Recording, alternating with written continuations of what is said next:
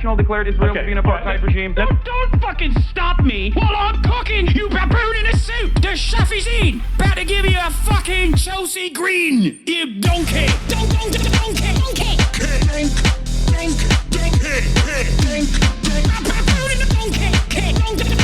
Listen to what I'm saying, and you will understand, perhaps, what I'm trying to imply. Patronizing. Yeah, I am being patronizing. I don't know who the fuck you are, and you're over here chirping all the way from fucking London about you want to fucking free Palestine, but also simultaneously you're talking about how both sides are fucking fine. Shut the fuck up. You don't know anything, okay? Who the fuck is this pink-haired twink?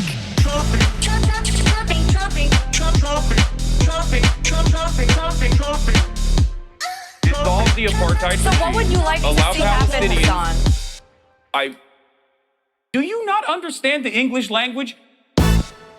What's going on, everybody? I hope everyone's having a fantastic evening, afternoon, pre-noon, no matter where you are in the world. I'm Hasan Piker, and this is the Hasanabi broadcast coming to you live from sunny California, Los Angeles. Oh my God. Sunny California, Los Angeles, folks. We're live and alive, and I hope all the boys, girls, and MBs are having a fantastic one because today's a beautiful day. Today's a wonderful day. Today is a 76-degree and sunny day here in Los Angeles, California, folks. I'm feeling pretty good. This is my third day on more than 8 hours of sleep. Okay. This is my third day in a row of sleeping for longer than 8 hours, and I'm feeling live. I'm feeling alive, and I'm feeling pretty good. Not Susalok says, I can't stop farting. I hope you get that checked, my friend.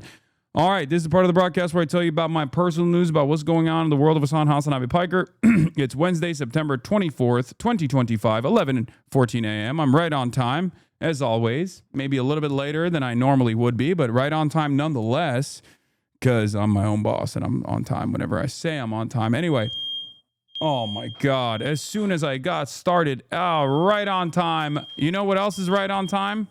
My dad. My dad is right on time with lighting the house on fire. Okay, so this is a part of the broadcast where I tell you about my personal news about what's going on in the world of Hasanabi Piker.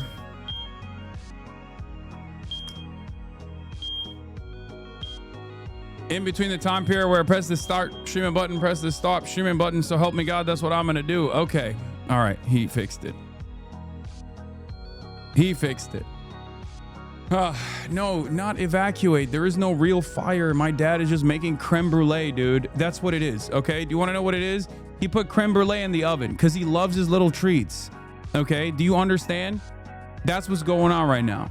He put creme brulee in the oven, and he cooked it too hard, and now it's, you know, it's just causing the alarms to go off. Now he's saying, don't gossip about me. Anyway, this is part of the broadcast where I tell you about my personal news, like I said. So last night, ladies and gentlemen, boys, girls, and MBs, last night, I ended the broadcast. I was tired. I've been really putting my whole pussy into this commentary shit. You know what I mean? I've been going crazy over it, and then I've been getting a little tired by the end of like 6 hours, 7 hours. You already know what it is, but. Basically,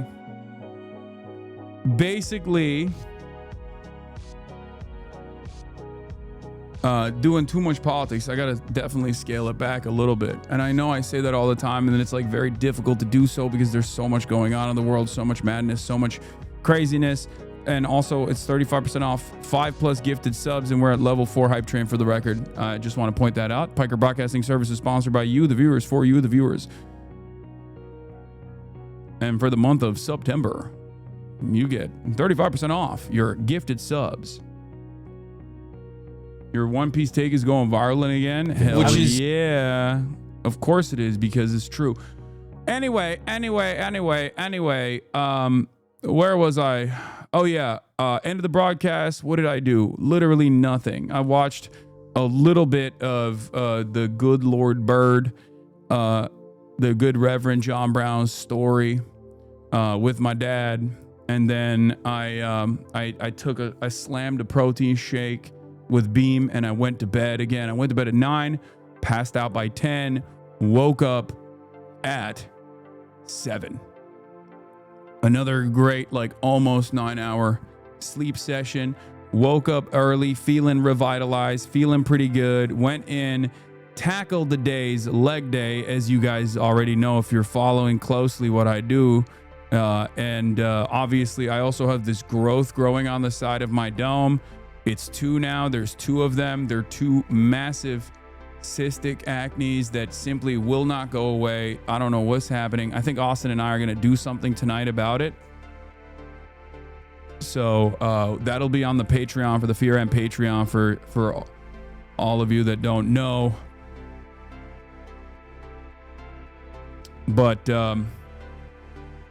is that white hair, Unc? Yes, of course it's white hair. I got hella white hairs on my beard. You're growing a baby, you're MPreg? Yeah. Also, check it. Check it. Nothing, just a quick 310 ski.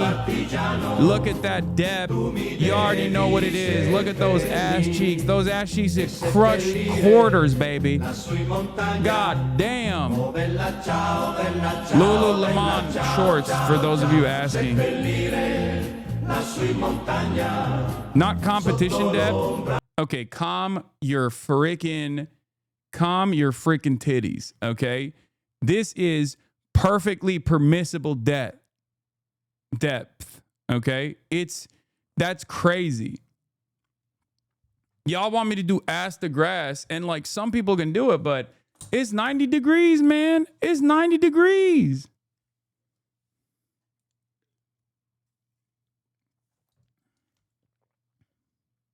Not with that wobbly ass form.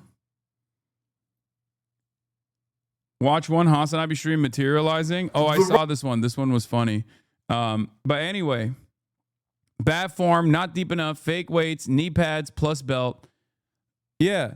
Yo, it's like sub 90 if you actually pay attention to it. It's like sub 90 for most of them, except for the last one.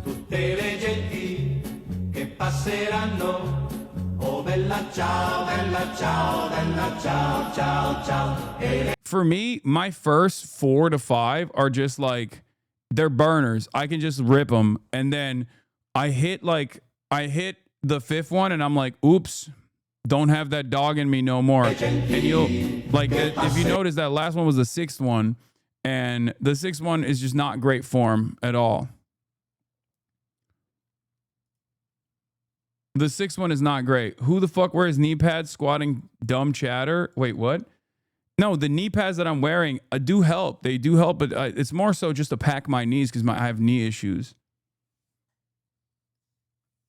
What is the green plate? It looks thin, 25. No, the red plate are 55 pounders. Blue plates are 45 pounders. The green plate, I think, is like, they're kilograms. They're Turkish weights. But basically, the total, all of those are kilogram weights, and I think it gets up to like 310 or something.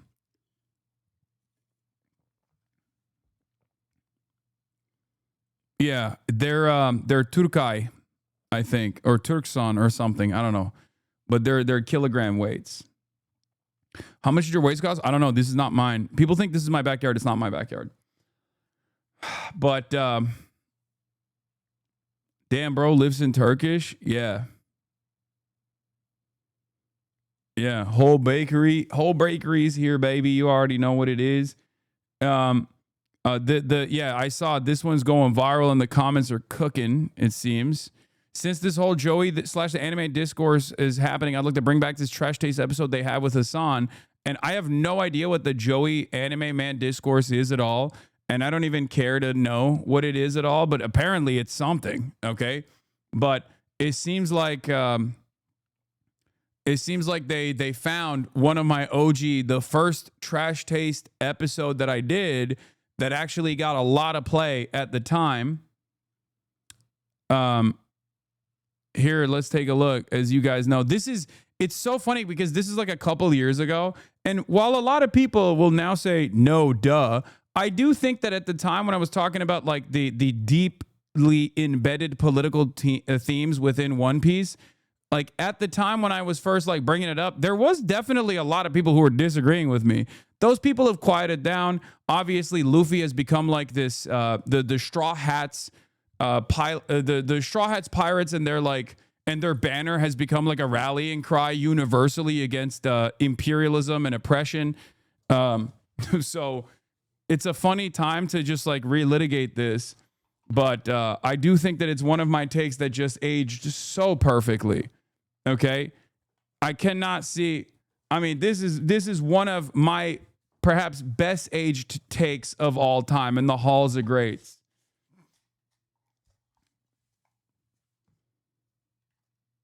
A very political anime, Connor. That's okay. Well, It is a very political anime. you told me One Piece is very political. Yes. What aspect?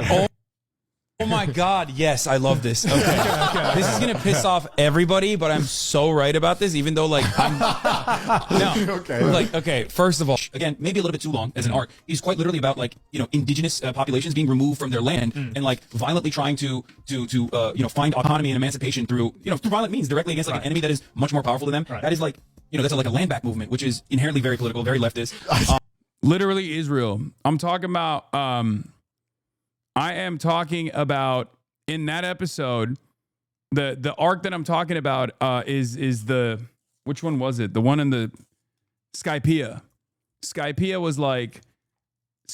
was about like the violence that that resistance movements engage in when they are trying to when they're on a just cause, on a journey to self-determination.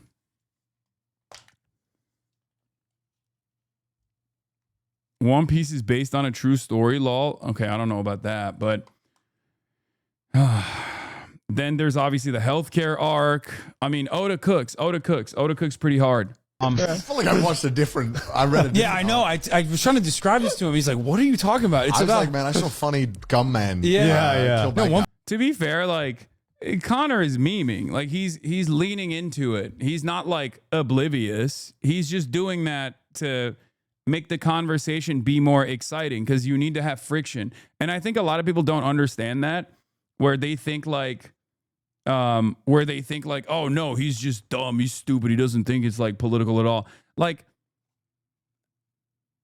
I don't think it's like, I think these guys are aware that One Piece is political, okay? Or at least they're certainly aware now, but so proud we bullied you into watching it. It's about having fun with your friends and being free. Yeah, What? exactly. I mean, first of all, Luffy is a terrorist. I mean, he is. I mean, he literally is. He's fighting. I hate that you're kind of right. Yes, I fucking hate that you're kind of right. Yeah, he is a freedom fighter in the most like honorable sense of the word. Yeah. He is quite literally fighting against an unjustifiable, corrupt military apparatus that is like holding the entire world hostage, the world government and the Navy. He's literally killing cops. Like he's killing sea cops, and motherfuckers are like, no, that's not politics. What do you mean? That's just like gum man having fun. I mean, the thing is, like, I remember you saying this yesterday when we were having dinner, and I was just like, I think with One Piece, just because of the art style and just the way things are, how funny Rubber Man, of course, you can take it at that level, and it's still very, very interesting stories. But if you break down some of the stuff that happens, half of it is Luffy going up against a corrupt government or corrupt, the only aspect I argue with you on is that Luffy's cause isn't completely admirable. Dragon definitely fits that mold, though. No, the point for Luffy is that he is supposed to be gum-like in every way, shape, or form, okay? Where he's just a normie dude who wants to fucking eat food and be nice to people that are harmed. And the entire purpose of it is that you can be a normal guy and still recognize right from wrong. And as a normal dude who has no political convictions whatsoever, can be empathetic. And that, by the way, is how normal people operate. We spend so much time trying to define political constructs around incredibly simple concepts, such as be kind to people, okay? That's what's so wild about modern American political discourse, where like half of the shit that we're talking about when people go, that's woke, is like, no, that's just like a regular person, dude. What do you mean? That's just like a person who's not an asshole, okay? You're describing a person who's not a fucking asshole, who doesn't immediately go, I don't understand what's going on here, and therefore I despise it, I hate it, we must kill it with fire. Like, if you don't have that kind of opinion, then you're automatically political. Like, we make it seem as though empathy and being kind to others, you know, Christian values, Muslim values, Jewish values, values that are baked into every religion, by the way, be kind to your fucking neighbors, is now somehow a political message, a bold political message. I think it's a representation of like what our current political discourse, our back and forth looks like now, and how deteriorated it has become. That all of a sudden being empathetic to random people who have done nothing to you, unconditionally being kind to them is somehow an issue. It's really stupid. It's really dumb. And people will turn around and be like, you're virtue signaling. It's like, well, thank you for recognizing that it's a virtue, I guess, but I don't think so. I think I'm just being a fucking normal person. And I hope that you can be a normal person as well. What the frick, man? One Piece Nelson Mandela video about you. What is this? Only aspect I argue on you with is that Luffy's cause isn't completely admirable. Oh, yeah, that's what you said already. Oh, yeah, this is the... Yes, One Piece is that deep from the Par Vision. Yeah, this video came out like way back in the day.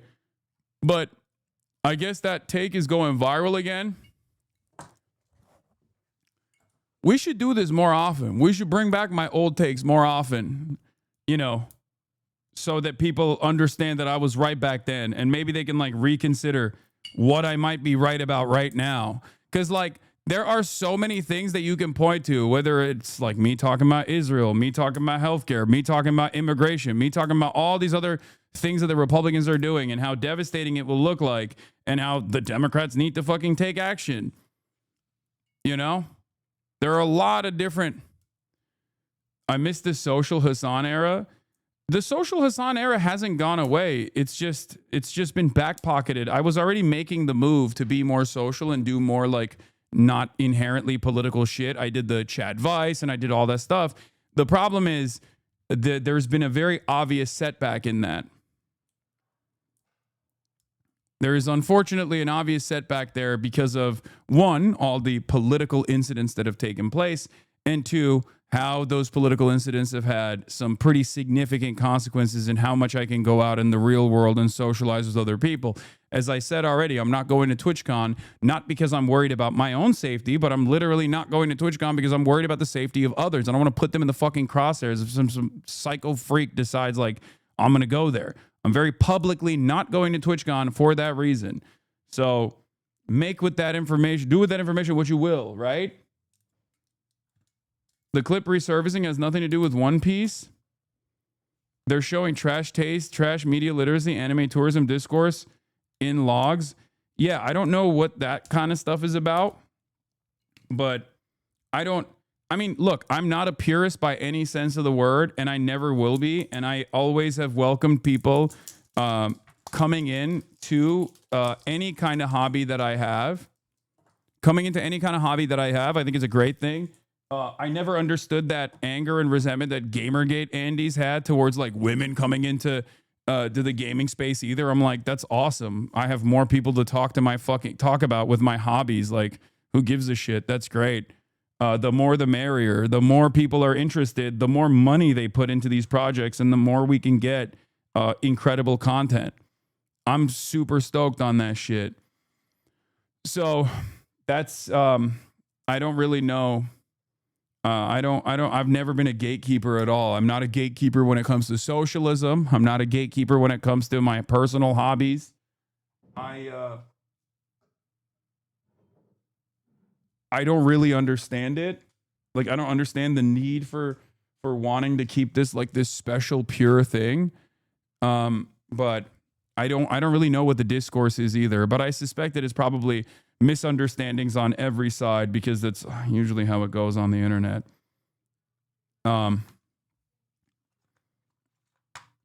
You are with your restaurants? Yeah, because I don't want motherfuckers to... Yeah, well, that's different.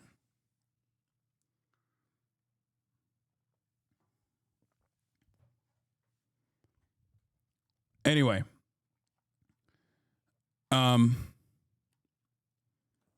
But yeah, glad to see the OG One Piece's political take going viral again. Maybe this will open up some people's perspective a little bit on being more open-minded to where I'm coming from. Buy an ocean bottle, mate? Why? I got a Twitch.tv mug right here.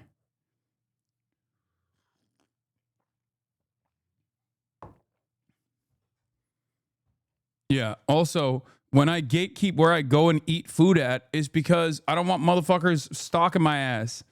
That's a little different, don't you think? Anyway, this was a cool video that I saw. The right has really made me fall in love with Hasan Piker. And not in that, oh, he's our liberal Jesus type of way. But after hearing some criticism about him and actually sitting down on a couple of live streams and watching some of his videos, it reassured me one thing about the left. And if you hear this come out my mouth and you really want to challenge me on this, you really think this is something wild, I dare you to go listen to a couple of live streams this week when you have a chance. Listen to a couple podcasts from both the left and the right this week and compare notes. Because dick riding is cringe. I mean, this is proof in the pudding, man. I always tell you, like, if you have people in your life that have this like ridiculous opinion over me, and they're like kind of like-minded individuals, they're like liberals or whatever, just literally ask them to watch one stream, okay? Because if you do, you're gonna very quickly realize that all of the shit that people have designed in their minds about this like evil being that I am is just negative framing. You don't have to watch for 8 hours. Watch for fucking 10 minutes, and you will very quickly arrive at your own conclusion. This is something that you can easily do. And if streams are inaccessible, make them watch a YouTube video or something on an issue that they care about, that you know that I align with them on, right?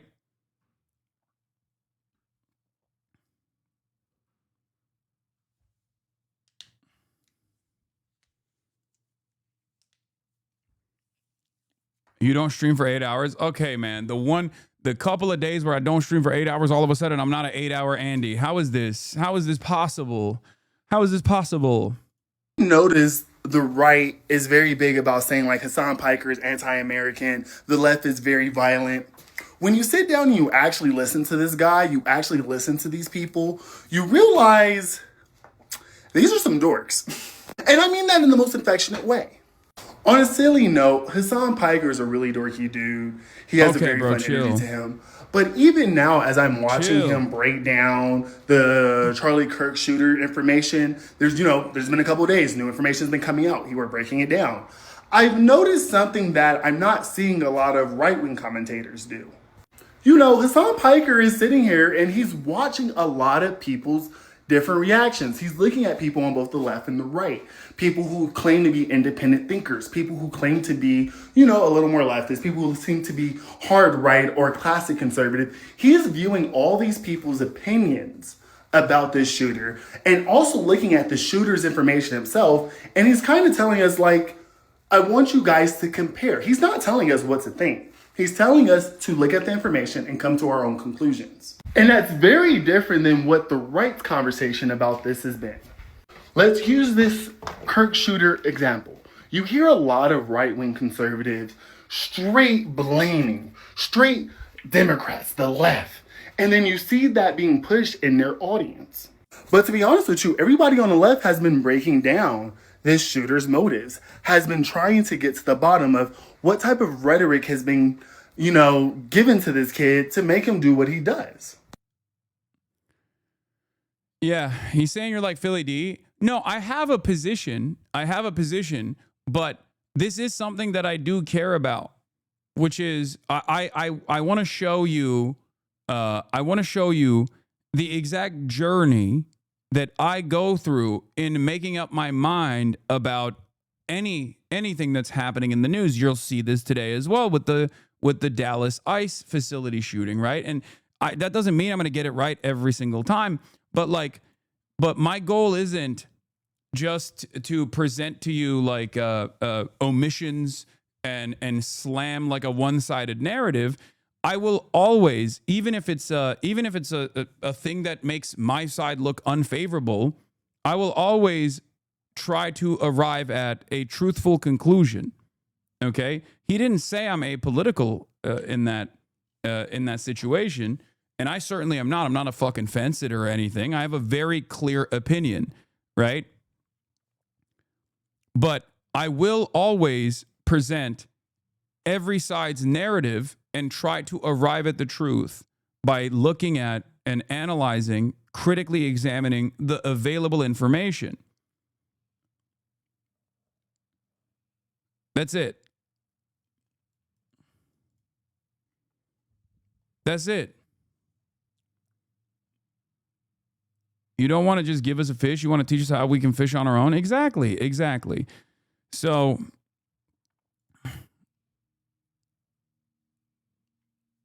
someone says, love that more people are coming out in support of him. It's very easy to support Hasan when you actually understand his message. Even understanding the controversial points that people try to bring up just brings it deeper understanding of how he tackles topics beyond the crash out law. Yeah. Anyway. And then you hypnotize us with trigger words. What do I always say? And we drop back into the trance. Exactly. Of course. What is this? Short. New Sean vid is a banger and pretty short if you're interested later. Hello, everyone. Today's video is... Dog, this is 4 hours long.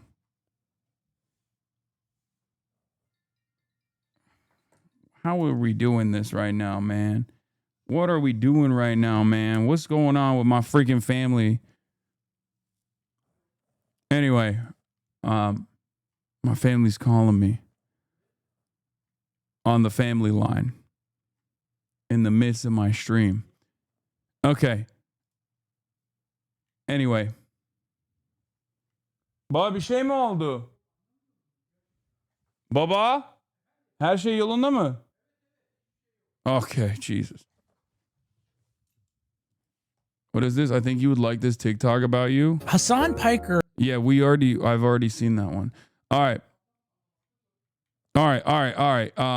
Let's blast off. We got a lot going on, obviously, in the world. There's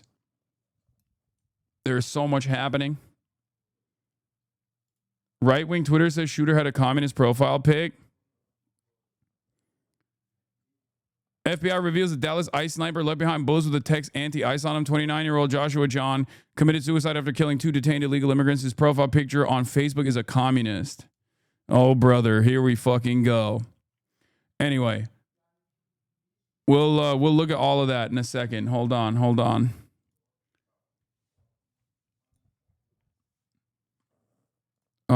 Where was I? All right, let's blast off real quick, okay? Dallas ICE facility shooting details.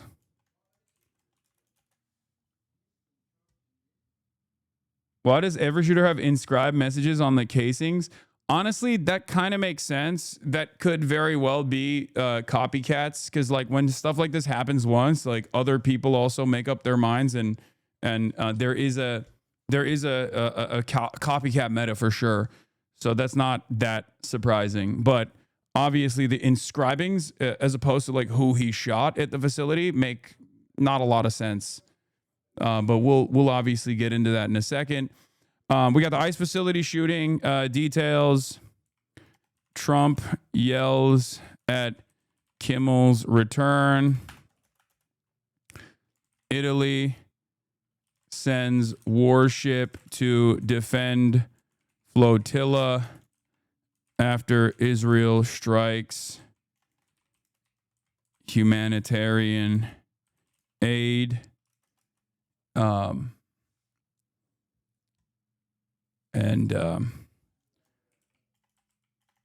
Palestine recognition at the UN and more.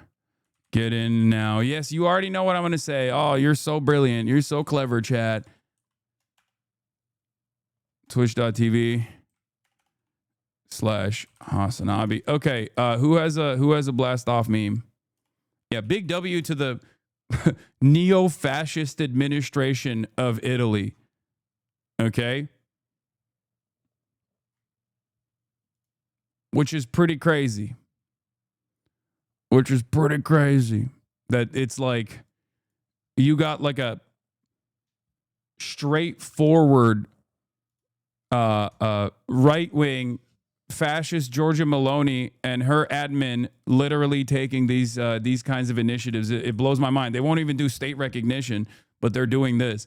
And I think part of that is because of the anger, because of the general strike that took place. These guys are not fucking around, okay? Italy doing national syndicalism for real? I don't think it's like that. I think that the unions are objectively against what Israel is doing for a good reason.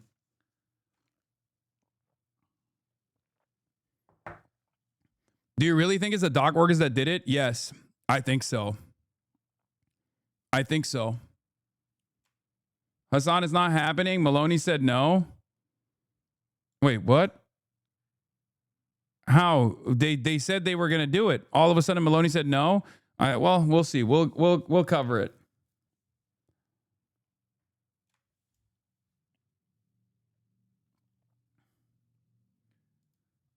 Yeah, I did see the Germany polls, which I thought were really funny.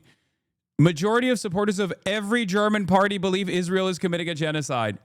Majority supporters of every German party see the truth that Israel is committing a genocide. Even the fucking AFD, okay?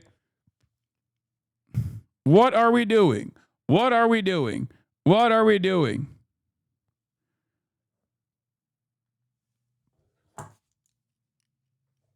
I mean,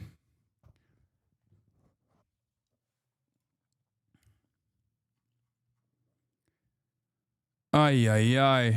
Why? But the AFD and CDU think it's fire?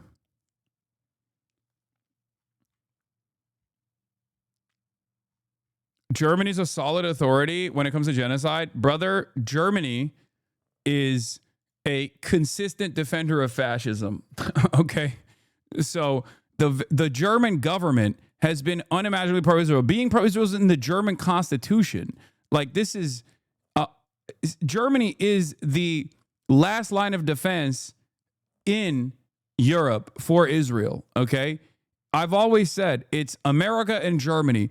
If Germany falls, Europe falls. There is no more support for Israel in Europe, in the European continent at all, if Germany gives up on it or leans into the democratic wishes of their voter base.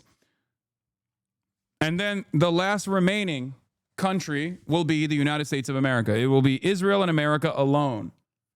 Obviously, Germany is never going to change their consideration. It's just, this is unsustainable. What's striking here is the divide between the public and elite opinion. The reality of the majority of the country recognizes is denied by the media, academic, and political elite. Do you not understand? What about Japan? Japan doesn't matter. I'm sorry. No disrespect to the anime enjoyers, but Japan is probably one of the most inconsequential nations on anything, on any international issue. It's just true. It's a vassal state. It's a vassal state with 50,000 almost troops. It's a completely captured vassal state that America wrote the Constitution of. Okay? A lot of people, I think, overextend the significance of Japan because they love anime or some shit, and they just think that it's like, you know, this is the reason why Japan is very important. Japan is at the table. It's like, nope, it's not. Okay? And also, predictably, Japan did not do state recognition. The Japanese public, I'm sure, has a different opinion on Israel, but that doesn't really matter, does it? Because democracy is fake. In all of the Western liberal capitalist countries, democracy is fake as fuck. Spain has announced that it's sending help too, just announced 15 minutes ago.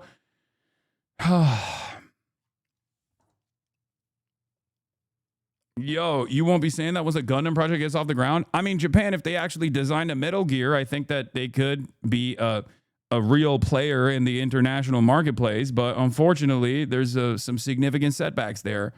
Okay, their anti-nuclear weapon stance, I think, has been a big problem, a big hurdle to clear. They need to do Metal Gear Japan. They need to do it. They need to actually do it. And once they do it, they can be a player. Let's go. Not a Gundam, a Metal Gear. A Metal Gear. Otacon. Otacon.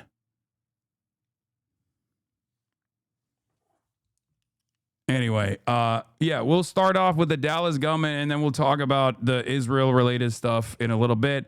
But as of now, there's not much information, but a gunman, a sniper rifle, shot at an ICE facility in Dallas. And of course, when you first hear that, you go, oh my God, this is yet another instance of like the violence that they were talking about, this administration was talking about against ICE agents. But of course, the difference in this situation was the targets weren't actually the ICE agents at the facility, but instead those who were detained at the facility. They shot and killed. The shooter shot and killed 2 people. Okay? Per NBC, Joshua John grew up in Allen, Texas, where he was in Boy Scouts, unemployed, but previously had done coding, registered independent, once charged with delivering marijuana. His older brother, he wasn't interested in politics on either side as far as I knew.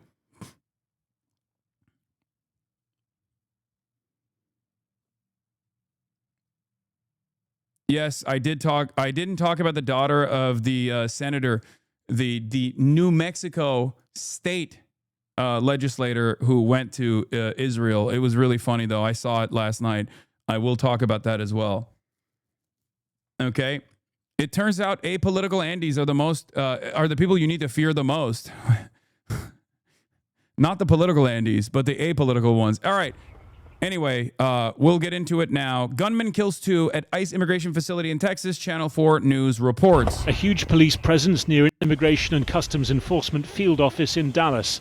A main artery northwest of the city center cut off after a gunman opened fire, reportedly from a nearby roof. I met him once and he was unbearable. You met the shooter? Oh, you're talking about the rep, the New Mexico rep. Jesus Christ. Police called to the scene at 6:40 local time. The DPD was able to locate the shooter, who was deceased. We're going to be working this investigation shoulder to shoulder with our federal partners. The investigation centered on the building next to the ICE Enforcement and Removal Center. The shooter firing from this roof, reportedly killing 2 detainees and leaving a 3rd critically injured in hospital. The FBI saying no law. Asmirad is trying to make this about you. Wait, what? How? He's not even live. Is he?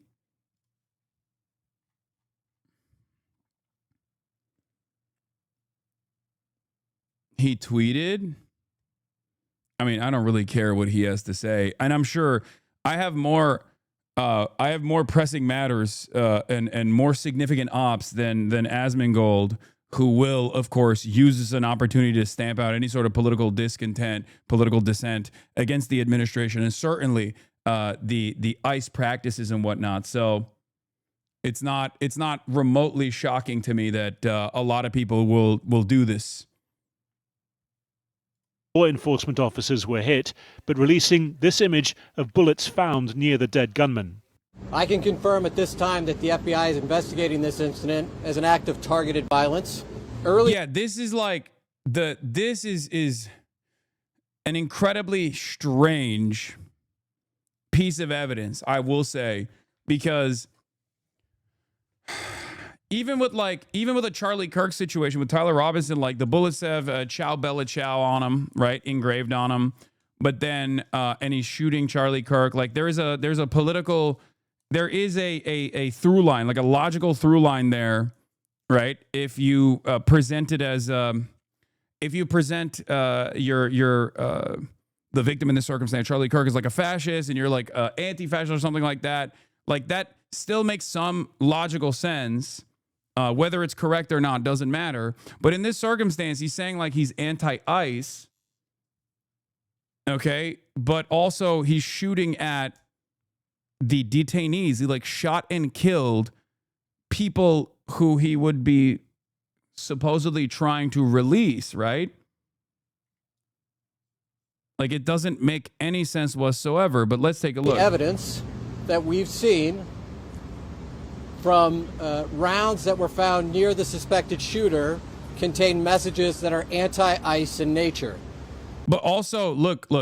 All I'm going to say is this.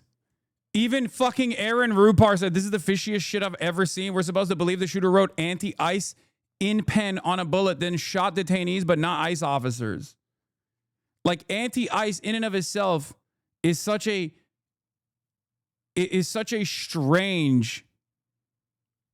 It's such a strange thing to write as well. Like, he didn't say like fuck ICE. He just said like anti-ICE. Like, what?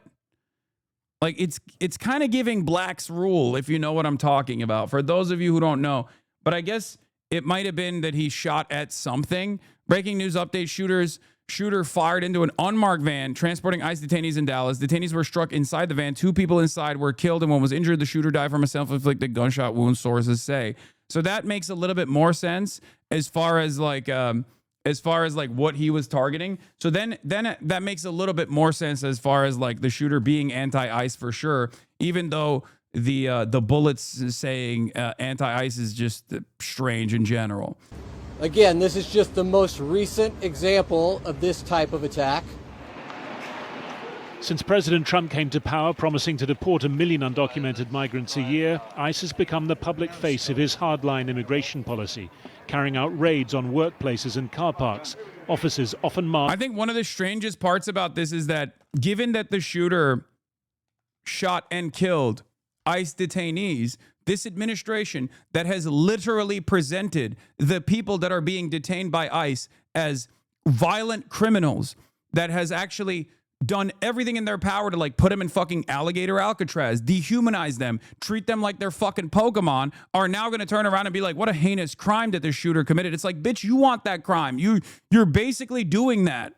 Okay? Like you're basically doing exactly what this shooter is doing, but for a more convoluted, from a more convoluted and technically not illegal perspective, I guess.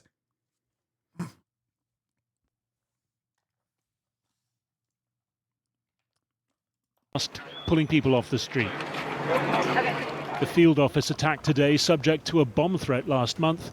A month earlier, a detention facility, also in Texas, attacked in what authorities said was a coordinated ambush. For those of you who don't know the history of the Bracero program, and in the aftermath of the Bracero program, and I've talked about this before, in American history, in the aftermath of the Bracero program, there were mass deportation initiatives that were being taken place. And in this very same state, the state of Texas, you had ranchers with guns running around looking for marshals to shoot and kill. The reason why they were doing that is because they did not want their neighbors to be apprehended. They did not want their farmhands to be apprehended and mass deported. This is in American history. This has happened in American history. Not to say that this person is not like operating on some fucking left-leaning ideology or whatever, but just understand that this has happened throughout American history. Okay? This is not new. I have brought this up on numerous occasions. I've brought this up a lot. People get very frustrated when mass deportations start taking place, and then they take matters in their own hands in a country like America where everybody has fucking guns and a proclivity to do violent things, and then they do shit like this. That left a police officer shot and injured. To every politician demanding that ICE agents be doxxed and calling for people to go after their families, stop. Bro, this dude killed detainees, and these guys are still talking about the fear that ICE agents have to experience on a daily basis. Once again, there is no consideration for the victims here. There is no consideration for the victims who were already apprehended and were presented as people that were slated to be deported from the country for the crime of being born on a different side of the fucking border. And what they're going to do in this circumstance is basically make it so that it's illegal for people like myself to say, you shouldn't do this. You should not engage in mass deportations. They're going to say, how dare you say that? You're threatening the lives of ICE agents. No, I'm not. I'm not doing that at all. Political violence is unacceptable. Obviously, I have never advocated for political violence. I don't advocate for political violence, but it doesn't matter. The violence coming from the system here is also unacceptable, and we should be able to talk about that.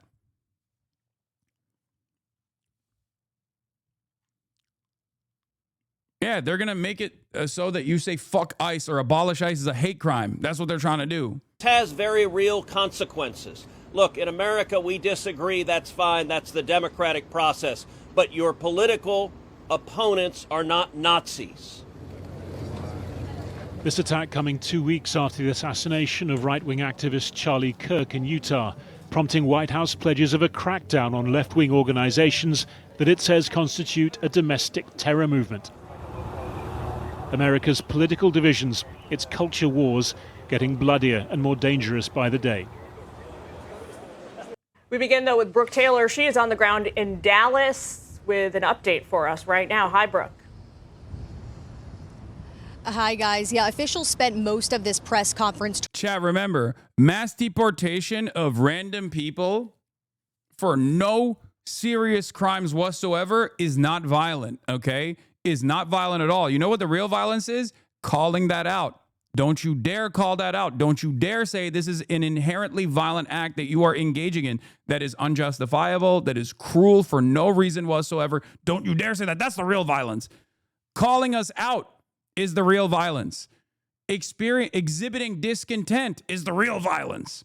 It's fucking ridiculous.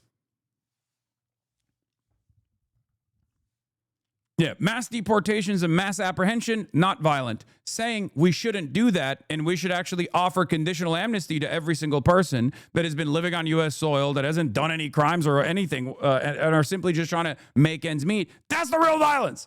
Don't you dare do it. Talking about how this anti-ICE rhetoric has to stop, or you have this violence like this happen. Federal agents, they're just trying to enforce the law, these officials say. The FBI is now investigating this as a targeted act. Here is what we know. Homeland Security says that before 7 a.m., a sniper started shooting from a nearby rooftop and fired indiscriminately at the ICE facility, including a van that was in the Sallyport. DHS says 3 detainees in that van were shot, and at least one of the detainees was killed. The gunman then turned the gun on himself. Officials say no ICE agents were hurt. The FBI, though, shared pictures of rounds found right near that shooter with anti-ICE engraved on those shell casings. This is the latest in a string of targeted attacks on ICE facilities right here in Texas. At this same facility, a man was arrested for making a bomb threat last month. Then in July, a group ambushed officers outside a separate Texas ICE facility. One officer was shot and survived that shooting. Senator Ted Cruz was here at this press conference and spoke about this violence. Violence has no place. It is wrong. And we should come together. I agree. Which is literally the reason why I abhor and disavow and also consistently criticize the actions of this administration. Mass deportations is an inherently violent process. Okay? That's what it is violence.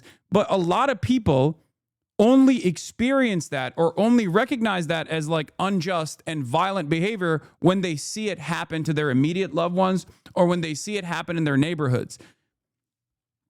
If they don't see it happen in real time and they're looking at it from afar or have no care or consideration for the people that are being apprehended, people that are being detained, people that are being deported, they literally, should we not kill more ICE? Man, shut the fuck up. You're such a bitch, dude. Imagine creating a fucking sock account, coming in here on this day specifically to be like, oh, I was listening to your demands, Antifa commander. Should we stop? Like, shut the fuck up. No one believes your bullshit, okay? Federal agents in the chat. Come on, dude. Motherfuckers over at Langley being like, this is gonna get him. We're setting up a real good case here, sir. Nice try, dude.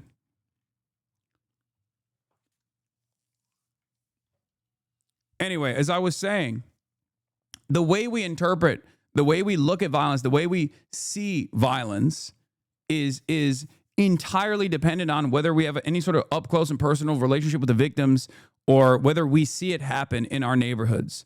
Okay, when it's happening elsewhere, when it's happening far away to people that you do not actually consider the humanity of, you have no capacity of recognizing it as like an inherently violent act.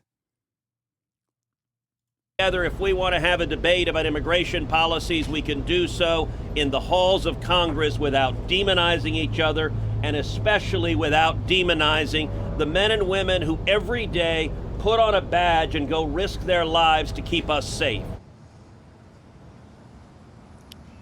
And of course, so many responding to this attack this afternoon. Vice President J.D. Vance posted a statement on X saying, quote, "The obsessive attack on law enforcement, particularly ICE, must stop." You also have Texas Governor Greg Abbott. He tweeted, quote, "This assassination will not slow our arrest, detention, and deportation of illegal immigrants." Again, guys, this happened outside of a processing center where illegal migrants are taken to get processed after they're arrested by ICE.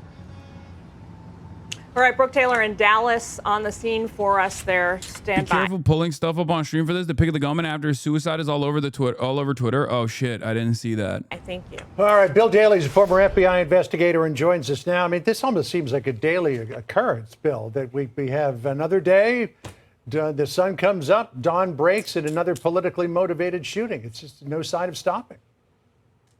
It's horrible, John. And you know, John, over these past several months and even the past since the administration took over, you know, we've seen this kind of push by politicians and other people around ICE facilities.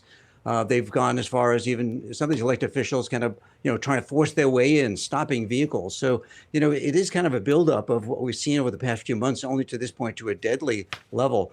You know, I think a lot of people speak about this rhetoric. You know, I'll cite a few things, but I know a lot of people speaking about it like to talk more about the investigation. But, you know, when you have elected officials calling ICE agents, you know, agents, modern Gestapo agents, or, you know, governors moving to not have masks on ICE agents because they want people to know who they are so they can go after them. You know, all of these things are lead up to people who might be prone, who are driven in a certain with ideology or direction, as we've seen today, and they carry out these horrific acts.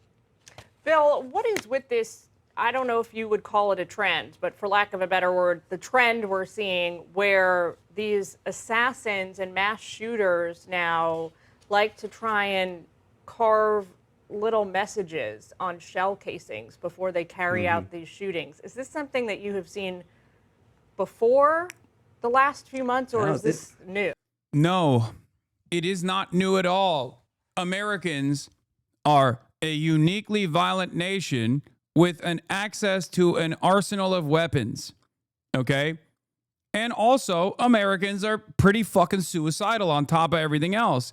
In the past, suicidal dudes that wanted to make a name for themselves, that find themselves in the pit of despair, would go to a school and do this kind of thing, and nobody gave a shit about them. It became normalized. So now, in the aftermath of a couple high-profile assassination attempts with like Thomas Crooks and numerous other people now who also have that same exact tendency are looking at targets. They're looking at political targets. They're looking at high-profile political people, or they're looking at politicians in general. They're looking at ICE in general to exercise their violent desires against in an effort to make a fucking name for themselves. Because it turns out when 46 school shootings take place in the country, they're like, well, that's just going to be yet another school shooting that nobody gives a fuck about. Okay? And copycats are obviously super commonplace. This is just how it goes. Now the new meta, it seems, is to deliver a message or something. Back in the day, it used to be called going postal because you see a lot of postal service people do this kind of stuff, right? People would do this at their workplaces, and then it became schools that people would shoot up. The only difference now is who the targets are. The targets are more consequential in the eyes of the administration, in the eyes of the media. This is, I mean, it may happen periodically over a period of time where individuals, murderers, or other people may do something similar to this, but it's not a trend. This seems to be certainly a trend. You know, we saw it with the Mangione shooting in New York against the United Healthcare CEO, where he left those bullets on the sidewalk. We saw it with Charlie Kirk. You're not taking this anti-ice bullet marking seriously, are you? I mean, it looks strange for sure, but now that we know that the shooter was not, now that we know that the shooter was not actually like directly shooting at detainees deliberately and was instead shooting at an unmarked van that it thought had a bunch of ICE agents in it, it does develop a profile. It does develop a motive that makes more sense. The anti-ICE part of the writings are so stupid, like, but you know, who knows? Shooter, and now here. So, you hate to say copycat, but certainly all the hallmarks of it is, within the past few weeks, months, if you will, we have people doing the same thing. The other thing, Jillian, I want to talk about is the FBI's investigating this. I think, a couple of positive things to be taken away from this. A, law enforcement was extremely... This is a funny take. Law, only Americans think. Other Americans are some critical thinking people. I agree. We live in an absurd universe, man. Responsive to this. FBI there on the scene, I think under the leadership of Director Patel, they're trying to be very forward-leaning and transparent. That was mentioned both by the SAC, agent in charge of the Dallas office, as well as Director Patel, who came out and posted those images that you just referenced. So they're trying to be as transparent. It did come out that he was shooting at a van that was going into the facility, Chatter. It did. As forward-leaning as they can, and to help the American people not start to spin their wheels with worrying, who's this shooting, is that they were able to provide some clarity pretty quickly with releasing that photo. I want to come back, Bill, to this idea, the rhetoric. This is Joshua Johnson, who's the ICRO director there in Dallas. Here's what he said a little more than an hour ago. This is the second time I've had to stand in front of you and talk about a shooter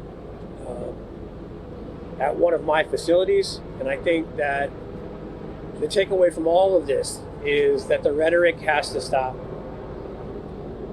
There are people out there who are seeing what is being placed online, and they're coming and they're doing acts of violence against ICE employees. We should mention that there were the shootings at ICE facilities in Texas not long ago. Add to this. And then you have the shooter, who sources identified at Fox News as 29-year-old Joshua John. We're trying to find out more about this individual who takes a gun, looks like, according to the stripper clip that we saw a picture of posted by the FBI director, that it was just a typical hunting rifle with a capacity of 5 cartridges. Takes that weapon, aims it at the ICE facility, starts firing at will, and then takes their own life. And is it this rhetoric that people just keep doubling down on that suddenly causes someone to snap? Yeah, this question in and of itself is bringing the attention back to those who have a difference in opinion with the administration and those who understand that these mass apprehensions that are taking place are fucked up. Just as it was the case with the Charlie Kirk execution, these guys immediately turn around and go, you know what the real problem is? It's the people that are naysayers. It's the people that are not patriotic enough. It's the people that are not sufficiently pro Donald Trump. They are the ones who are causing this discontent, as though if no one was saying, hey, man, this is pretty fucked up, people would not actually come to that conclusion on their own. The notion that we cannot actually fucking criticize the administration for doing violent mass apprehensions of random people living on U.S. soil that are fucking working to make ends meet, like that we are not allowed somehow to say that this is wrong objectively when it is literally wrong, is ridiculous. It's absurd.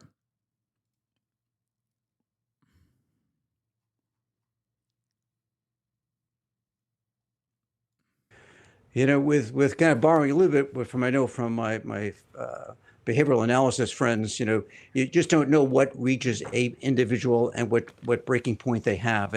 And although many people can kind of, flick this rhetoric off as being just that, political rhetoric, it does affect a number of people. And I think today, John, with all of the various sources that people getting information, or ones that maybe want Yeah, they're going to come for people calling Nazi-style individuals a Nazi-style individual or a fascist, or they're going to come for people that are calling ICE Gestapo. Of course, the real problem here is the administration's carte blanche approach to unlimited cruelty to those that they have designed as enemies of the state. Random fucking neighbors of ours, okay? 1 in 14 families in this country have one undocumented parent, okay? 1 in 14 households in the United States of America have at least one undocumented migrant. Think about that. That's what they want to do. They want to go after 1 in 14 households, and we can't even say that that is fucked up. We can't say that that's fucked up. We can't say, like, hey, man, there's an alternative out there, which is called documenting these people. They're just human beings. Nope. You have to say that they're violent animals that are here to destroy the country. Otherwise, you're an enemy of the state and you must be punished. It's ridiculous. It's fucking ridiculous. Lock themselves into with regard to social media and news outlets, and they're hearing it over and over again. The fragility of people where they are at any particular moment may lead them to commit one of these acts. But the other thing, too, John, as we look into this investigation, and the FBI is doing this right now, is to find out, where did this person, where were they getting this information from? Where was he being, if you want to call it, kind of radicalized to conduct one of these acts? Who was he around? Was he talking to other people about this? It's the same thing they're going through right now, still on the heels of the investigation of the Charlie Kirk assassination, is to find out who else might be in the orbit of this person who may have either encouraged, provided information, in any way knew about these plans and didn't come forward. So, there's still a lot of stones to be turned over in this investigation. Why didn't they talk about the rhetoric when it was the Walmart shooting, the El Paso shooting, the Albuquerque shooting, the Buffalo, New York shooting, Dylan Roof? Do you want to know why? Because those guys were objectively right-wing, openly far-right, anti-government extremists of the white nationalist variety. What they've decided now is that even if you have someone who is of that background, you can just get away with fucking lying. Okay? You can just get away with lying. That's all you need to do. Just lie and claim that the shooter was a leftist, like they did in the Minneapolis shootings. Both in the first Minneapolis shooting, with Democratic congresspersons, Democratic state legislatures being targeted, you could just claim that the shooter was a leftist or whatever, and people would just go along with it. No fact checks necessary there. Or even with the Annunciation Church shooting, where the profile in the background of that shooter was very clearly a far-right, white nationalist, esoteric, nihilistic neo-Nazi, right? No leftist is ever going to put the names of prominent white nationalists and white supremacist shooters on their fucking gun. Or talk about it in their fucking manifesto. But it doesn't matter. That didn't stop right-wingers from going along with this narrative that these guys were leftists. They're just creating a profile or creating an environment of hysteria. And the reality of the matter is that just like when the Democrats did not actually engage in any sort of counter-messaging initiative to correct the record on migrants not being this out-of-control violent force that was destroying the American social fabric, they are completely lost in the fucking sauce. They don't know. They're completely oblivious of what the administration is doing now. They're creating another manufactured hysteria around left-wing violence. And the Democrats are not turning around and saying, you're wrong. Violence is a constant. It's devoid of any sort of ideological background in the United States of America. But if we were to look at political violence, more often than not, it is actually the right that is engaging in political violence, not the left. And for years and years, the right did not do a single fucking thing. It is mind-boggling to me that all of our leaders are just lost. They're gone. They're nowhere to be found in this process. They're nowhere to, they're not saying anything. They're not correcting the record. They're not even remotely invested. not realizing the warning signs, not realizing that the administration is once again whipping up an entirely new manufactured hysteria that they will use to erode the First Amendment. They will use to basically stamp out any kind of political discontent. And it will not stop with radical elements in American society. It won't stop. If you think that it's just going to be people like myself, for example, you're wrong. It is going to be anyone and everyone that says, I don't really fuck with what this administration is doing. The Jimmy Kimmel attempt was a great example of this. Not quite correct. Kash Patel literally does not know who Dylan Roof is. Followed white supremacist propaganda, murdered 9 black parishioners in Charleston in 2015. Do you deny this? I'm sorry. Dylan Roof? Roof? The director of the FBI doesn't know who Dylan Roof is. Dylan Roof is one of the most high-profile white supremacist shooters. I cannot believe that he does not know who Dylan Roof is. Under different circumstances, I would say he's lying, right? I would say he's obviously lying. He knows who fucking Dylan Roof is. But in this day and age, the incompetence, the sheer incompetence from this administration is so obvious that I don't know. I don't think he knows who fucking Dylan Roof is. I don't think he knows. I totally believe that he is that stupid. Roof, can you give me some more information?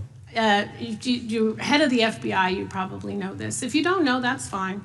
You can give me a reminder. I've got a lot in front of me. It was national news. Dylan Roof, who followed. God damn, he's so fucking stupid. We got absolute nutters leading.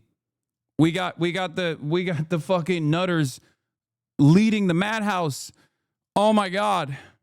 What do you expect? Of course. For context, historically, specifically in Texas during the Eisenhower administration in response to Operation W Back, it was the Republican farmers who went out and ran marshals out of town. Exactly. That's what I was talking about. I literally talked about this before. I explained this throughout the election cycle to tell you how much anger and resentment builds when these kinds of mass deportation initiatives start happening. When Eisenhower did this, it was the Republican right-wing ranchers that literally would go around town in their fucking pickup trucks with weapons to hunt down marshals. Because at the time, it was the marshals that were conducting these mass deportation operations. This is before INS or ICE ever existed. There was no Department of Homeland Security, for example.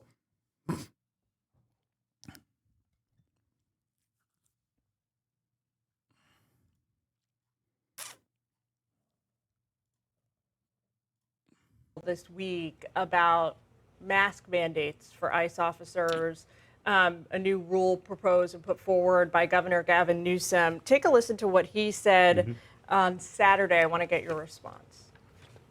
I'll be signing a bill, the first in the nation. Yeah. Again, this is what I meant when I said they're going to go after anything and everything. Gavin Newsom makes a perfectly reasonable initiative in the state of California, which demands that public servants actually follow the law, and they can't hide their identity when they're conducting these operations. There is so many good reasons for this provision to exist. Why, you might ask? Because if you have faceless, masked, armed thugs of the state that don't present their identification, that don't have to present their identification, you can have copycats. This has already happened. There are plenty of people who have been arrested for falsely presenting themselves as ICE agents to kidnap and sexually assault people. Okay? That's a real thing that has happened in America in the last fucking 9 months. These guys are public servants. They have no right to hide their identity in the process of taking away someone's liberties. Like, what are we talking about? I can't even comprehend how this has become a point of contention, that it's like, no, you have to actually shelter the public from who their IDs are. There's a reason why people's badge numbers are on their fucking chest, or used to be, right? What are we doing? What are we doing? This also protects ICE agents as well. Technically, if every single person that is supposedly acting out the way that the law is designed, right? If they're doing this lawful order, following a lawful order by the administration, there is no reason to try and hide your identity, because you're following the rules that the administration has presented. And it protects ICE agents because then people are in a country where everybody has a fucking gun. People don't immediately assume that it's a random group of people that are trying to engage in a fucking kidnapping in broad daylight. Okay? Because if you don't know that these group of masked thugs, okay, that are coming at you from an unmarked car, for example, are actually following a lawful order by the federal government, or if they're just a bunch of random psychopaths who want to kill you, if you don't know the distinction, if you don't know the difference because everyone is masked, then sometimes people are going to engage in an act of self-defense.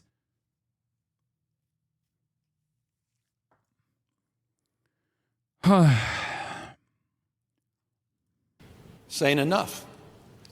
ICE, unmask. What are you afraid of? What are you afraid of? How does that play into all of this when we're talking about the identities of specific individual ICE agents? Yeah, well, I can tell you what they're afraid of. They're afraid of something that occurred today, and they're afraid of something that may happen to them or their families if they're identified.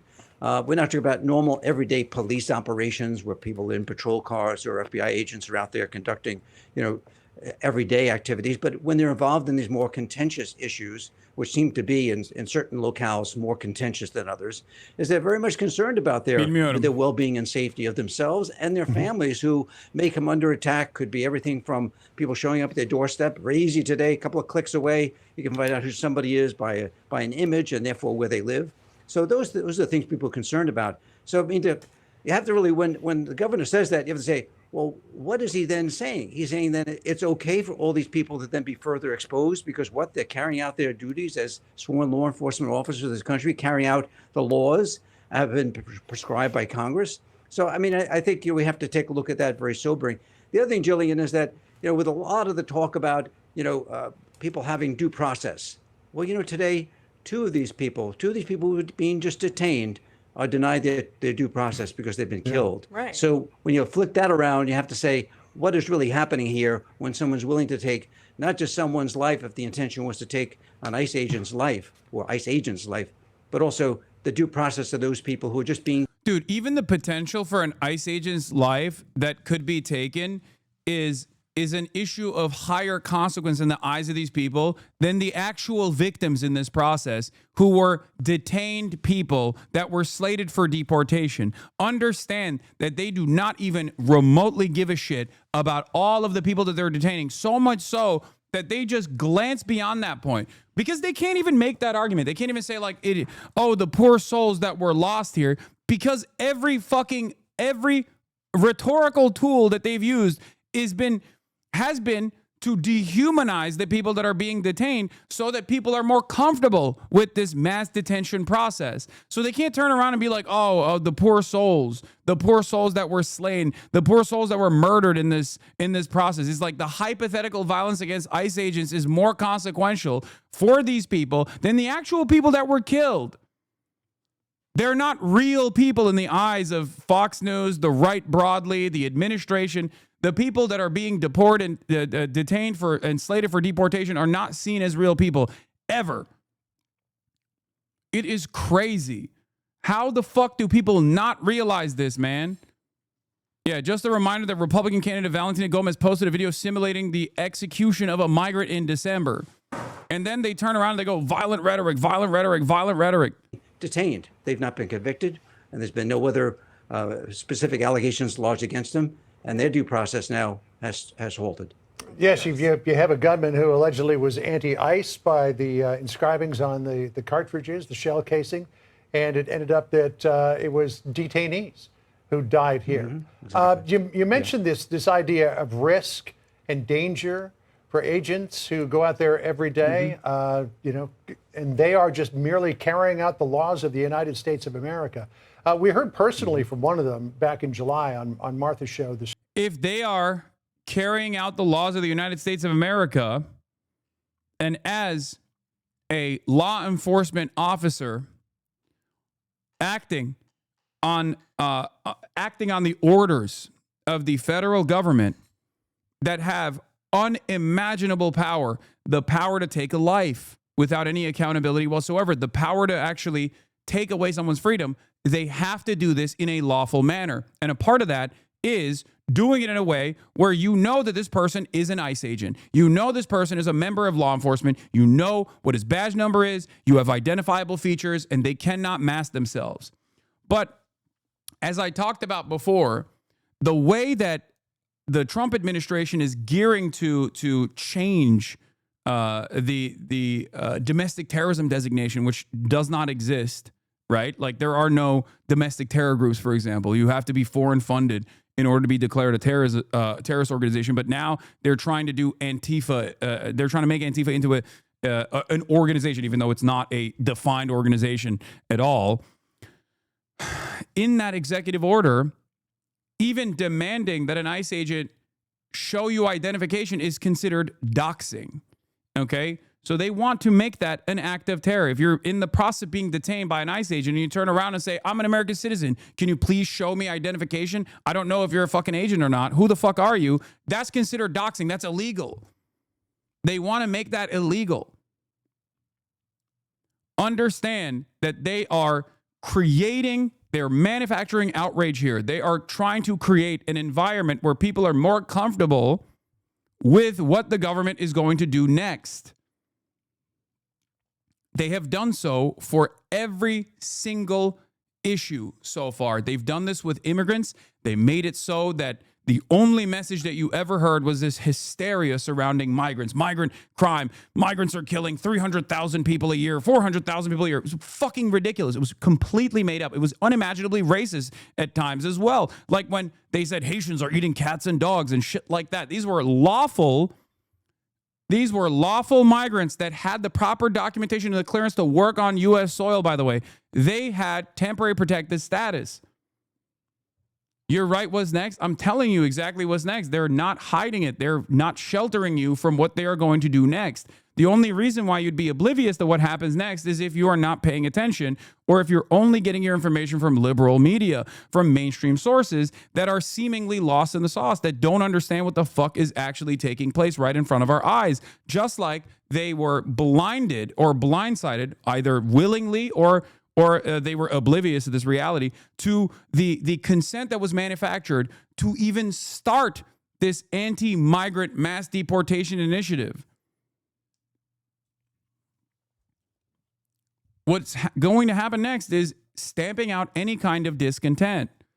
That's what's going to happen. It's going to be illegal, even though we have a First Amendment still right now that is supposed to protect this kind of lawful political expression, political demonstrations and whatnot.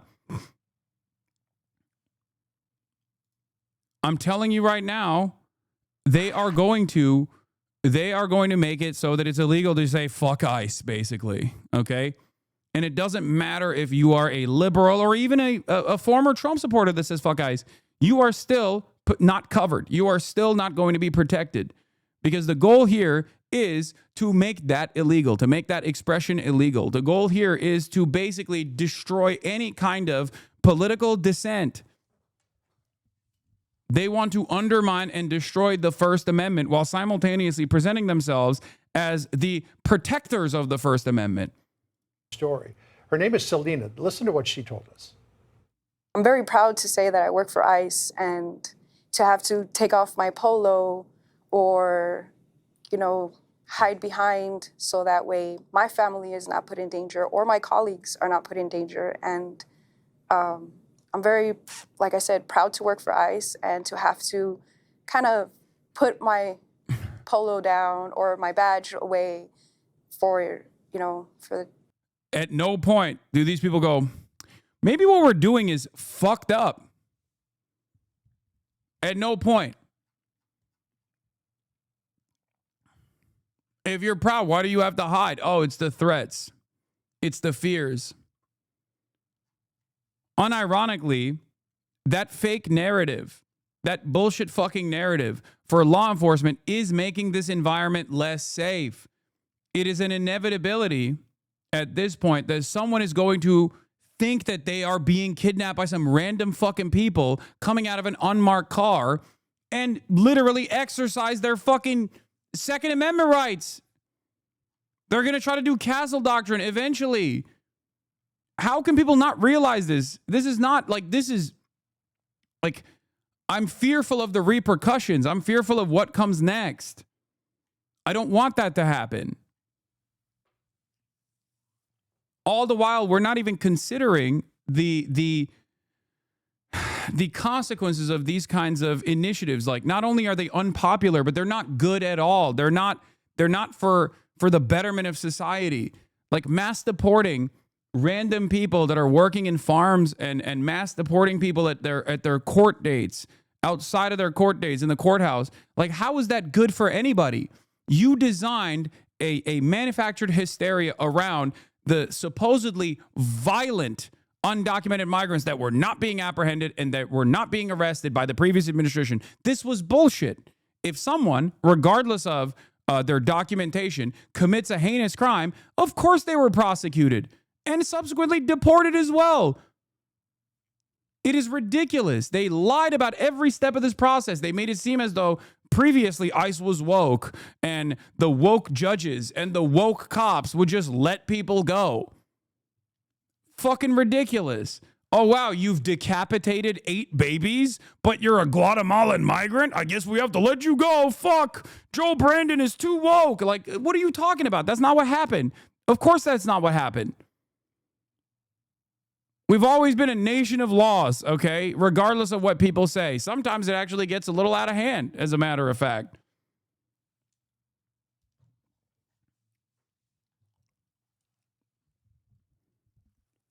And not a single fucking Democrat turned around and said, what are you talking about? Everything you're saying is a lie.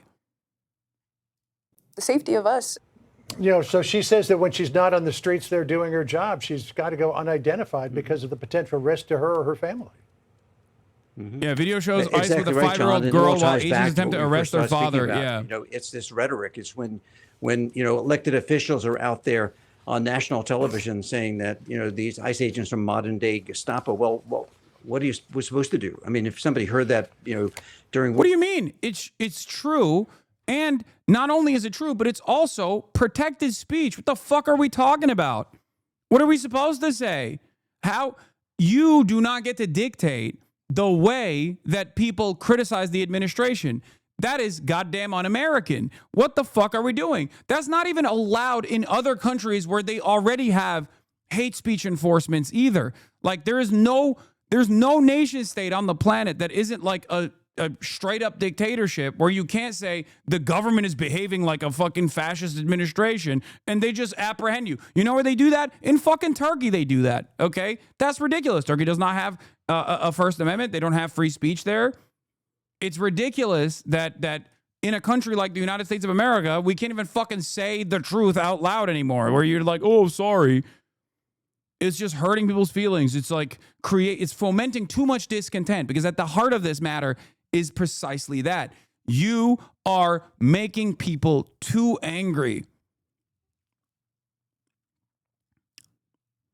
World War II, what are they inclined to do? They act out. Turkey seems really based. Man, shut the fuck up. Go live there then, dumbass.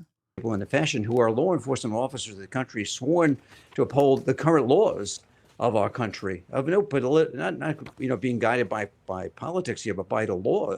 And they very much concerned about their safety, and it makes sense that they need to protect themselves. So, you know, I hope that there's superseding federal statutes that will allow for all these federal officers and ICE agents to continue to cover themselves in states like California and other jurisdictions where they need to do it.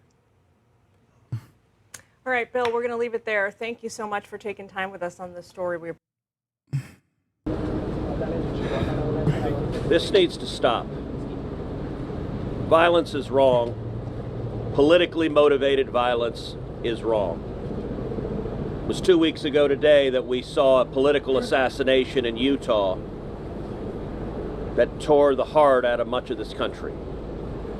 This is the third shooting in Texas directed at ICE or CBP. This must stop. To every politician who is using rhetoric demonizing ICE and demonizing CBP, stop. To every politician demanding that ICE agents be doxxed and calling for people to go after their families, stop. This has very real consequences. Look, in America, we disagree. That's fine. That's the democratic process. But your political opponents are not Nazis. We need to learn to work together without demonizing each other, without attacking each other. And I want to say thank you. I want to say thank you to the brave men and women of law enforcement. I want to say... Wow, so brave. Thank you, Ted. So brave of you.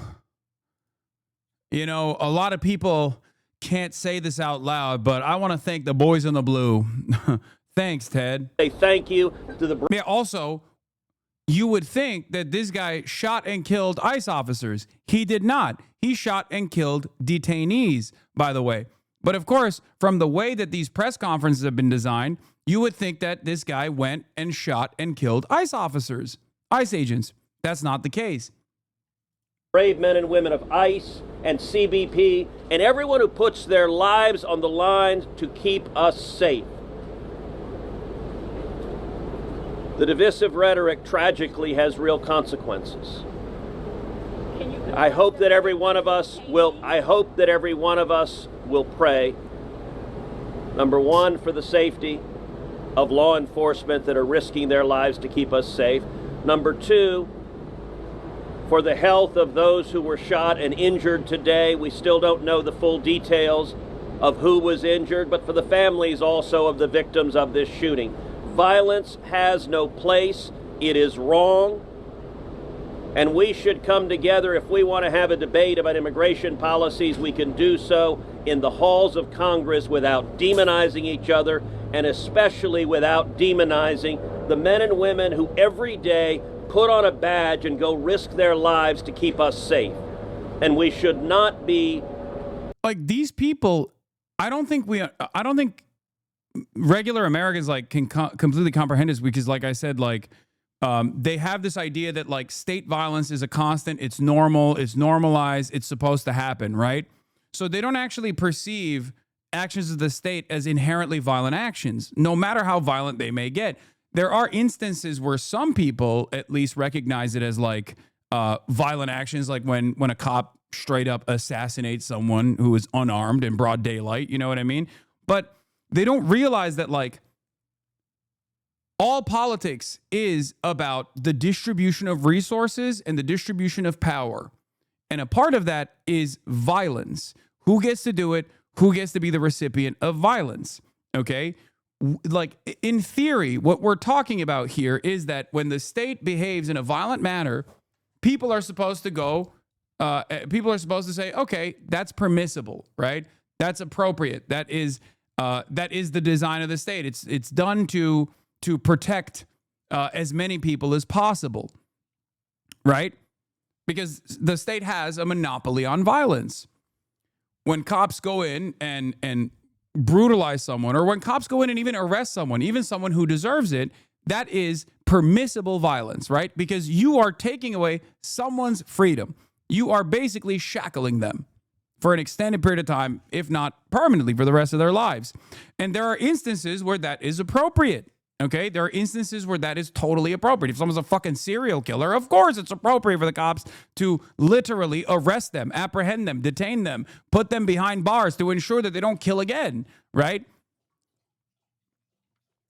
But that broad analysis does not factor into all state violence. People don't look at a situation like when ICE agents are doing the same thing to people that haven't done heinous crimes, that have simply crossed the border or got a visa at some point and overextended and stayed after their visa told them to leave, basically after their visa was over, and are simply working a regular honest day's job in a field somewhere, or as a barback, or in a fucking restaurant, or in a hospitality industry. Like, those people are not doing something that justifies this level of apprehension, that justifies their freedoms being taken away from them. Those people deserve to be documented. Those people deserve to have the proper clearance to continue working inside of U.S. borders. You can say you are wrong, and that's fine, but you have to explain to me why that is bad for the overall societal good.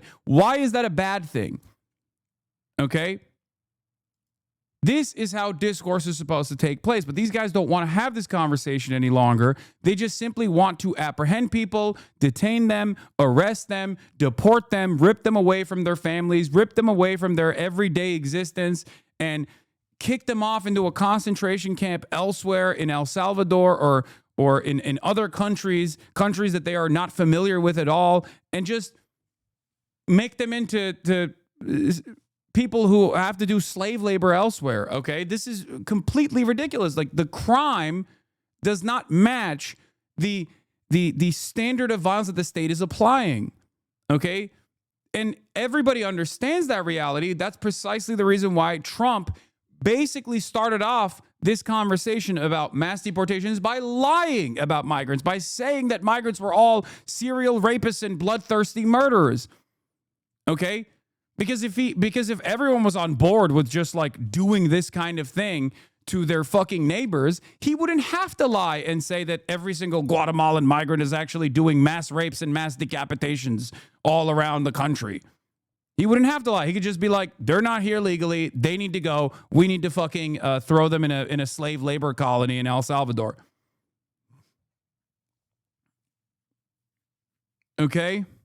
A million dumb fucks on X are posting the same incorrect images of the shooter, and the poor guy is replying on his account asking them for them to stop. I don't even know what the account is that people are posting. I haven't seen more information, but I mean, the dude's name, I think, is like Joshua John or something. And obviously, that's certainly more than one person. So, of course, that's going to happen on Twitter. The shooter, of course, died. So he killed himself. And obviously, people are just redirecting their attention to whoever the fuck they see fit. Why can't they work in their country? Great question. Perhaps it is because their agricultural output is completely destroyed, for example. That could be one reason. That could be one fucking reason why they can't do that.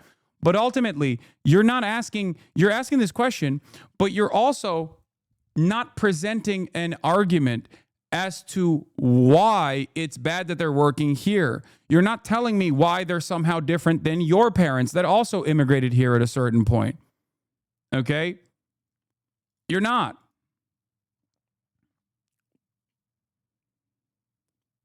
This is wrong guy's account. He dispelled some misinfo in his replies. Yeah, his username says not the ICE shooter. It seems to me like people are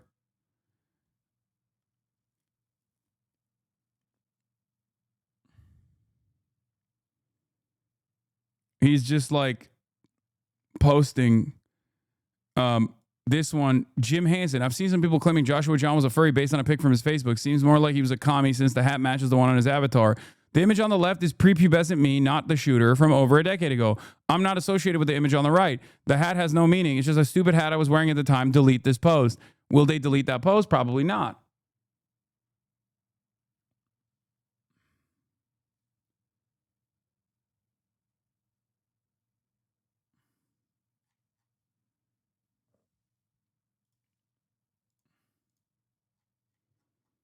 Putting language out there that inspires madmen to commit evil crimes. Our prayers are with the men and women of law enforcement, and we ought to come together and have some decency across the political aisle to say This violence is wrong, and it needs to stop. Senator, have you been told that immigrant detainees were the victims of today's shooting? My understanding is the details of who the victims are still being ascertained, so I don't want to go ahead of law enforcement releasing these details. What they have said is that no law enforcement was injured, and so that's a natural inference, but I don't know the details. Not going to stop me from making a statement, though. But yeah, they have this and this. FBI reveals the Dallas ICE sniper left behind bullets with the text anti-ICE on him. 29-year-old Joshua John committed suicide after killing 2 detained illegal migrants. His profile picture on Facebook is of a communist. It's a glorious exposition comrade is the meme that's on the profile picture, which is another way to say cool story, bro, right? I've never seen Aaron Rupar tweet like this. Yeah, I saw that. Even the libs are hitting this is the fishiest shit I've ever seen. Aaron Rupar is a liberal. I've never seen Aaron Rupar turn around and go, this is the fishiest shit I've ever seen. We're supposed to believe the shooter wrote anti-ICE in pen on a bullet and then shot detainees, but not ICE officers. Now, again, information in situations like this, information comes out in real time. There is obviously a lot of mass misinformation being disseminated. Okay? As far as the shooter's background goes, as far as the shooter's leanings goes, I'm sure the FBI will do everything in their fucking power to make it an associate of Antifa or anti-fascist violence or whatever the fuck they're trying to present as like the real fear that you must, or transgender people, you know what I mean? Like the real real enemies of America, right? All the while, of course, J.D. Vance came out hot. The obsessive attack on law enforcement, particularly ICE, must stop. I'm praying for everyone hurt in this attack, for their families. And then there was a community note. According to an ICE spokesperson, the 3 individuals shot were ICE detainees, leaving 2 individuals dead and 1 injured. No law enforcement was injured in the shooting, according to law enforcement and news reports out of Dallas, Texas. John Favreau says the vice president is not a reliable source of information. This is now the 5th or 6th time he's posted a political take contradicted by facts from his own law enforcement agencies. And then J.D. Vance turns around and says, the gunman had anti-ICE messages carved on the bullets he used. What precisely did I get wrong, dipshit? That's the vice president, man, beefing it out with one of the podjons. And no, the shooter did not carve anything onto the fucking bullets, allegedly. I want to know what the other messages were on the bullets. But here is the latest statement from our deranged Department of Homeland Security. I need you to understand something, okay? I need you to understand something. This is something that I've been bringing up quite a bit, okay? When these institutions drop all notion and pretext of impartiality in an effort to pursue the truth, when they become unreliable resources, all hell breaks loose. The reason why people are less invested or less ready to believe whatever the fuck the FBI says or the DHS says now more than ever is because they see the Department of Homeland Security from that same fucking account post Pokemon memes. Okay? When you do that, when you become an unserious agency, how the fuck do you expect people to take you seriously? This is incredibly destabilizing. Okay? I am no liberal by any means. You know this already. One of the things that I criticize liberals is about the infallibility of institutions, the defense of institutions. But unironically, this is one of the problems when these fucking institutions are not actually defensible. What is this fact check? What do you mean? What? It's not like fake. Yeah, we all saw it. What are we talking about? Why does this require a fucking fact check? Homeland Security posted a video featuring Pokemon theme song where they made the individuals that they're detaining and apprehending, they made them out to be like Pokemon. Gotta catch them all. What are we talking about? When you do stuff like that, or when you're Kash Patel and you are a patently unserious person in broad fucking daylight and you come out with information like this, people are obviously not going to be immediately, they're just not going to believe you. You become an unbelievable person. Every time you do fucked up shit like this, you become less believable in the eyes of even Republicans, as a matter of fact. This is part of the reason why even Republicans are like, maybe it was Israel that killed Charlie Kirk, and they don't even fucking believe the FBI. This is what happens when you're unprofessional. This is what happens when you are openly biased. This is what happens when you reveal fake information or false information without actually taking this investigation seriously. I'm using the Tyler Robinson case because that was a major issue for the FBI. That was a major issue for the Department of Homeland Security as well.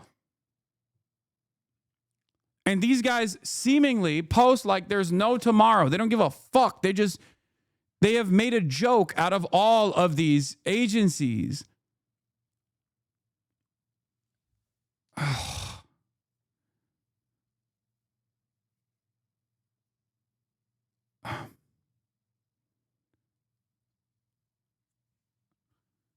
And the same goes for lying as well, like flagrantly lying. This kind of stuff makes a mockery of the seriousness of these institutions, the seriousness of these agencies. It robs them of the credibility that they need to have so that there is like some semblance of authority when they speak.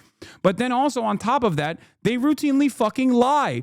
Like, for example, that same account lied and claimed, the Department of Homeland Security account, lied and claimed that there was no 5-year-old that was detained while agents were attempting to arrest their father. They said it was gross. It was gross to lie about this. It's on camera. It's quite literally on fucking camera, dude. So when you do that, when you just lie like this about immediately verifiable information, you turn into Israel. Nobody believes anything that Israel fucking says. Nobody trusts Israel. That didn't happen due to unlimited anti-Semitism. That happened because Israel kept fucking lying so flagrantly and so openly about things that we could fucking see with our own 2 eyes that now, whenever an Israeli envoy says anything, I assume the exact opposite. And many Americans do as well. Many people around the world do as well. There is a healthy amount of skepticism that you develop when you openly bastardize the unimaginable influence that you have as a position of authority. If you're using the position of authority to just fucking lie all the time, people are going to be like, I don't trust you. Even your own fans, even people who are on your side ostensibly are going to not trust you. And we saw this with the example of Tyler Robinson. The FBI made a mockery of the agency by having Kash Patel speak on all of this shit. And now nobody even trusts the FBI when the FBI says, oh yeah, well, I don't know who the shooter is, or the shooter's background is this or that. And now people think, nah, it's actually Israel. Fuck you. Those are not my people who say that. Those are not, anti-fascists or leftists who say that. Those are right-wingers who are saying that. Those are people who love Donald Trump who are saying that now. Good luck.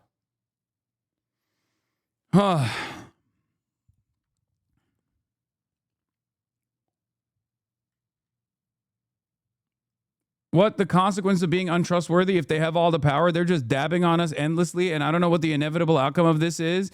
Well, ultimately, the consequence is, whether they are intending for this to happen or not, the consequences of this are mass instability, right? Like when you lose your own side because you have lost credibility even with your own base, then no one is going to trust you. And when no one fucking trusts you, when no one at all trusts you, then you can't have authority. This creates chaos. This is the social fabric eroding in front of our eyes, okay? The social contract eroding in front of our eyes is pure chaos, pure anarchy. And not like anarchism, the political ideology. I mean like anarchy in the colloquial sense.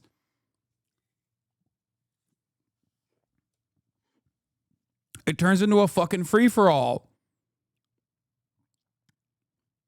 These guys have treated these institutions like they're nothing, like they're just another organ of propaganda, and really silly and really stupid propaganda.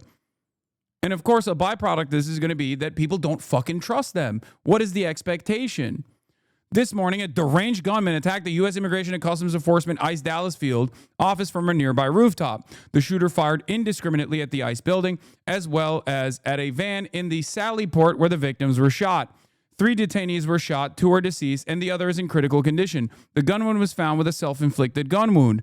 We can confirm the shell casings were found with anti-ICE messages on them. This was an attack on ICE law enforcement. This horrific attack occurred amidst the 1,000% increase in assaults against ICE.gov.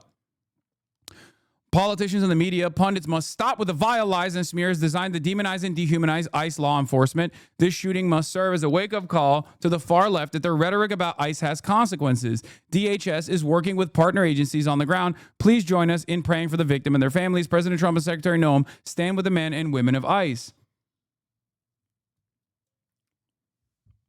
Like, they don't even give a shit. They don't even, they just, you know, it's just a talking point for them. Like, oh, pray for the victims. But also, if you fucking criticize ICE, we're coming for you.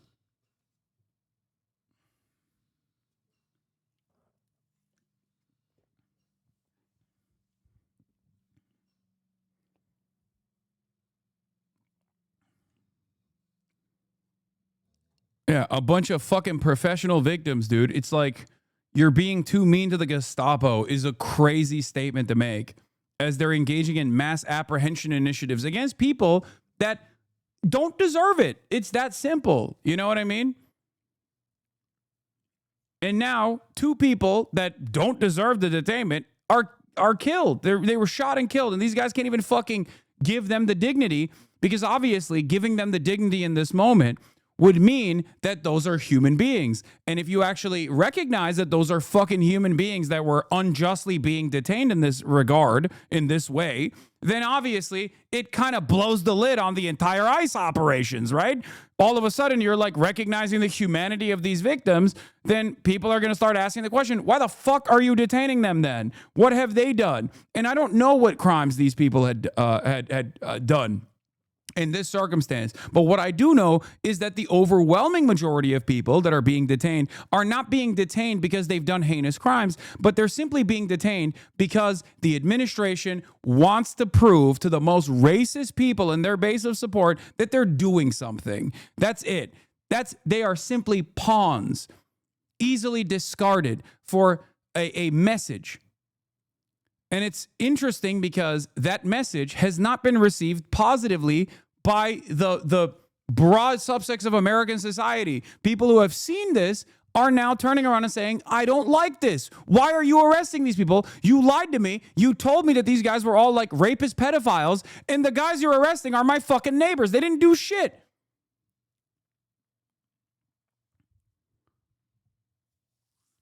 Donald Trump is underwater on his immigration agenda. It was his most popular policy. And now he is underwater on immigrant apprehension. No thanks, JD. I will not be going straight to hell today. Though when I watch you speak, I certainly feel like I'm already there. Oh, God, with these dunks.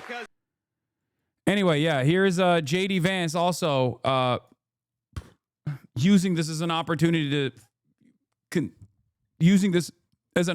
continue the anti-left rhetoric to try to say like, oh, it's the left that is doing this. We have to stop them. Where do you think it will go? Where do you think this will go, for the record? This is going to inevitably lead to the administration taking action, okay? The administration taking action against any sort of political dissent. And while we're all mourning and rooting for and praying for everybody who was injured at that ICE facility, and as far as we know, it looks like some of the detainees, in other words, some of the potential illegal aliens, were some of those who were affected. Look. He can't even, see, this is what I mean. He can't even recognize the humanity of those who were apprehended, who were shot and killed. Because if he does, then all of a sudden, it leads people to question why they're doing this. Why are you doing this to regular humans? You should be doing this to violent, barbaric, rapist monsters, not regular human beings.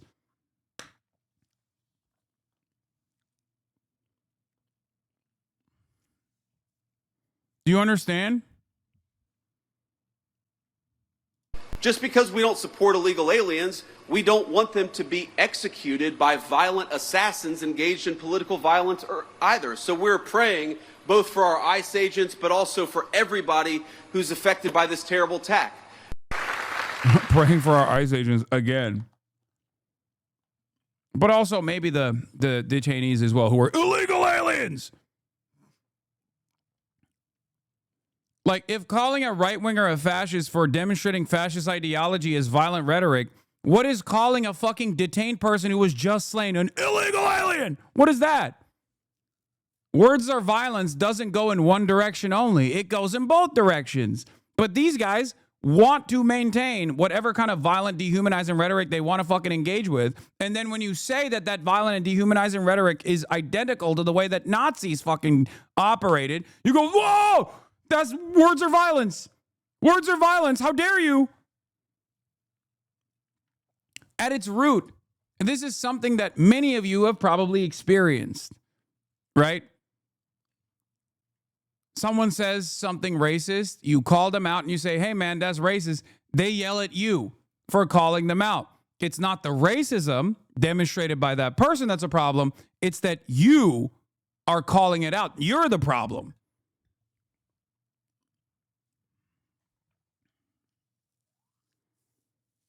And while we're all mourning and rooting for and praying for everybody who was injured at that ICE facility, and as far as we know, it looks like some of... Here's the other thing that he said. Because here's what happens. Because here's what happens when Democrats like Gavin Newsom did say that these people are part of an authoritarian government. When the left-wing media lies about what they're doing, when they lie about who they're arresting, when they lie about the actual job of law enforcement, what they're doing is encouraging crazy people to go and commit violence. You don't have to agree with my immigration. My thoughts are the administration is doing this since there are millions of people breaking into our country illegally. You do realize that Obama and all the Dems are deporting millions as well too, right? Why does it only matter when Trump does it? Ugh. Take this to someone else that has defended the mass deportation policies of previous liberal administrations and not the one fucking guy who has been actively yelling at the Democrats for doing the exact same thing. There are plenty of people who are not morally consistent on this, okay? There are plenty of people who are hypocritical on this. I'm not one of those people.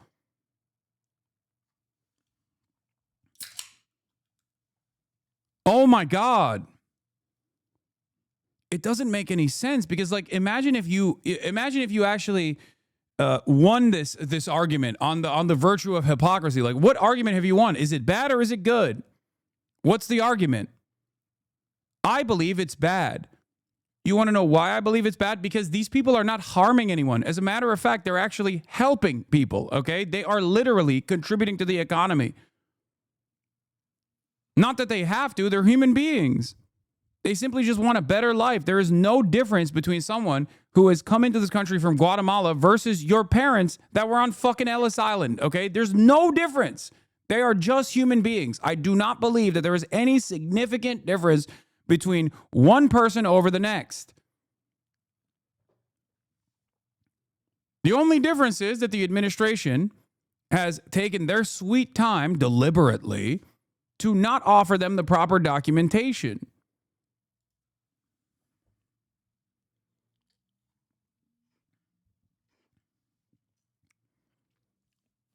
That's it. Many of your great-grandparents, when they first came here, unless they're directly WASPs, were also treated in a similar way. Undesirable, ruining the culture of America. Now, you, many generations removed from that kind of dehumanizing rhetoric, are comfortably a part of the white identity, okay? Whiteness as a socio-political construct has expanded greatly. Those whose great-grandparents came here as Italian migrants also were met with violence and dehumanizing rhetoric at the point of entry into the country. Now, that seems fucking laughable. It seems ridiculous to consider an Italian person to be not white or to consider an Irish person to be not white.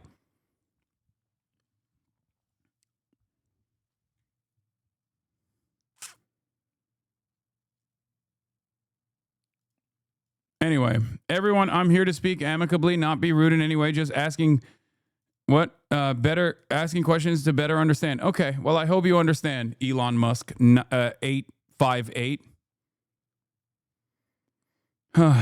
Yeah, swarthy German mentioning coming. I'm not even going to get into it, okay? Go back far enough, yes, Germans were considered not white by Benjamin Franklin himself. The only people that were considered white that weren't immediate WASPs, white Anglo-Saxon Protestants, were French because Benjamin Franklin wanted to fuck French ladies, okay? That's why he was like, I'll make a consideration for the French. That's it.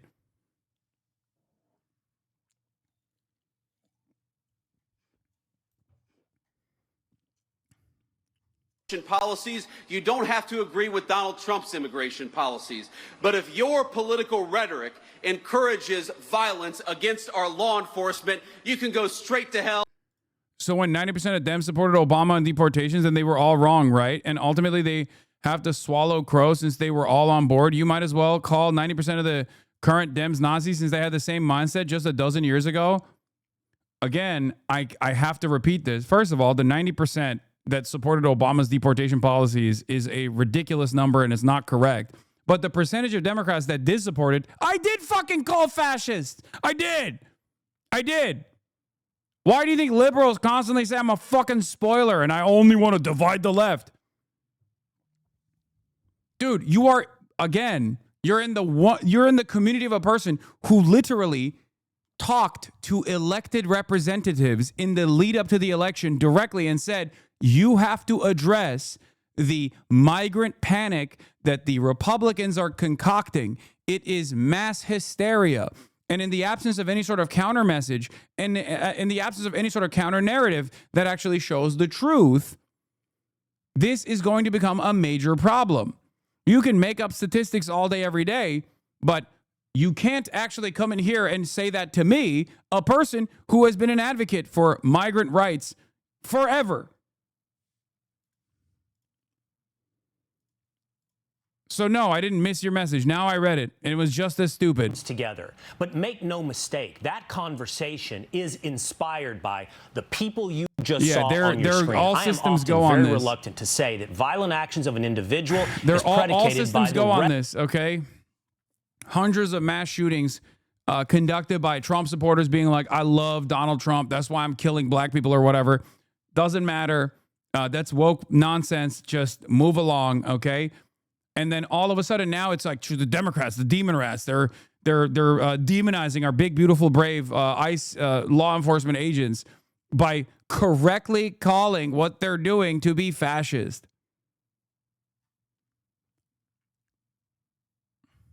Sane on the left.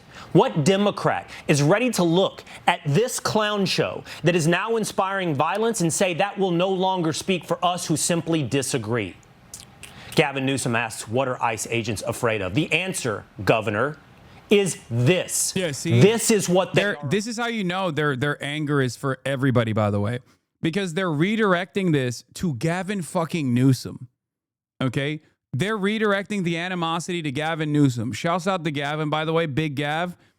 Not my favorite guy, but at least I'm glad that he's like a magnet for all of the hate and animosity in these trying times. Why are they redirecting it back to him?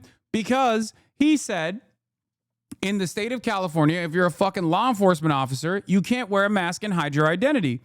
That makes total sense. The fuck do you mean? You're public servants. that thousands of other conservatives shamelessly celebrated the assassination and called for more of them. Now imagine that in the same week, another right-winger shot up a country club They're while fucking shouting crying MAGA. like crazy. They're just like, the Republican mentality is about perceived victimhood. Like they're attacking Christians. They're attacking our way of life. They're attacking traditional family values. They want us dead. They want us dead over and over and over again. Okay? And in the process of that perceived victimhood, this perceived victimhood narrative that they channel, they get increasingly more insane. But because they're fucking professional victims, there are plenty of people in the base that also subscribe to this professional victimhood narrative. Like, think about that. These guys have all the levers of power and they're still fucking crying. They do all of their wishes.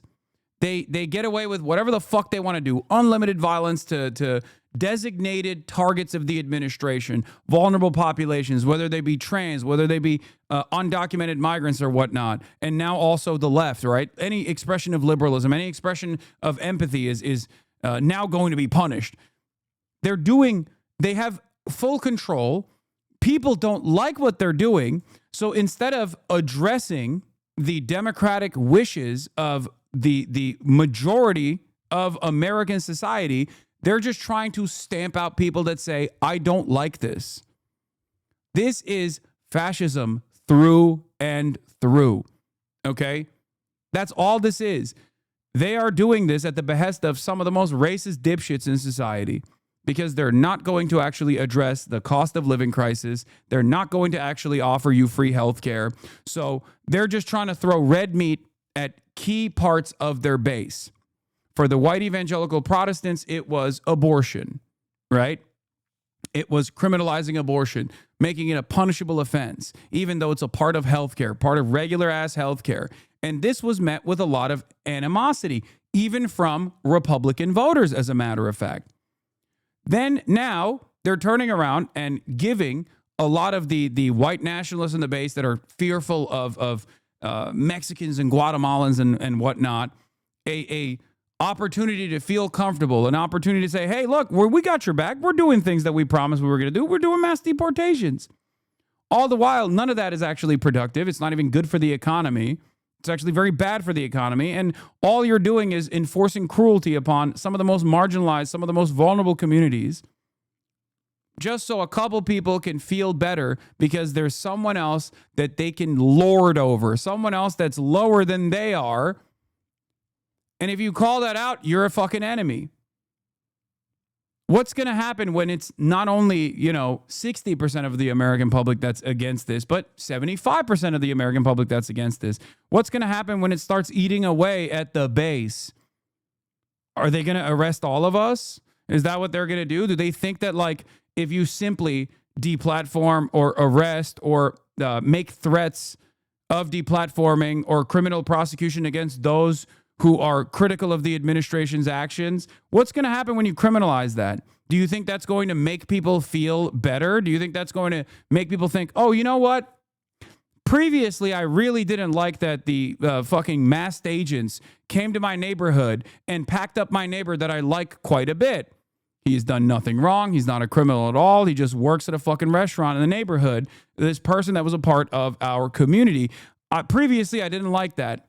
But now that they arrested people who are saying that this is fucked up and wrong, demonstrating my feelings, now I actually believe it's a good thing. Is that what we think is going to happen? No, of course not.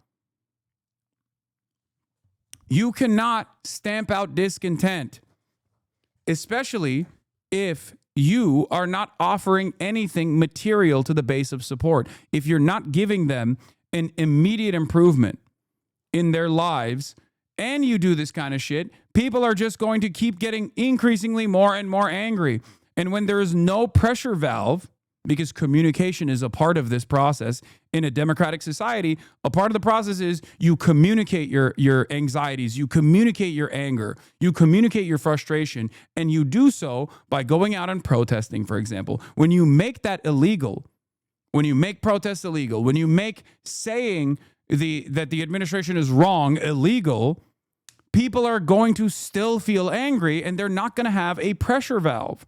They're not going to have something that they can do to exercise their discontent. It doesn't go away. This anger is not going to go away. It's that simple.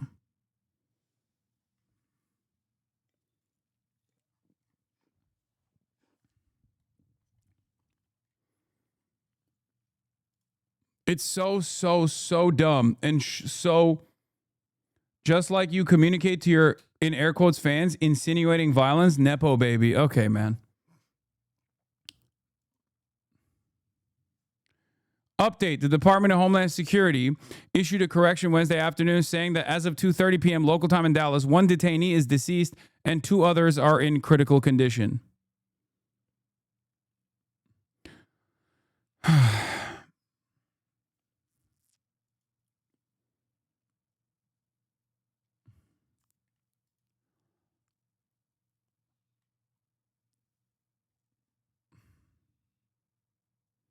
Back to better parenting, to better education, to the fundamentals. And it's not going to be something that happens overnight. But we Genuine need a question. I don't agree with deporting anyone already on U.S. soil, but what do you think about border control? Do you think having an open border policy is better? I think at least we should do background checks. Yes, dude. Yes. When what people are representing as like open borders is not this like anyone can walk over the fucking border. Yeah, of course there needs to be background checks, man. What are we talking about? Yes. We already have that, by the way.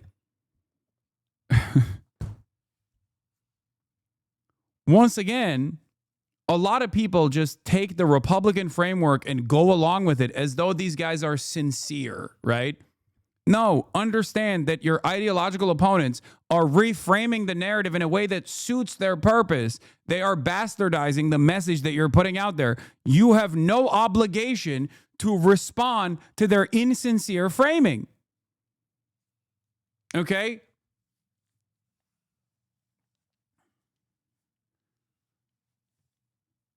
Oh, fuck. What are the chances of the 2 detainees that died that were in the U.S. legally? It could be the case. I mean, these guys detain legal, lawful, permanent residents as well, because right now they want to get as big number as many people as possible, right? In order to soothe the appetite for death and destruction by some of these fucking losers in American society. This is not like a majority opinion. Obviously, that's why it's unfavorable, right? But in the process of doing so, to get as many numbers as possible, they're just apprehending people who look Mexican. They're apprehending people who sound Mexican. They're doing it all the time. And there are a fuck ton of Americans with actual paperwork who were born on U.S. soil even, that get detained in the process. We don't even fucking know if these guys were actually here illegally. They might be, but we don't know. And it doesn't seem like these guys even give a shit about addressing whether or not these guys... like addressing the victims at all. Governor Greg Abbott, thank you so much for being with us here Will. today. All right, we have a bit of breaking news now for you. It's about former FBI Director James Comey. We get to that next. Yeah, they're also, I guess they're prosecuting James Comey or something. It's all petty grievances, man. It's all fucking petty grievances. It is crazy. So you think anyone whose background check is good, they should be able to just walk in? If someone is not harming anybody and they're going to be a good contributor to the American economy, why the fuck would you avoid letting them into the country? This is what I don't understand. Yes. The irony, of course, is that if you did not want people to come into the country, the easiest thing you could do is perhaps not ruin their fucking personal home countries that they're coming from, because no one travels thousands of fucking miles, oftentimes by foot, to go through treacherous terrain to simply fuck up the country that they're going to. They're not like, they don't have some sort of sinister purpose. They just want to fucking work. They want jobs. They want to make ends meet just like you do. We must address the reasons as to why migration takes place from Latin American countries first and foremost. If you truly think this is a major imposition, which is not the case, by the way, it's not a major imposition.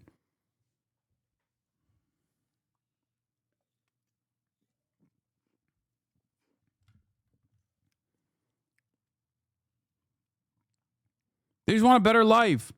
And we're a large enough country, especially because there is no lump sum of labor unless there is a process of different tiers for who is allowed to work legally and who is working illegally. There is no lump sum of labor. When the population number grows, job opportunities grow as well.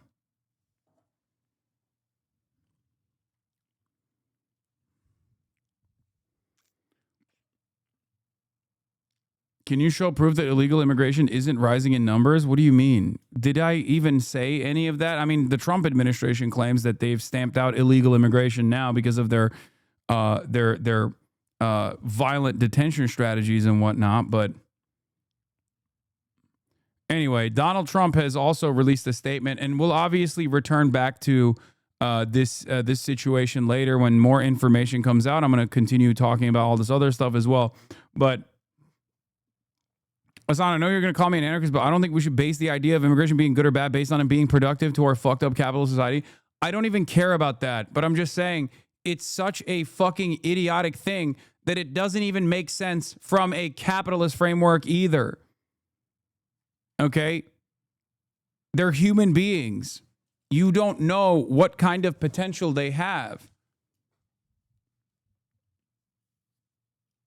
I'm just attacking the most common ways that people lie about undocumented migrants. Anyway, Trump says, I've been briefed on the deadly shooting at ICE field office in Dallas, Texas. It has now been revealed that the deranged shooter wrote anti-ICE on his shell casings. This is despicable. The brave men and women of ICE are just trying to do their jobs and remove the worst of the worst criminals out of our country. But they are facing unprecedented increase in threats, violence, and attacks by deranged radical leftists. This violence is a result of radical left Democrats constantly demonizing law enforcement, calling for ICE to be demolished, and comparing ICE officers to Nazis. The continuing violence from radical left terrorists in the aftermath of Charlie Kirk's assassination must be stopped. ICE officers and other brave members of law enforcement are under grave threat. We already declared Antifa a terrorist organization, and I will be signing an executive order this week to dismantle these domestic terrorism networks. I am calling on all Democrats to stop this rhetoric against ICE and America's law enforcement right now. The Trump administration is fully committed to backing law enforcement, strong borders, securing our homeland, deporting violent, illegal criminals, and fully rooting out the left-wing domestic terrorism that is terrorizing our country. Thank you for your attention to this matter. Democrats are so fucking stupid. Oh my God, if they cave on this, if they just like don't actually come out and say this is ridiculous, the reason why people are angry is not because Democrats are saying anything. The reason why people are angry is because you're deporting their fucking neighbors for no goddamn reason other than to distract people away from your inability to address the economic harm that they were fucking experiencing. If the Democrats don't come out and say that, they might as well just obey in advance and say, yes, you're right, Mr. President. We hate the evil radical left. And then they'll go get arrested too.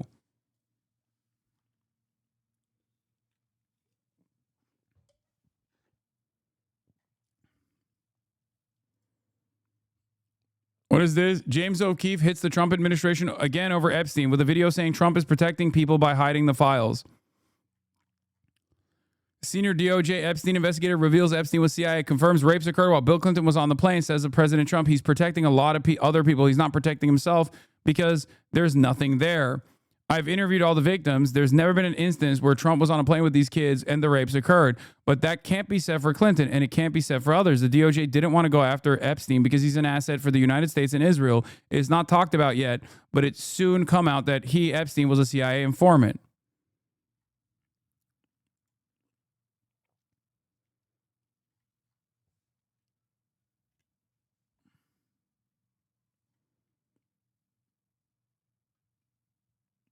All these deportations and my wages haven't increased and my rent and groceries are only getting more expensive. Exactly.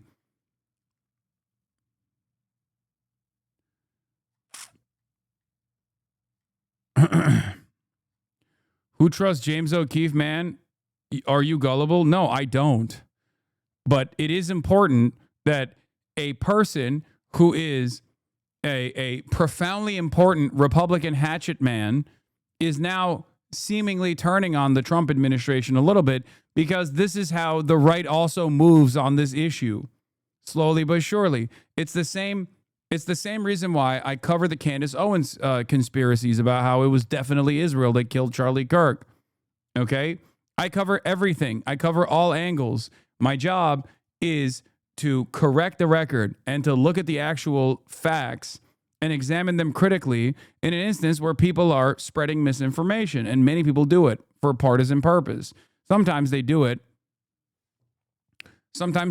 in a way where it's like somehow clearing Trump, but also simultaneously shitting on Trump for protecting Bill Clinton. Also, that narrative that he is designing here is unironically closer to the truth than any number of different Epstein adjacent conspiracies that you have heard. Okay?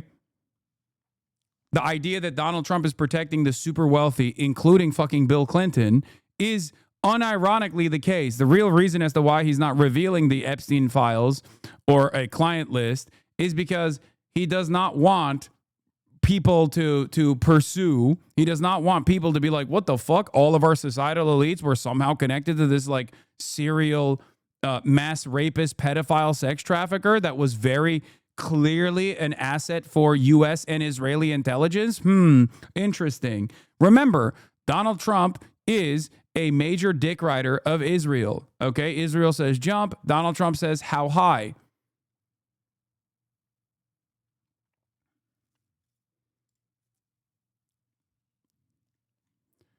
What is this? ACE Deputy Director Madison Shahan. Someone chose to come in and kill these detainees while they were being processed. Note how the administration officials don't have their story straight on this. Shouldn't have been here illegally, but they didn't deserve to be executed.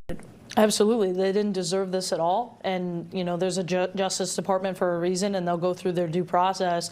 But somebody chose to come in and kill these detainees as they were being processed. Are they processed like hourly? So if you're sitting up on the roof, you're probably going to see a couple of vans out during the day? Absolutely, and especially in the morning. A lot of our operations take place in the morning. It's when we see a high traffic area.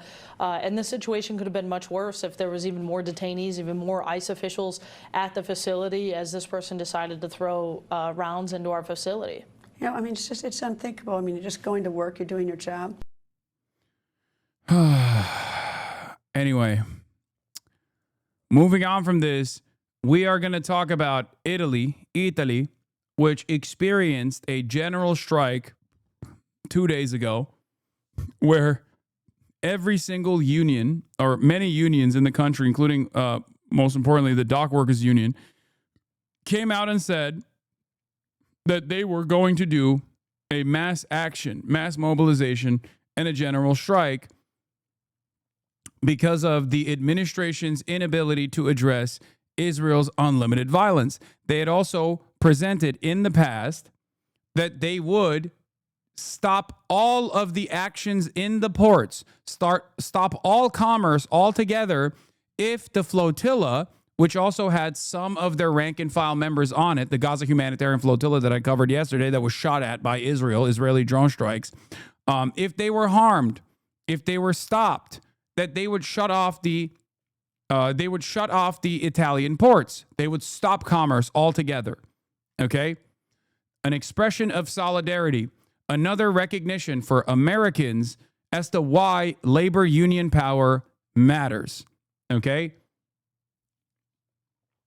And it turns out this actually worked because while some people have said that it's not true that Italy is actually sending a naval vessel to protect the Gaza flotilla, it seems as though the Spanish government has said they are going to do so. They're going to send their own vessel as well. But let's see. Italy's Unione Sindacale di Base, the rank and file union, has announced a permanent mobilization in 100 squares across the country in solidarity with the global Samud flotilla. In Rome, the protest will begin Friday in Piazzi di Cinquecento. Did I say that right? I don't know. Following the attacks yesterday involving drones and 12 explosions on 9 different flotilla ships carrying humanitarian aid for Gaza, USB warned that if authorities try again to stop the flotilla, the response will be immediate general strike without notice.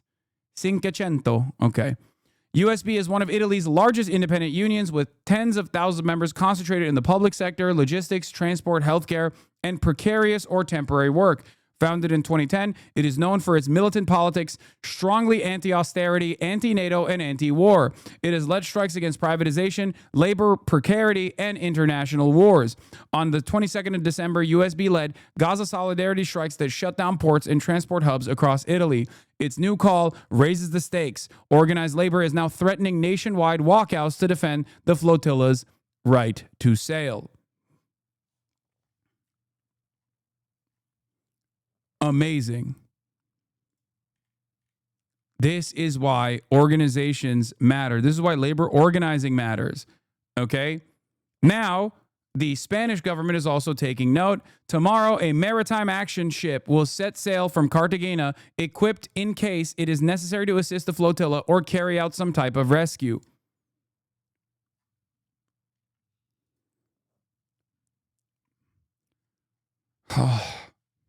It is, I will say, it does give me a sense of shame to see what our corporate captured labor unions are doing in the face of this kind of in the face of this kind of labor action that is an absolute necessity. Like I've said before, the people united will never be defeated. Okay? There are more of us than they are of them. Okay? This guy said, they're just Hamas. What do real Italians think? Okay, this is a 29-month subscriber. Good one. Yeah. The entire rank and file of like one of Italy's largest labor unions is actually Hamas. They're all Hamas as well.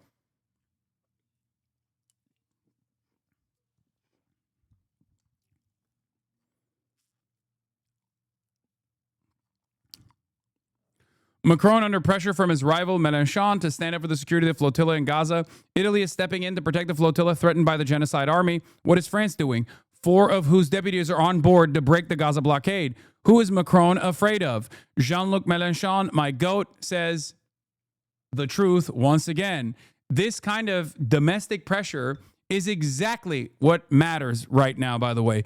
I wish that we had some kind of opposition party in the fucking United States of America that could constantly shit on Donald Trump in a similar vein, even for pure partisan politics. But of course, we don't have that here in this goddamn country because everyone is fucking stupid and cowardly.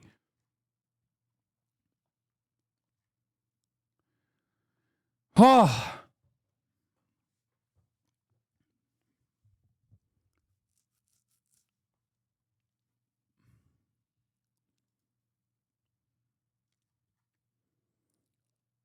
Let's take a look. Defense Minister says a Navy frigate has been sent to assist a flotilla carrying aid to Gaza.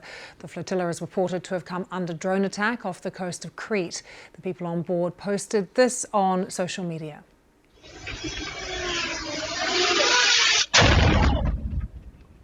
The global Samud flotilla said more than a dozen explosions were heard around the flotilla as it sailed off Greece late on Tuesday, with damage caused by unidentified objects dropped on deck. Some of those on board recorded messages. Here's one of them. We just heard another attack right now. We know of 5 vessels that have been attacked by a bomb. You can clearly hear it, and again, another bomb was released. We do not know which vessel it is at this very moment.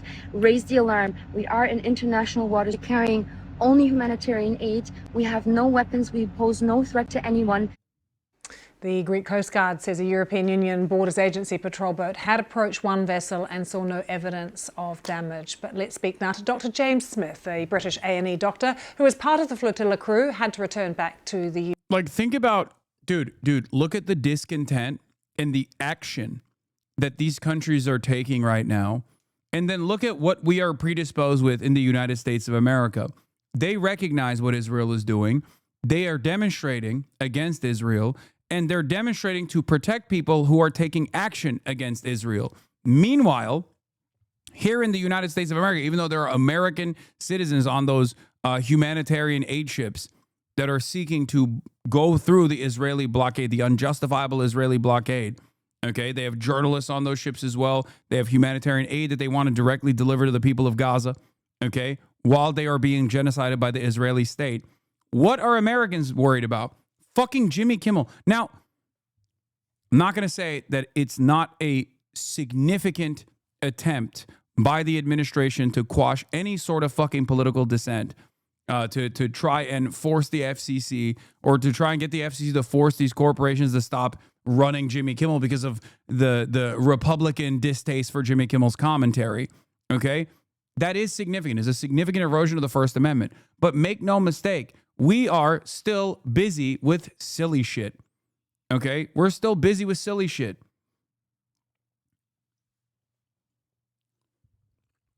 We're still busy with silly shit in a country that is perhaps most responsible for Israel's continued genocide. It's our money that is going over there to kill those children.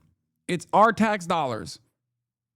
It's the weapons that we develop and design that Israel is using on the population. I'm with you, dog, but you were on Kimmel for 3 days also. Man, that's the reason why I was on it, is because any kind of encroachment against the First Amendment is a obvious fucking problem. Do you not understand? That's why I'm saying it's not insignificant. It is not insignificant that Jimmy Kimmel was taken off the air due to direct pressure and threats by the FCC.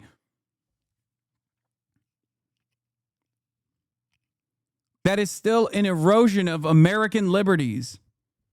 Okay?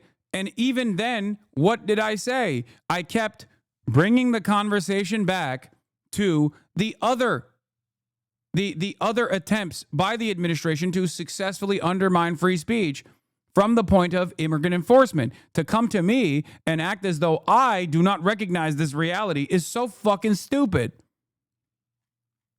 Jesus Christ. I mean, here it is in the aftermath of the Jimmy Kimmel situation. I said, Jimmy Kimmel's return to air is a step in the right direction. It is a reminder that Trump and his policies around stopping political dissent is not as popular as this website would have you believe. People must also extend this enthusiasm and fervor to protecting pro-Palestinian advocacy.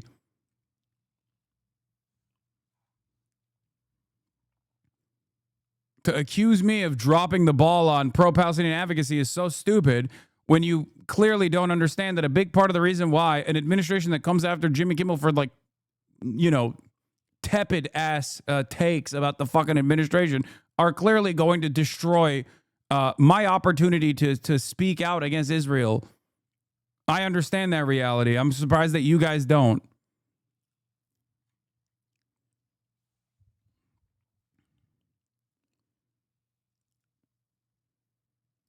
UK, but is, I understand, still in contact with colleagues aboard the ship. James, good to see you. What have they told you? What's been happening?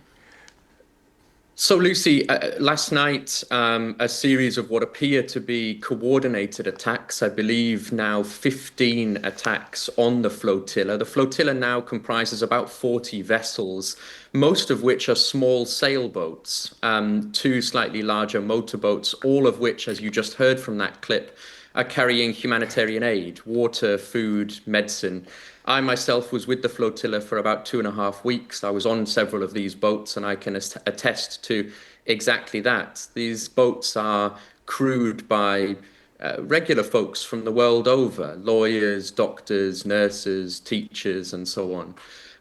What we know about what happened last night, so we were still trying to get to the bottom of exactly what was used against the boats, but a series of quadcopters were flying very close to the boats and dropped onto several vessels what looked like flashbangs, very loud noise, very bright light, often used to disorientate and to intimidate.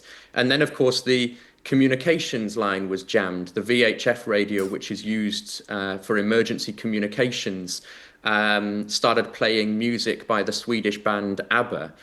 We believe that this might well be due to the peculiar fixation of the Israeli state on the participation of Swedish national Greta Thunberg. Given that the Is not an attack on you if organizing is such a big problem for the left in the U.S. Couldn't someone with such a large platform following like yours help organize blackout or strikes or other means of organizing the fight back? It's not an attack on me. It's an attack on, I guess, your inability to understand the logistics of planning something like this, a mass demonstration like this. Okay? You have to use the pre-existing organizations. Stop lying. Should I get nuggets or strips from Chick-fil-A? I'm super hungry. Stop lying. Invisible Mirror, thank you for the 100 gifted subs. Labor union collective action needs to be conducted at the union level. 41,000 people, if we all decided to collectively not go to work tomorrow, this would not actually change the dynamic at all because there is no like organizing body that puts it together. It's like Reddit strikes or whatever people try to fucking pretend to put together are all inconsequential. Unions have to do it. There's nothing you can do. At most, what you can do is basically try to engage in like mass protest or something. Yeah, that's just 41,000 companies that have one employee not showing up for a day. And people are going to be like, why didn't he show up? I don't know.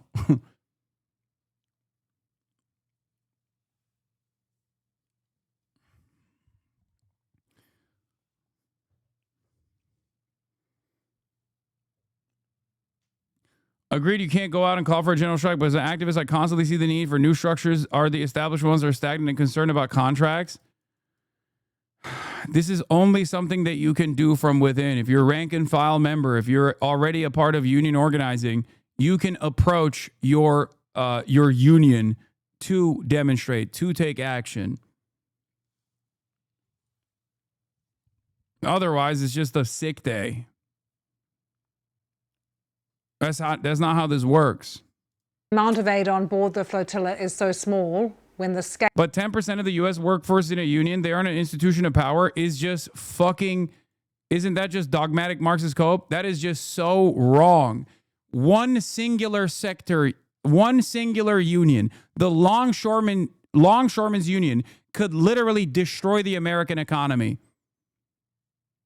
The Teamsters could completely shut down all logistics in this country. You are wrong. It doesn't have to be all unions.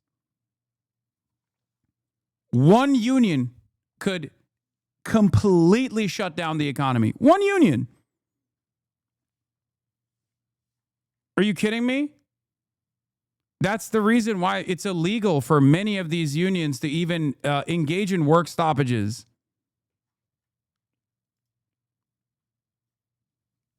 It is the only power that they have. Work stoppage is the only power that a labor union has to make the companies meet their very reasonable fucking demands. Even the mere threat of a work stoppage is enough for the administration to come in and be like, we gotta listen to what they're saying. We can't have this happen.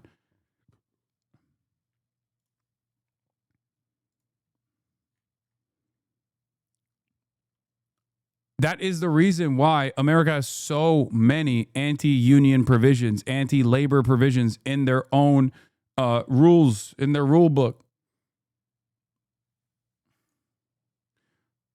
Yeah, a lot of U.S. unions can't strike without breaking contract. The UPS union is one of them. I used to work for it. I know.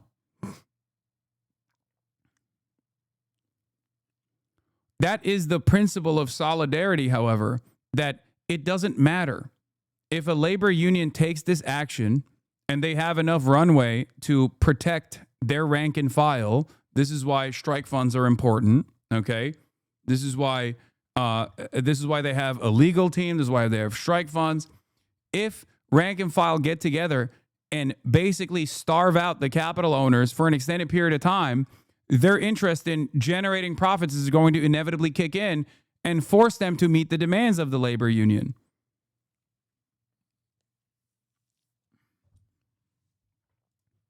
Need is so large, James. What was your motivation for being on board, for being part of the flotilla? We're all unemployed. He doesn't need to worry about union. Wait, what? We can do it with this community. Let's do something similar with your community.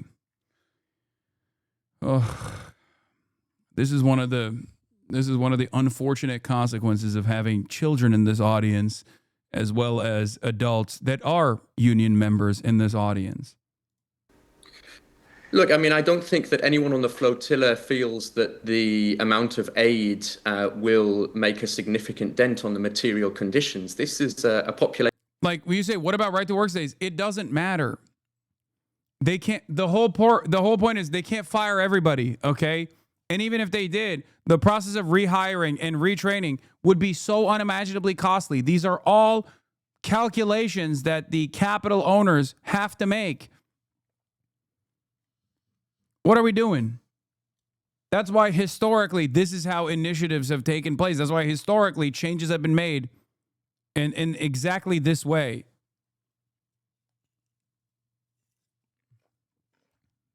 Of more than 2.1 million Palestinians who are being subjected to genocide. The focus of the flotilla is not only to bring aid, but to draw attention to Israel's atrocities in Gaza, Israel's flagrant breaches of international law, and the failure of what's left of the international community to uphold its collective legal, political, and moral obligations. We know that direct action flourishes where political and legal systems fail to uphold the most basic values, the most foundational commitment to human rights. And the flotilla is doing what states have refused to do. Israel is perpetrating genocide against.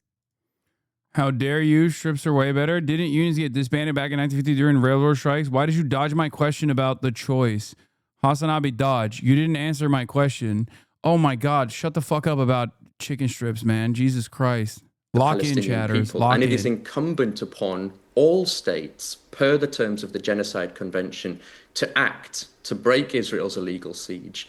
And really, that's the primary focus of the flotilla, to continue to draw attention to what Israel is doing to the Palestinian people in Gaza. James, in terms of your job as an A&E doctor, we have been hearing from 2 Australian doctors, surgeons who are working in Al-Shifa. They are barely functioning there. They describe just horrific conditions that they're having to operate in. And of course, so much of the rest of the infrastructure within Gaza has collapsed as well. I know that you've worked inside Gaza. I mean, what are you hearing from other colleagues who are in there at the moment? Much the same as what you've just described. I mean, the situation in Gaza deteriorates day on day. Israeli forces have invaded Gaza City, where there was still some functioning healthcare facilities, some bed capacity. The Israeli tanks are now very close to Al-Shifa hospital. People, of course, being forced to flee towards the south. In the last couple of days, PMRS clinics have been repeatedly targeted. They're not going to hit the but Hamas line. No, at this stage, if you haven't noticed, mainstream outlets are also responsive to the quite reasonable demands being made by the public. And it's I said this a while back. Mainstream media basically follows like this broadcast, but 6 months later. So if you see something that I cover, and when it comes to like broader recognitions as far as like the genocide, they're 2 years too late, right? But for a lot of things, for a lot of issues, like they initially thought that they could just like hide the anger and resentment that the public was experiencing and the demonstrations, and they thought they could consistently contextualize Israel's violence. And they kept that up for quite a while. But at a certain point, they have a higher priority of maintaining at least a shred of legitimacy, a shred of credibility. So if you got hundreds of thousands of people in the fucking streets being like, this is a genocide, we have to stop it.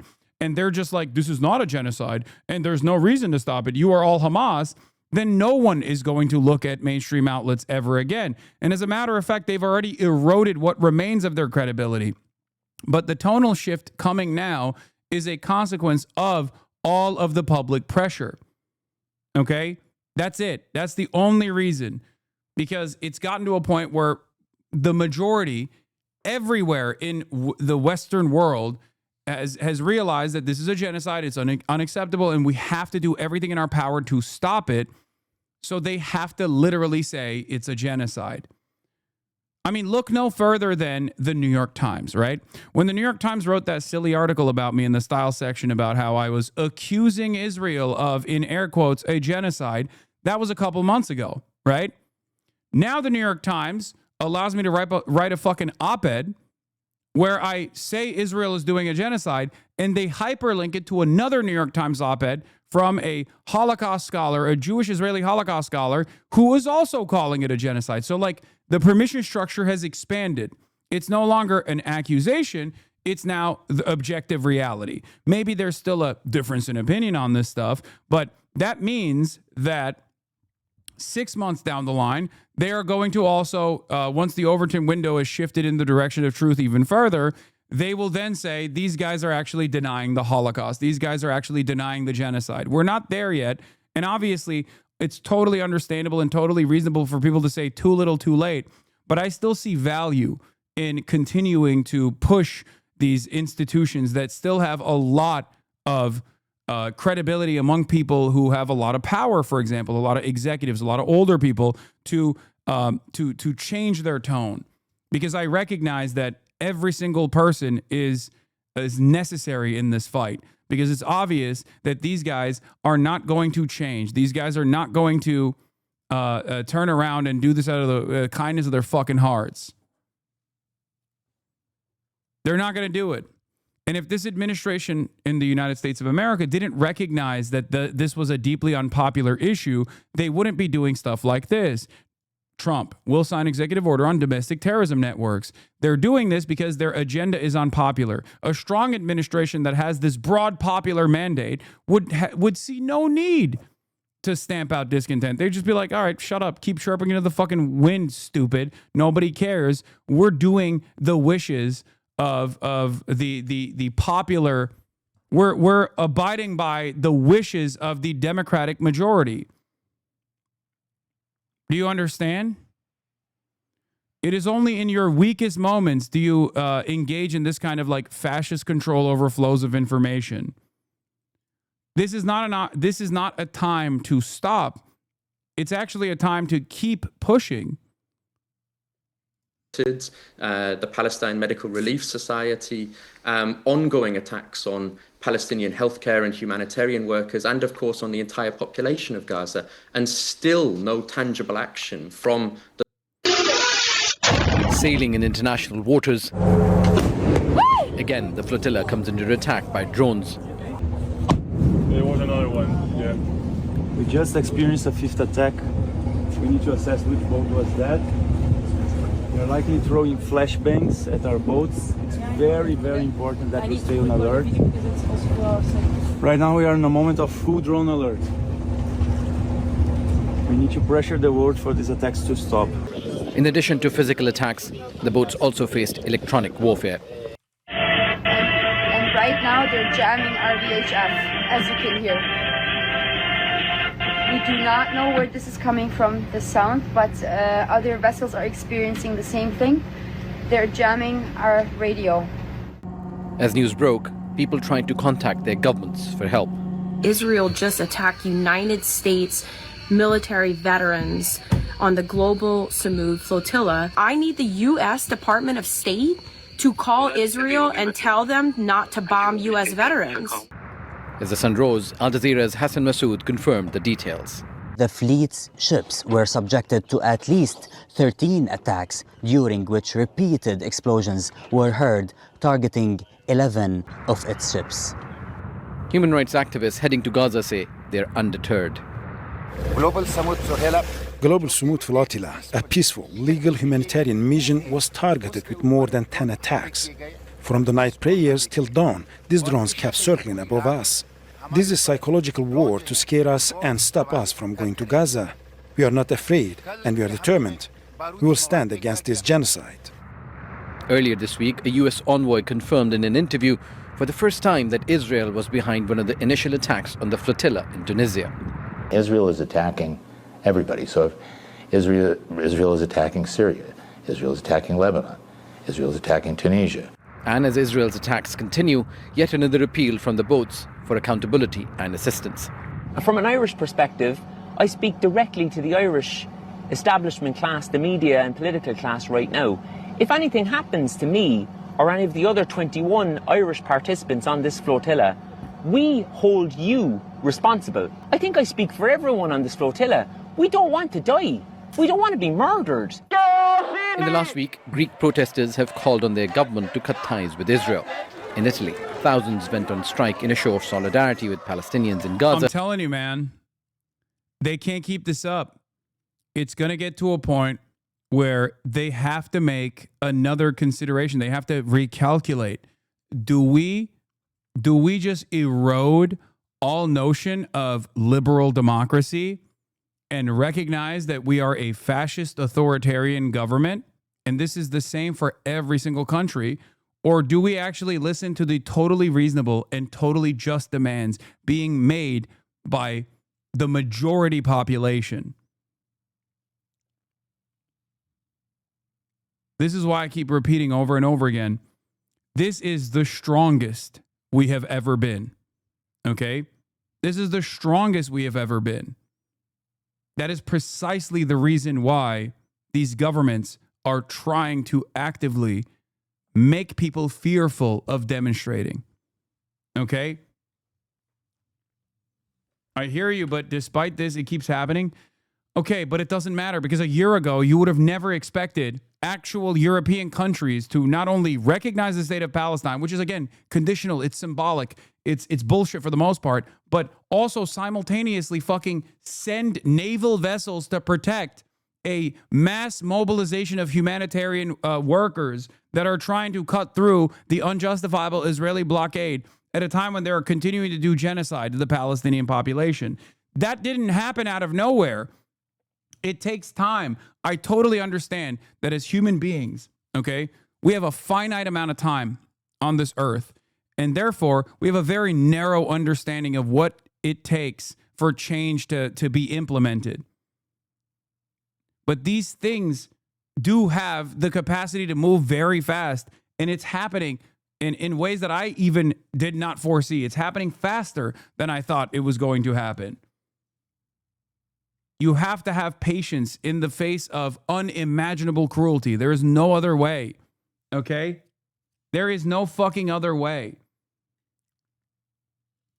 Israel has already lost the battle as far as global recognition. It will never be seen as anything but a pariah state ever again.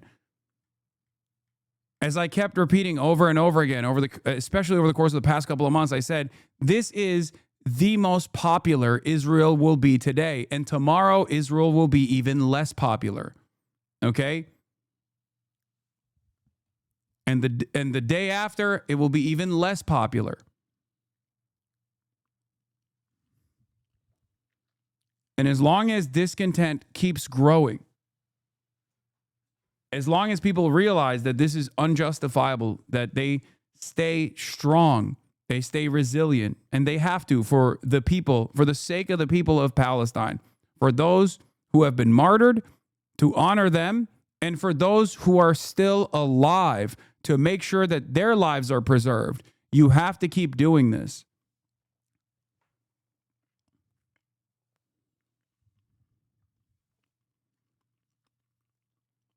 For many of you, you have only recognized the cruelty of the Israeli state after October 7th.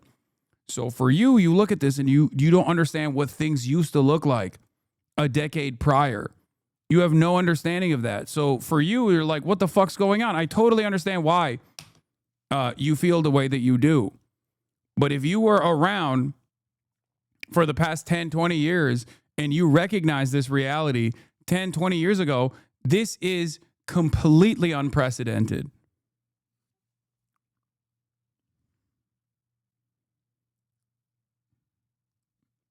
This level of mass mobilization internationally is completely unprecedented.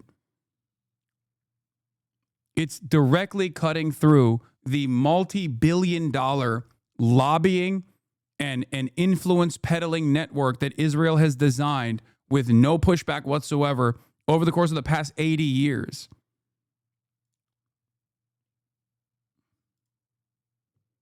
You have to keep doing this, but I will sit at my elitist desk and talk about it.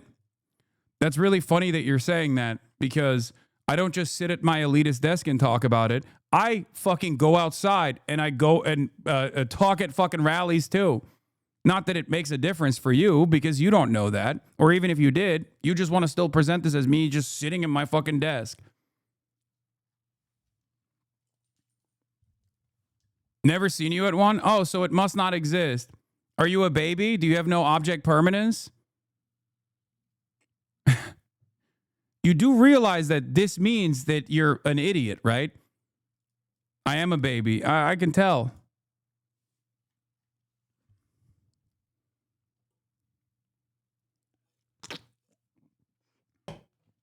I've only seen you at your desk on clips, so you must not have done more.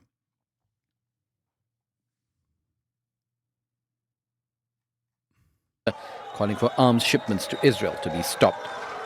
Even in Israel, some activists marched towards the Israel-Gaza border, calling for an end to the siege. Their signs read, "By land and the sea break the siege," and "Hands off the Samud flotilla."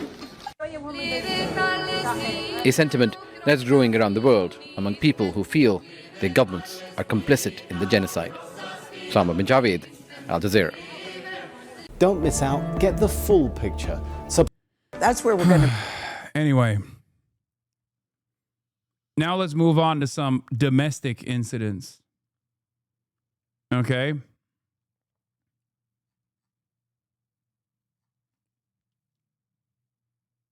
No, I'm not going to watch PlayStation State of Play. Don't be crazy. All right. Jimmy Kimmel. We're going to be talking about Jimothy Kimmel. Okay? Jimothy Kimmel defends free speech, takes aims at Trump in Return to Late Night show. And obviously, there's a lot to talk about on this front. I think it's like, it's just, there are parts of it that I thought was so fucking lame. Thread doesn't even put a dent in all Hasan has done. Oh, yeah.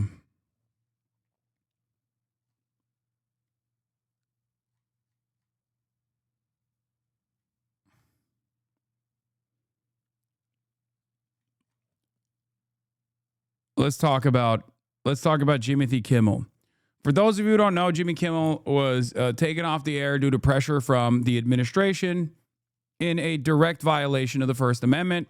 The FCC does not have any power over the content beyond like censorship over slurs and things like that. And yet the head of the FCC, Brendan Carr, who in the past had openly admitted that the FCC has no power for censorship due to the political nature of the commentary, decided to take unprecedented action and say, well, we don't like this guy. We don't like what he had to say. And his like incredibly timid monologue about Donald Trump, not really giving a shit about Charlie Kirk's death. And said, we're going to do this the easy way or the hard way. When referencing Jimmy Kimmel's monologue and demands to take him off the air. Let's take a look at what has taken place since then. Again, Jimmy Kimmel, he is back on late night TV.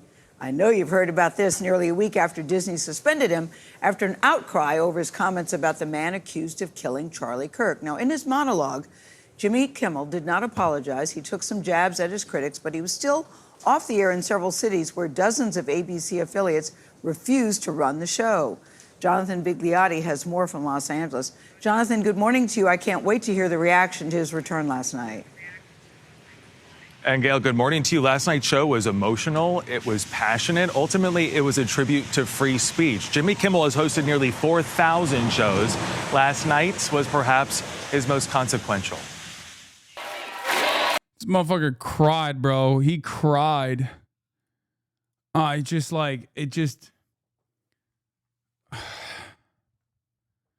Like on the one hand, it is a direct shot at free speech. Being in the crosshairs of this administration in this way is not great, no matter what your financial status looks like. Okay? On the other hand, I can't, as someone who said, I defend Jimmy Kimmel vociferously, unconditionally, it does piss me off a little bit. It makes me a little bit resentful because while it's good that public pushback caused the corporate overlords to reconsider leaning into the administration's ridiculous demands. I wish that level of discontent would be applied to issues of issues of consequence beyond a popular and wealthy comedian getting taken off his late night show. Make no mistake, I'm not saying this is irrelevant, okay? I'm not saying that at all. Greeted by chants and a no one's going to be as hyper aggro as you. You're not right. There are plenty of people who are just as understanding of the severity of the crisis that we're tasked with communicating. They just don't live in America. Americans are not all there. Your hate for the libs is a bit much. Not everyone is as dedicated as you, or at least us, towards politics, no matter how much you would like it to be. Jimmy is kind of a normie. Can a man not say there are also, in the exact same vein, there are also other victims that are being unjustly prosecuted by this administration in the exact same way? Just because many liberals don't give a shit about that doesn't change that reality.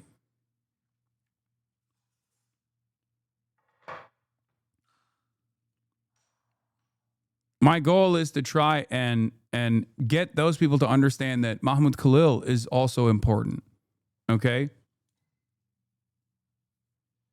We cannot just drop those who are more defenseless than the likes of Jimmy Kimmel.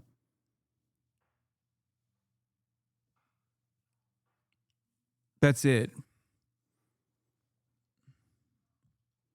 Because if this administration is still reactive to the pressure campaigns that are launched, and if corporations are still reactive to the pressure campaigns that are launched, okay, then obviously when there is a lack of pressure against certain groups of people, when they are also unjustly prosecuted for their First Amendment, for exercising their First Amendment right to speech, then you're basically training the government to think, yeah, it's okay if we just clap a couple migrants. Immigrants are not worthy of the same protections. That only allows the administration to directly erode the First Amendment, and they will come after American citizens once again. They shouldn't come after non-citizens regardless. The Constitution protects them as well. This was a perfect demonstration of my anger as well, where CNN's Jake Tapper went on the Seth Meyers show and said it was pretty much the most direct infringement by the government on free speech that I've seen in my lifetime. All right, Jimmy Kimmel, he's a friend of both of ours. Yeah. You know him, I know him. We know he's a good person. Obviously, this news is very exciting. But what was your original take on how this all went down starting last week? I mean, I thought it was pretty much the most direct infringement by the government on free speech that I've seen in my lifetime. Yeah. That's a crazy thing for Jake Tapper to say. Your liberal normie coworkers thinking this way requires you to go, hey, by the way, there's actually, a lot worse shit happening as well. Just so you know, if you're pissed off about Jimmy Kimmel, wait till you find out about this or that. Jake Tapper knows about Mahmoud Khalil. He knows about Rumeysa Öztürk. He knows about Mohsen Mahdawi. He knows about numerous non-citizens with documentation, okay? Migrants with a proper documentation to be here, getting locked up, detained. Do you understand? He knows that. He's covered it.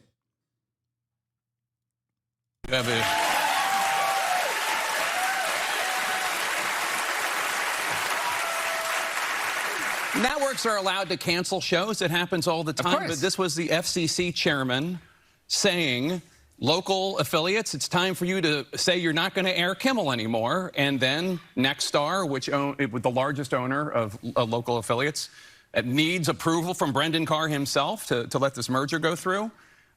Yes, sir. How high do you want me to jump, sir? They do it, and it's just insane. Yeah, it's just insane. It is we don't know the details as we're talking about, if any sort of agreement was reached or if ABC just is sort of like, there was an error in judgment, but I sort of look forward to seeing, obviously, how Jimmy responds. That'll be the most interesting piece of this. Yeah, and, well, look, I don't know why Disney and Bob Iger ultimately made the right decision and stood for free speech. They didn't initially, and that would have been the second example, because we all saw what happened with our friend Stephen Colbert and Sherry Redstone and Paramount with a different merger and a different pressure point that the government has. And we'll see what happens when they come for Comcast, and they'll see what happens when they come for Warner Brothers Discovery, and maybe you and I will be drawing comic books. I'm worried about you. Mahmoud Khalil was thrown in prison for 3 months for protesting Gaza, and the day ABC pulled Kimmel off the air for 2 episodes, a judge upheld Khalil's deportation. Rumeysa Öztürk was kidnapped off the street and imprisoned for writing an op-ed on Gaza. I feel like I'm going insane, says Adam Johnson. The class solidarity in this clip could power the sun for trillions of years is truly obscene. The most important rule to avoid all of these hazards per usual is to first and foremost make sure you are in the club. First, they came for the Gaza protesters, and I said nothing because I'm a racist company man who mostly thinks they had it coming. The Biden administration also did this to Sam Husseini, for example. This was under the Biden administration. This was a direct attack on free press, on press freedom, on press freedoms. And that wasn't also covered. That also did not see the same level of scrutiny. Okay. Now, I understand how people operate. Okay. I understand how people operate. Jimmy Kimmel not only is a very famous guy, but Jimmy Kimmel was also taken off the air for expressing the most timid analysis, okay? For having a very popular position. So, of course, it is a lot easier for people to see themselves in that perspective. My job here is to try and explain to you that if you also recognize right from wrong, if you also understand what's going on in Gaza is unconscionable, as many Americans do, as the majority of Americans do, then recognize that this level of prosecution is the same exact erosion of liberties, the erosion of the freedom of speech that you think you have, that will inevitably come and knock on your door. Okay?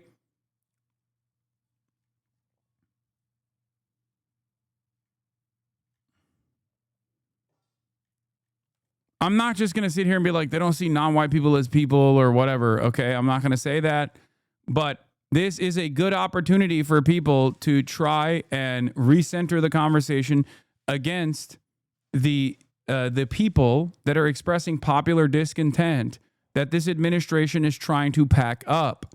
It was a triumphant return for late night host Jimmy Kimmel. I'm happy to be here tonight with you. An emotional Kimmel took the stage for the first time since his nearly week-long suspension following comments he made about the assassination. Why not say it is true? It's because it's not a very good way to galvanize liberals, okay? That's why. Sometimes you have to manage the way you talk about this stuff. I know people will get mad and be like, oh, don't be inoffensive to the racist sensibilities of liberals or whatever. But like, when you are trying to convince people, sometimes it's better to use honey than vinegar, you know? Assassination of conservative activist Charlie Kirk. That it was never my intention to make light of the murder of a young man. I don't think there's anything funny about it. In his monologue, Kimmel took aim at his critics, saying he felt lucky to live in a country where he could speak freely. This show is not important. What is important is that we get to live in a country that allows us to have a show like this. I want to see the whole monologue. I want to watch the entire thing here. We'll say this much, okay? Liberal. Breaking news. What is this? Jimmy Kimmel is back. Wait, what the fuck? It starts off here. Okay, listen to me. Mainstream liberal voices' inability to address egregious violations of the First Amendment when the targets are people that they don't consider to be important is truly an issue, because it allows the permission structure of the administration to expand. These guys didn't go after Jimmy Kimmel first, right? They went after those voiceless people first, or people that are not exactly considered. Do you understand? So when Seth Meyers or Jake Tapper or numerous other people like Chris Hayes, when they're having these conversations and they make it seem like this is the first shot against people's freedom of speech, they basically allow that permission structure to stay. They allow some targets to be valid. It is upon all of us to ensure that this is not the case. It's on all of us to talk about all of the other people that aren't, famous millionaire comedians. And the reason why we have to do that is because this administration is not going to stop. Is it a better country to live in if your fucking neighbors who aren't super famous comedians get packed up for expressing popular discontent? Is that a better country to live in? No. So it is upon all of us, especially those with a platform of prominence that speak to a lot of these liberals, to also correct the record. Do you see what I mean? Like, this is, dude, stop. Don't say shit like this either, please. Like, again, you catch more flies with honey than vinegar, okay? You can't just be like, dude, Jimmy Kimmel's a fucking white supremacist. Like, shut up. Just stop. Don't do that. Shh, it's okay.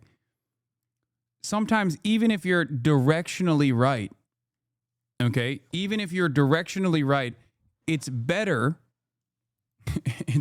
to message a little differently, okay? Yes, these guys don't give a fuck about Gaza. It is true. They do not give a fuck about the genocide that is going on. It is true. Or even if they do care about it, they care more about keeping their positions of power, keeping their positions of prominence. So they'll play along.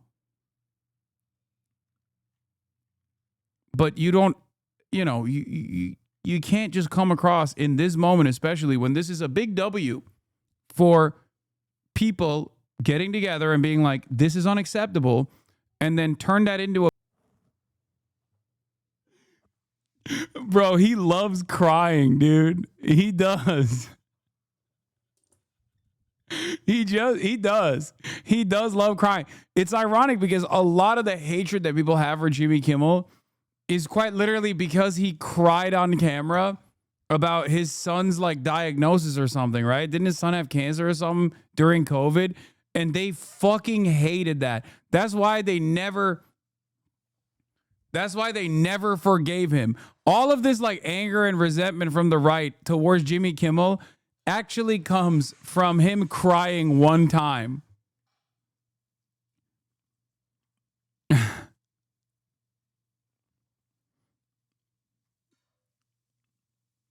His son had a heart condition, yeah. Which is so crazy that they just like, they never forgave him for that. They were like, this fucking guy, you're fucking joking? No, literally. Because he was like a big COVID guy. And part of that was because his son had like a heart condition and he was scared for him. And he like, showed real weakness and humanity for a moment. It is still funny to me that he's just like that. I mean, this is, to say and do tonight. And the truth is, I don't think what I have to say is going to make much of a difference. Insurance, I'm pretty sure. Oh, wait, that makes it even crazier. Wait, that makes it even crazier. They were mad because he was crying about health insurance and shit. God damn, Republicans are such fucking monstrous animals, dude. No. Well, I don't remember that. I remember it being something COVID related.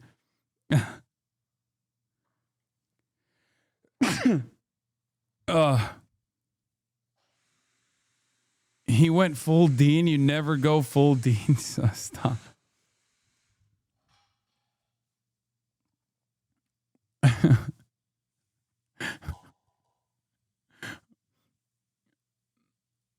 What is this?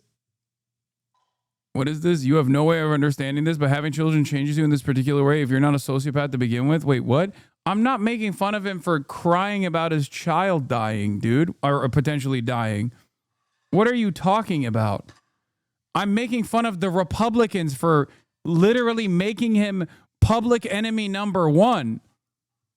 Do you not understand what I'm laughing at? I'm laughing at the fact that they're like, understand why Jimmy Kimmel got suspended for 2 episodes. Okay? He got suspended for 2 episodes, not because he said something that was like really bold or really radical or anything like that, or if he like dunked on fucking Charlie Kirk or some shit.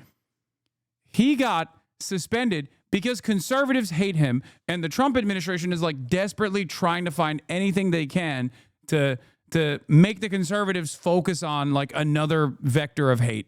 Okay? And the vector of hate in this regard was Jimmy Kimmel. But one must ask the question, why conservatives hate him? And a big part of the discontent comes from,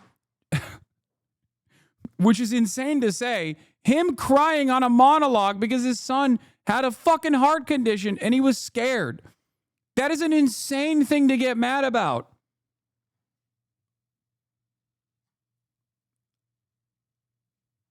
That's crazy.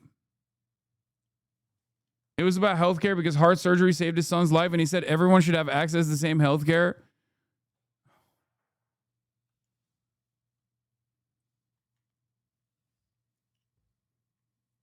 What an insane thing to just be frustrated and make him public enemy number one over. Anyway, let's continue. He had more comedy chops, man. I wish he had more comedy chops and was like, y'all are fucking crazy. And he just blistered the admin, you know? And was like, the fuck?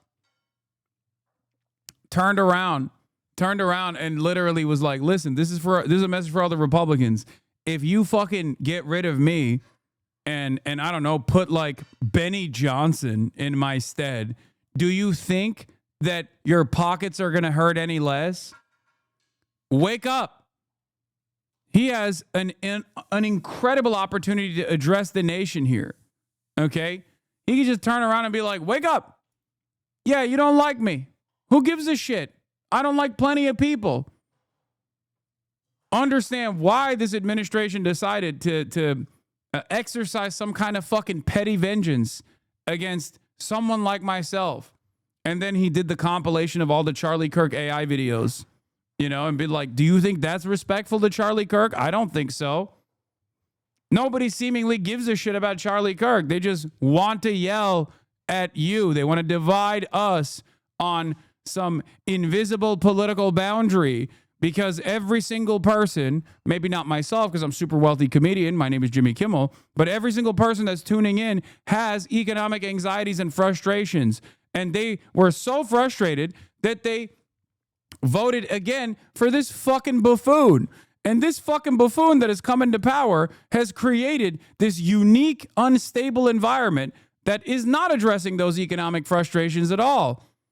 So, in the absence of offering any sort of positive change to make sure that your housing is stable, to make sure that your grocery prices are fucking more affordable, they're just going to keep doing dumb shit like this. And if you don't wake up to the reality, before you know it, you're not going to be able to afford anything, okay? And you're just going to be sitting around angry, hoping that there's, I guess, more Benny Johnsons on late night television, as though that's going to fucking do anything for you. I'd have felt the same way. I have many friends and family members on the other side who I love. And weren't you just talking about attracting liberals with honey law? I don't think that would go over well. What are you talking about? What do you mean? He's not really a political commentator? Come on, dude. You don't have to be a political commentator to address these things. This is real. This is just a thing that people experience. Is this not something that you feel? Do you feel like anything I said was just like brilliant? No, it's just I'm just addressing things that people feel. You don't have to be a fucking a brilliant political commentator. I myself am not a brilliant political commentator. Yeah. Grocery prices are rising at the fastest rate since October 2022. Groceries are also 29% higher since before the COVID-19 pandemic, according to CPI statistics. In Gaza,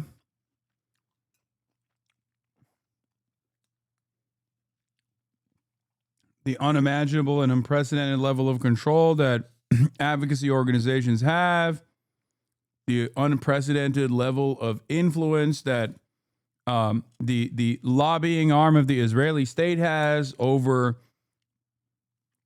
politicians who are desperately and actively refusing to listen to the very reasonable concerns of the American population.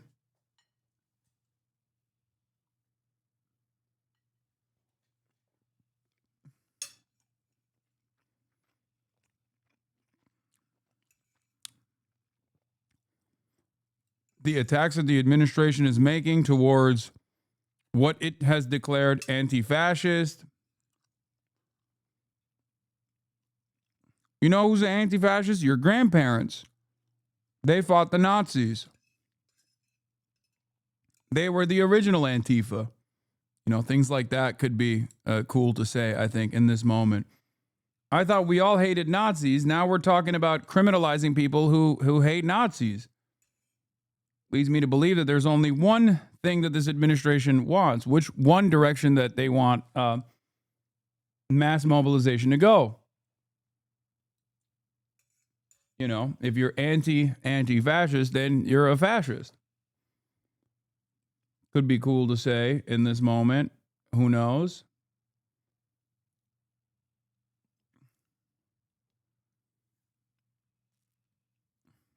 So, fantasize about what liberals can and can't say, or what kind of reaction that this would invoke in the population, both in the live audience that's watching Jimmy Kimmel, or also the much broader audience, the much larger audience that has watched Jimmy Kimmel since the release of this. Understand that people would go nutty if he brought up Israel in a positive way. If you fucking think that your neighbors and regular ass Americans are not more mad than the way that the liberal media has framed this issue, you are wrong. How many fucking grandparents do you have to see at these protests to recognize that, like, no, a lot of Americans are pissed off?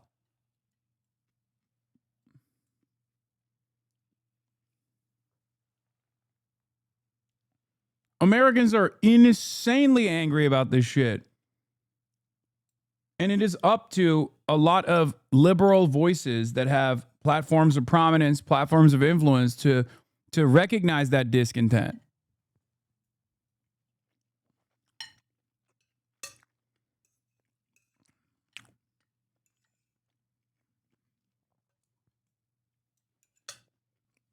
When I heard this caused me to realize something very interesting. Did you guys know that despite the fact that obviously Jewish comedy writers are overrepresented in rooms, there is not a single, I thought Jimmy Kimmel was Jewish. There's not a single Jewish late night TV host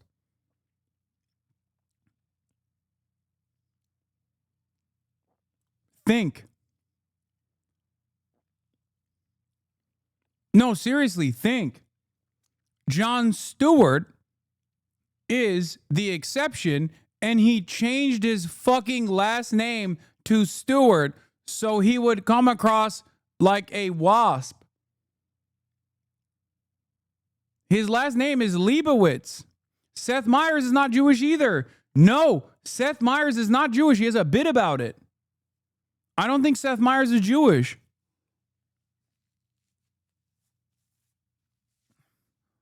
Conan O'Brien? You think Conan O'Brien is Jewish? His last name is O'Brien.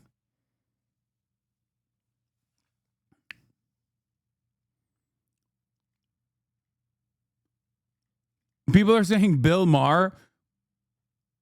Why do y'all think they're Jewish? Obviously they're not.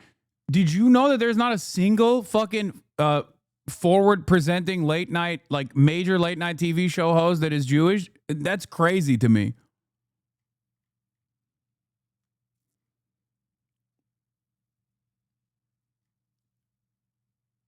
When Jimmy Kimmel was like, oh, as a Christian, this is what I believe, I was like, what the fuck?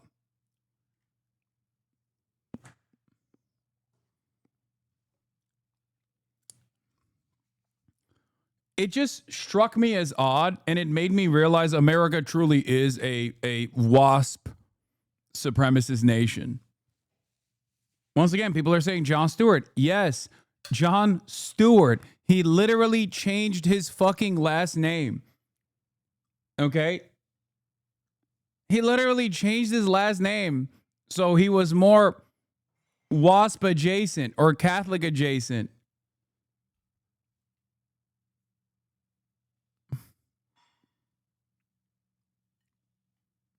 It's crazy. Well, anyway, while this comes across as a big W, and in some ways it is, because it just reveals, I think it reveals a weakness that the administration has. You missed a lot. Seth Meyers is Jewish, by the way.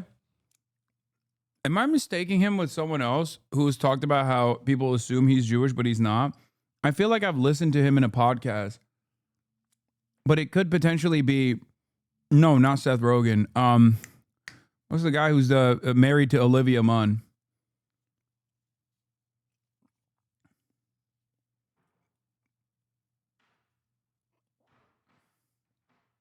John Mulaney. Yeah.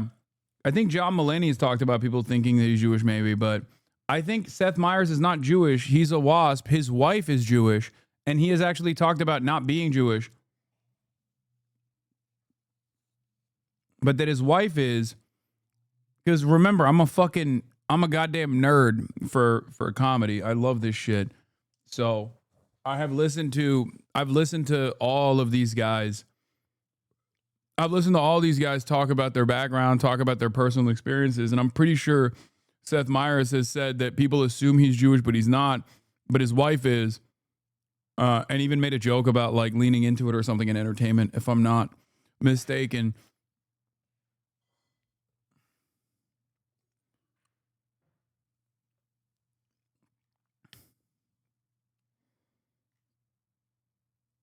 Anyway, it don't matter. Seth Meyers is of partial Jewish descent, but was not raised Jewish, and his wife is Jewish. Thank you. Also, someone corrected me on my Jon Stewart lore. I apologize for misinforming people. Jon Stewart apparently changed his last name because he was estranged from his father at the early age of 11, and therefore he did not like his last name, Leibowitz, and not for any other reason. One thing people think they know about me. Yeah, this is what I've heard. I've seen this bit. Okay, it is Seth Meyers. Okay, That is wrong is I am not Jewish. All Jewish people assume I am Jewish because of my name and my face and everything about me. I've literally listened to this. My father's father was Jewish. My mother could not be less Jewish. For example, the other day she said, as long as my kids are happy, I'm happy. So...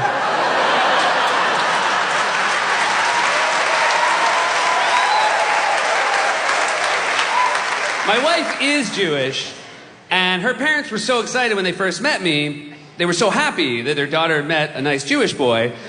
And then I had to break the news to them that Seth Meyers was not, in fact, Jewish. And that is very unfair to them because to be named Seth Meyers and not be Jewish is false advertising. But I will say, over the course of the 5 years I dated my wife before we got married, I think to my in-laws, I became to them. One thing people think they know about... Jon Stewart also said the other thing too. You weren't wrong. Let's fucking go. How dare you question me on my fucking knowledge?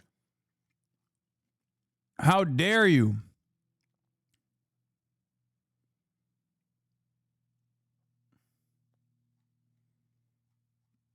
I'm a fucking ball knower, bitch. Double vindication. Oh my God. Could let me know if my reasoning is correct. One, the Dems could be considered far right in Europe. Doesn't the Republicans calling every minor left-leaning opinion radical left just show how far right they are? That every other view is categorized as radical left? Yes.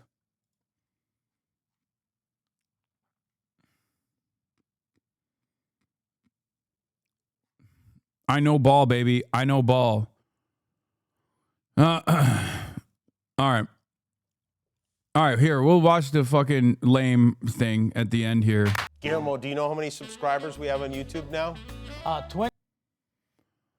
Anyway, that's it. It's all right. I mean, there's good parts in there, and then there's like cringe parts in there. But let's take a look at what the real brave truth tellers had to say about Jimmy Kimmel getting taken off air and then coming back. The Joe Rogan Experience. This whole Jimmy Kimmel situation that is happening right now. Yeah, wild. Very wild. Oh, Trump also responded. Hold on. Where is it? Is this it? No, this is the UN. What was Trump's response to this?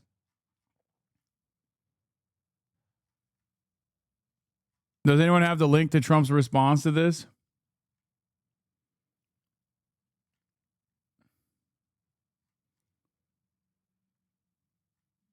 I'm coming after ABC. I can't believe ABC fake news gave Jimmy Kimmel his job back. The White House was told by ABC that his show was canceled. Something happened between then and now because his audience is gone and his talent was never there. Why would they want someone back who does so poorly, who's not funny, and he puts the network in jeopardy by playing 99% positive Democrat garbage? He is yet another arm of the DNC, and to the best of my knowledge, that would be a major illegal campaign contribution. I think we're going to test ABC out on this. Let's see how we do.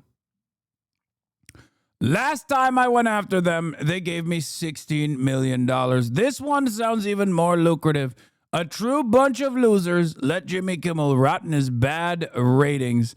ABDNC. It's no longer ABC. It's ABDNC. Of course, it drew record ratings in his return from suspension, but that's a given. But once again, Donald Trump openly expressing his anger and resentment that they are not doing his bidding. That they are not doing his bidding. And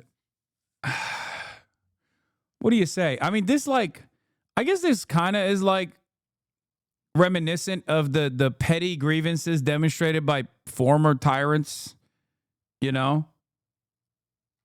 It's just how I think when people have awesome power with no setbacks, with no checks whatsoever, they just kind of lean into this petty shit.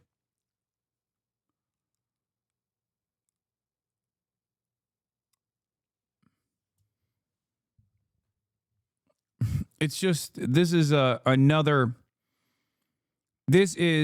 another instance of the Turkification of America. As I've talked about quite a bit, Erdogan, his first act in a country that doesn't have free speech anyway, was to literally sue cartoonists and satirists for depicting him as an animal, like putting his face on top of animals. Now he arrests en masse any kind of political opposition he sees fit, including active politicians that are very popular.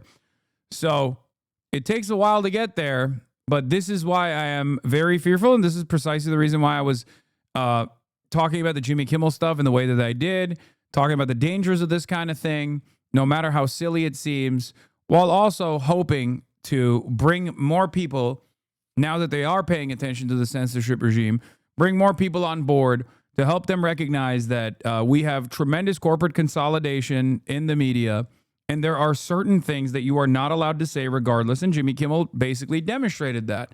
No statements on Israel whatsoever in this circumstance, because it's that is the one area that you can't really fucking speak out against. Even though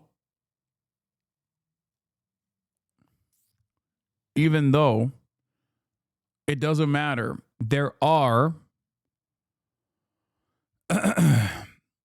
is a lot of motion in that direction in a long time. What?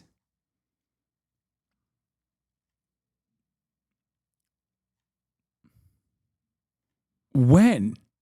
What the fuck? You just made that up, bro. That is not even remotely correct. I don't think he's like a card-carrying leftist or anything like that, but he is a libtard for sure. Watch his podcast. No, he's apolitical, but has libtarded leanings for sure.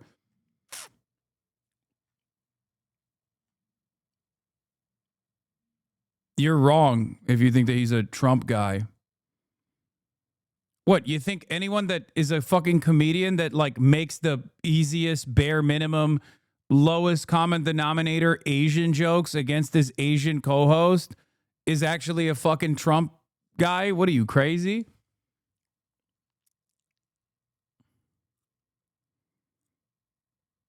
So I'm finding out one of his faves is bad policy. I wouldn't say he's one of my faves. But I think that this is yet another instance where like leftists who unironically just like despise comedy and don't actually spend a lot of time around like normal people forget that like in the normal world, people's considerations for other marginalized communities is not so heightened as it is in this community, or I guess like the circles that you frequent online.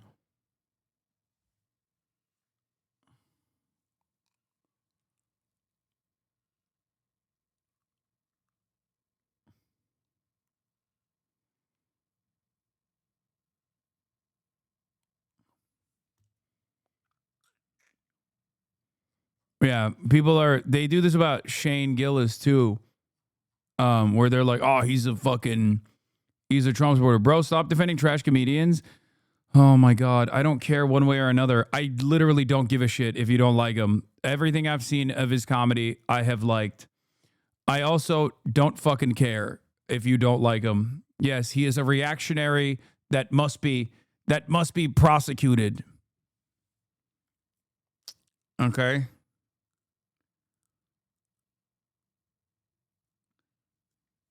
One of the worst aspects, one of the most consequential aspects of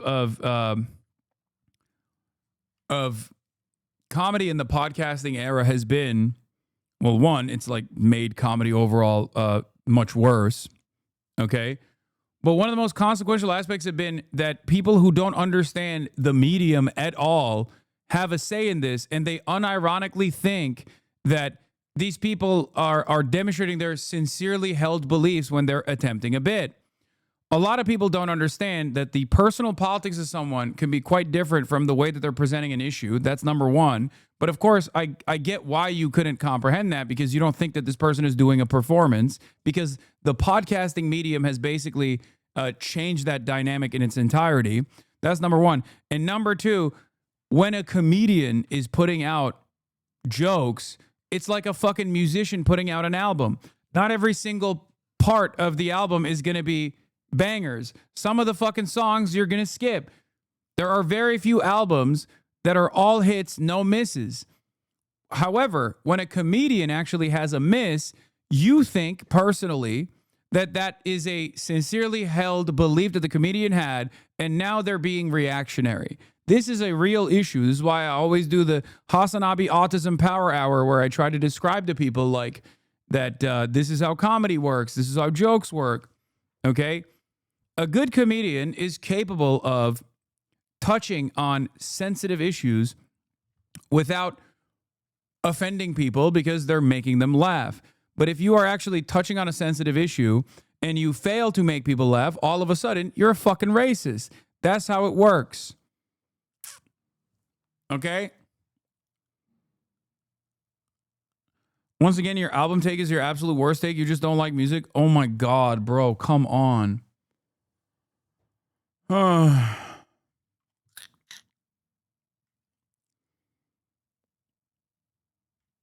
think. Yes, dude. White moderates, all of them. Famously apolitical white moderate. Shane is a Trump guy. The fuck are you on about? Oh. You're literally doing the thing that I was trying to explain, which is that comedians,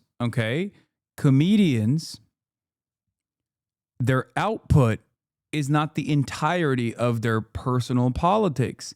They are trying to entertain. If it's not for you, it's fine. You just move along. Okay? Hasan loves to defend his fellow famous men, though. Exactly. There is a definite cynical purpose here, because I love defending famous guys. That's classic. It can't possibly be that this is an issue that I have explained every single time, so much so that there is literally an explaining jokes autism power hour segment that I do all the fucking time. Okay? Yes, I know Shane Gillis did a podcast with a neo-Nazi who sent me death threats and talked about me. I know. I don't give a shit. I know. Yeah, he hung out with Sam Hyde. I know.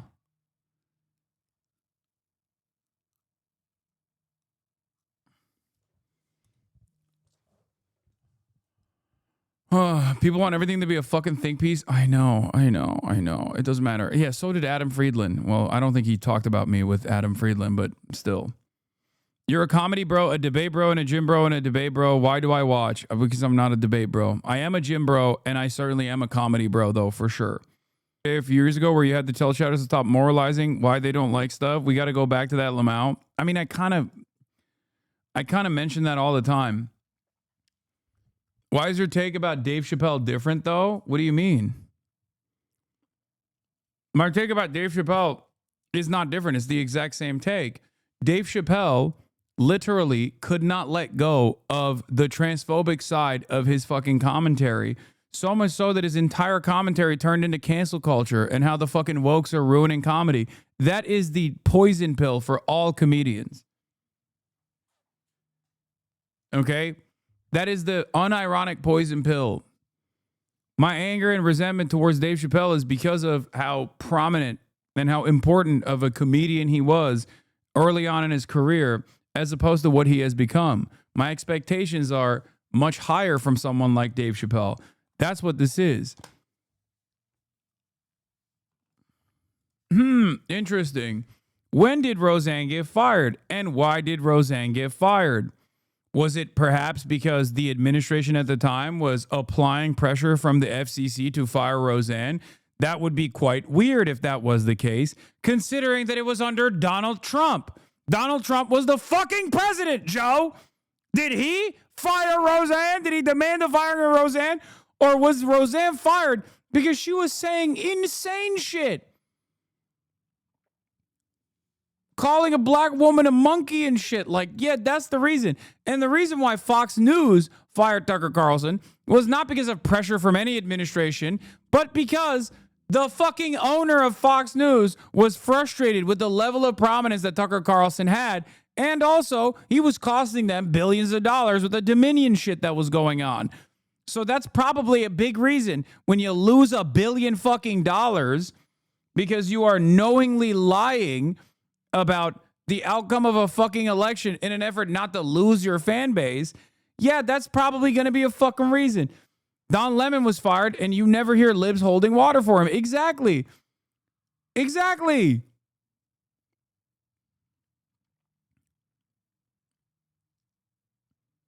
That's crazy, man. The fuck are these guys doing? These are not comparable instances. Bricked their brains. Okay?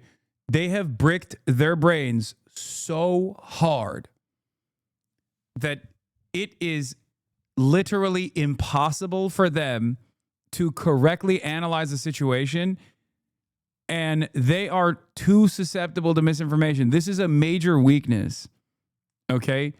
This is a major weakness for the right. So much so that unironically, it's literally easier to just lie about a situation instantly if you're like a liberal and just be like, nah, this guy was a right-winger. And these guys are more likely to believe that narrative. It already happened. Half of the right decided that this wasn't like sufficiently attacking trans people. So they were like, I'm questioning the official narrative. And then the other half of the right was immediately like, no, Israel did this.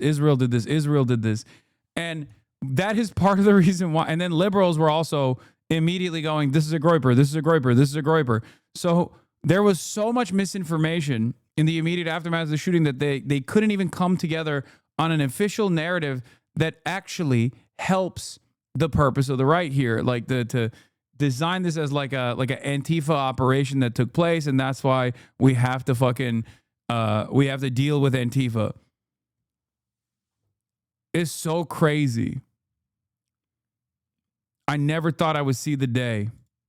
Presents misinformation about a super weird guy who played a super weird role, super suspicious role in this, right? That part is true. But he presents a bunch of misinformation that he just half remembers or misunderstands, and then is confused and scared by his own misinformation that he just presented. Dude, think fucking critically, man. Please. Some of the stuff that he said is true. Like, the guy volunteered the information to law enforcement at the hospital that he had child pornography, CSAM, child sexual abuse material, on his phone. The guy did also come out and said, I did it, and I would do it again. And even said, kill me, shoot me. Drawing a lot of attention in the immediate aftermath of the shooting. This is strange. Okay? And he has some kind of connection to 9/11. I can't remember.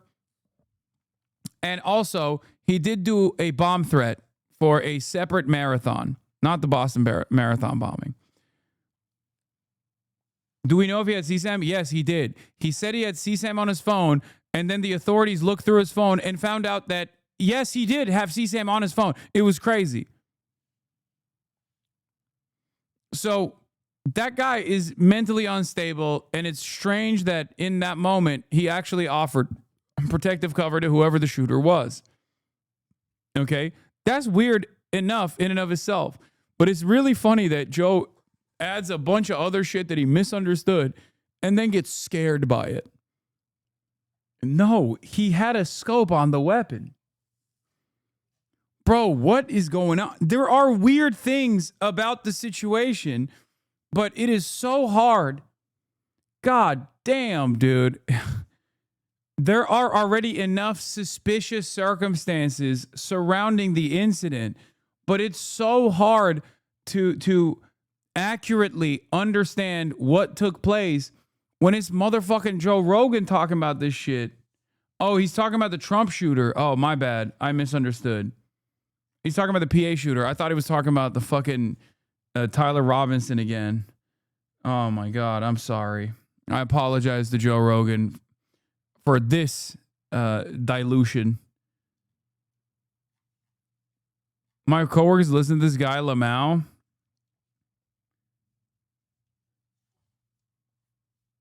You really are the Joe Rogan to the left? Classic. I know. Sights, that's a lot harder. Because iron sights is you're lining up. So you have these two things in the back and there's one thing at the front of the barrel. And you got to line. There's a video going viral saying the whole thing is fake. 5 million views in YouTube in 2 days. Candace Owens is even wondering if there was a trapdoor underneath them. Oh, my God. Oh, my God. That's awesome. Fucking hell yeah, dude. What are you going to do about it? Supposed to get it in that stupid fucking backpack. It's literally, it makes no sense. Dude, one of my favorite aspects of this story has been all the gun tubers being like, the official narrative presented by the FBI is so fucking stupid. Okay? This has been one of my, I told you this already. As soon as I saw some of the claims that were being made by the FBI, I was like, there is no fucking shot that gun tubers, who have massive right-wing audiences, of course, were going to take the official narrative and run along with it. Okay? It just does not make any fucking sense. And these guys love recreating high-profile assassinations. They are going to endlessly discuss this. They're going to try to recreate it and show that it's impossible to recreate over and over again. This is what they do. This is their bread and butter. They're gun sexuals, man. It was so dumb for them to not wait a couple days and reveal accurate information about accurate information about the gun and what took place, because these guys are going to fucking obviously go through it and discuss it. Eyewitness to 9/11, which is weird, this guy, the old guy. And then he was arrested for threatening to bomb the Salt Lake City Marathon finish line in 2013. This is George Zinn, Z-I-N-N. There's so many different things, and I get it. Believe me, I'm always the last person to be like, okay, buddy. That's the odds of that are in the billions. They said that's like 0.00007% likelihood that this guy was there for 9/11. He was there for Charlie Kirk's murder, and there was a third component. He was there for some. He was. I think he was arrested for terrorism. Allegedly. Listen, if there's anybody that doesn't go down the rabbit hole, it's me. My goats. When the goats talk, you listen. Okay, that's called valuetainment, baby. It's called goat talk. And when the goats are talking, we shut the fuck up and we listen. Okay. Yeah, Candace Owens is running around talking about a trap door potentially. Candace basically saying, do I have evidence Charlie Kirk was killed by a shooter who hid behind a trap door beneath his feet? No. But it's alarming that the federal government hasn't investigated this because that's what happened. She's insane, says Pedro L. Gonzalez. Pipeline. Is she insane or is she the most sane out of all of us? Oh my God. It's hard. It's hard for me when the administration is so desperately attempting to create a profile of the shooter that will allow them to stamp out any sort of leftist opposition. It is so hard for me not to lean into these guys who are very clearly destroying that narrative every single day with their ginormous audience of right-wingers. Okay.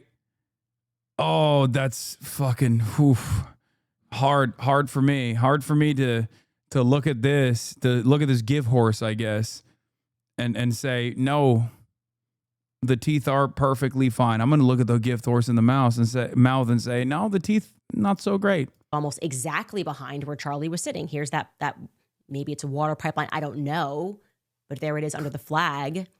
And to your right. My favorite version of this was they were saying that the auditorium, like the outdoor seating that Charlie Kirk was at the center of, looked like the candles that you light during Hanukkah, a menorah. Fucking awesome, dude. Respect to the mentally ill. You know what I mean? Shout out mental illness, dude. Y'all are really cooking with gasoline. Okay. I went into my tips line and I saw that somebody had messaged me about this. More than one person messaged me about this. They're like, hey, yeah, there's like a whole underground thing there. And to your right, you're observing those two little boxes. And they told me that was a trap door. Now, I'm not implying someone, popped up and shot Charlie, but that's a close up of that area. I'm just implying that there's an entire underground there. And I remember Hamas tunnel or the same kind of tunnel system that we saw in New York in the Chabad tunnel. Like the ones we saw in Brooklyn. I'm just saying. The year of the tunnel continues. Yeah. When I looked at the footage, I felt like it was coming up. I don't know anything about ballistics. I'm not an expert. But if there was a hatch door nearby, then we can assume, as we should always assume. This is where Charlie Kirk was sacrificed. Bro, come on, bro. Come on, bro. That's crazy.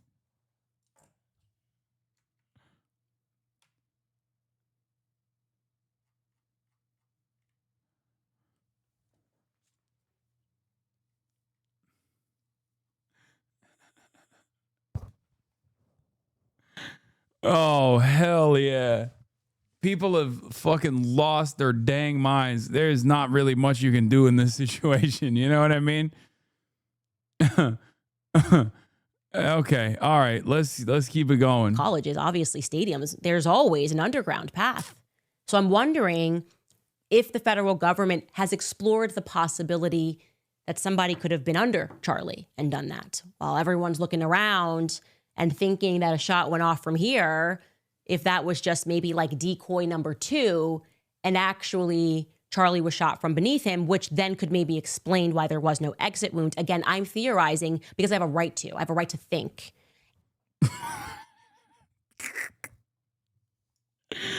Yo. She has a right to think. That's true. Hey, more power to Candace Owens. Okay. Listen. More. She has a right to think. And that is interesting to me. Where does it go? There was a Twitter response to that photo also saying, I'm a literal Nazi and I think this is bullshit. Yeah.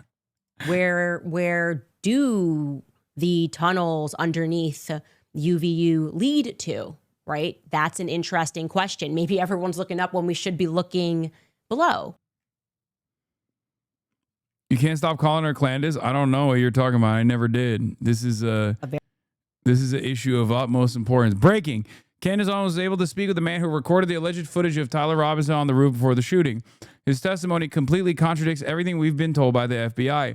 His footage was recorded just 20 seconds before Charlie Kirk's assassination, according to the timestamp. He allegedly saw the shooter holding a smaller firearm and believes Charlie was shot with a lightweight bullet. This witness also provided a description to law enforcement that was never released to the public. He says the assassin was wearing tactical gear, a face mask, and looked like a foreign agent. Wow. Very much, and maybe this is a poor way of saying it, a straight shooter said, yes, you know, I have a training. And I don't want to give too many identifying details here, but this person himself has a lot of experience with guns and knows guns and, you know, helps to train people in that sort of a capacity, and said that they observed that individual, the FBI saying that the shooter dropped onto the roof at 12:15 didn't make sense to him. He said earliest it was 12:22 that the individual ran across. This was a tactical style individual that was doing a tactical ascertainment in the moment. Set up, took the shot, and I said, well, you must have been there, because he then sends me I wanted to see all of the metadata of when he took that footage, and the metadata begins at 12:22 and goes into 12:23, the very minute that Charlie gets shot. And he says, yeah, I saw the shot. I had just stopped recording about 20 seconds before the shot rang out. And he said that he told them a description of. I never saw coming to the whole deep conspiracy nature of the Trump supporters might backfire. Gives hope in a weird way. Yeah, that's why I'm just observing. Not everything needs a reaction. Sometimes it's okay to just admire from afar. Okay? I'm just observing. I'm tactically ascertaining. I'm tactically engaging in the act of observation. You can sit back and observe sometimes, okay? That's what's going on here. What the shooter looked like, and it was not the description that the entire world received less than 24 hours later of this person, Tyler Robinson, wearing jeans. I said, was he wearing jeans? He said, no. Actually, this person was dressed in tactical gear, and he was wearing a face mask. And he said, according to him, and like I said, he has a lot of experience with guns, that this person looked to him like a foreign agent. I don't know if he's wearing all black, how he got that, but he said there's no. I believe him. He looked Israeli. Oh, it's awesome. Dude, the amount of mental illness I have seen about the Charlie Kirk stuff on the timeline, where the administration is like so desperately trying to create this perfect narrative about Antifa, and these guys are like, nope, not even a little bit. There is so much. Nope, that was definitely, he's Mossad. He's Jewish. I know, because he was wearing a kippah. That's right. It's pretty crazy. He was very certain that this person was skilled, knew exactly what he was doing, and was highly trained, like a highly trained assassin, so to speak. Okay. Man, being white is so OP. Nazis will invent false flag to get you off charges. Oh, yeah.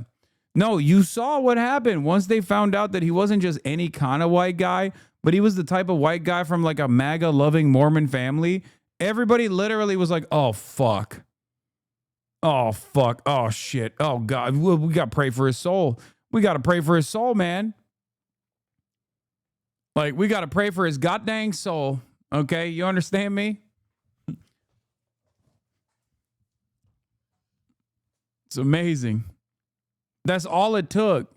He then says something else. As soon as George Zinn got arrested and that started circulating, he ran to someone on campus and said, this is the wrong person. I observed this person with my eyes. You have the complete wrong description. The person you're looking for is wearing tactical gear and is obviously young, because I watched him sprint back after taking the shot.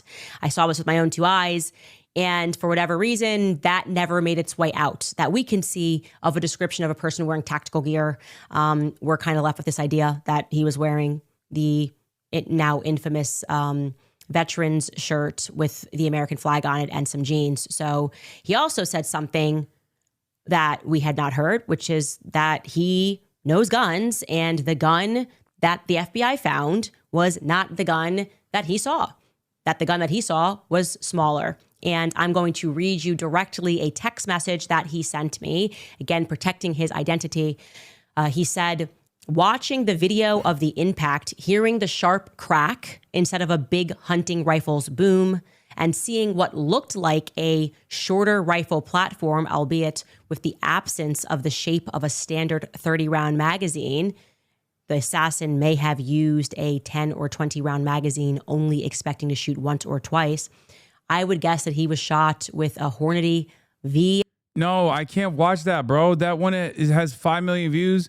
That video is just blood and gore. I'm pretty sure that fucking video, ladies and gentlemen, straight up shows step by step the like frame by frame. It shows the exact moment where he's like shot and like blood pouring out and all this stuff. So I can't. Oh my lord, he has literally.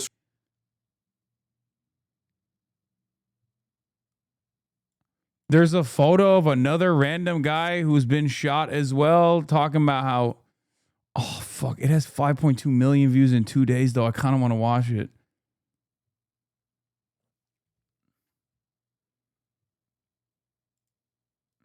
Hasan, please look up Explore Talent and how Candace Owens and Erica Kirk were a part of it. Erica also worked for Trump at 17. They opened a Christian ministry in Romania where they had kids going missing, which were mainly orphans. There's a crazy person in here. No, that is another thing that people are talking about. Erica Kirk was Miss Arizona for when Trump owned it. Okay, owned the beauty pageant. That's true.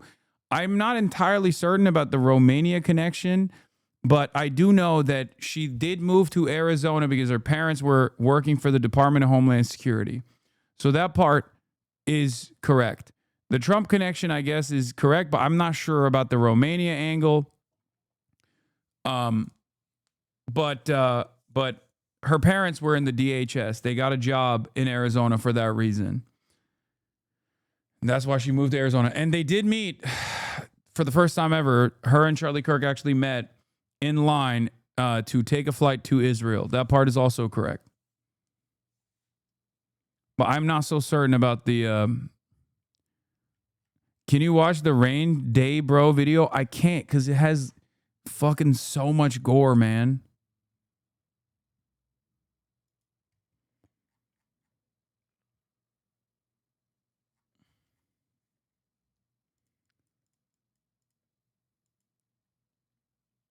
I don't know what's going on.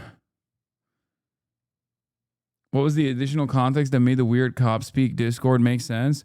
Oh, I watched Tyler Robinson talk to the police in a accident, like in a car accident in 2022, and he does unironically talk like that.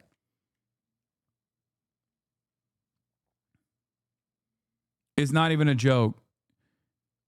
It's safe after 6:30, or if you cover 80% of the vid and only show the dude talking. Okay, you know what? Fuck it. Let's watch it, dude. Fuck it. YOLO. This video has 5.2 million views in 2 days. Okay. Another GunTuber guy. His name is Range Daybro.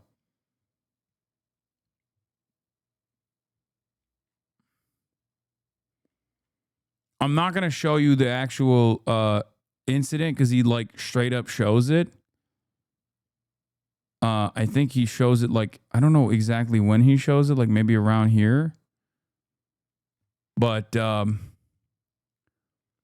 guess like he starts showing it like it immediately in like 40 seconds. Ladies and gentlemen, I now have acquired proof that the FBI's official story is false, whether knowingly or unknowingly. We're going to have an entire monologue and talk about a lot of these things after I show you this. But if you take nothing else away from this video, you need to see this. And in that video, you can see the same, what appears to be the bullet coming down. Okay, first First start here. Rough start. Big, major proof instantly. Major proof that he has is a fucking TikTok video of someone talking into a toilet microphone. And it does line up with the actual gunshot itself. So you're not counting gang violence. Great. So then, this video already got debunked. This guy thinks he sees blood from behind, but it was his earpiece. Yeah, actually, honestly, I don't want to fucking watch this because I'm worried about getting banned for exposing the truth, that is. I don't think it's worth it. I don't think it's worth watching. But, I mean, a cursory glance here talks about how the bullet trajectory is exactly the opposite direction.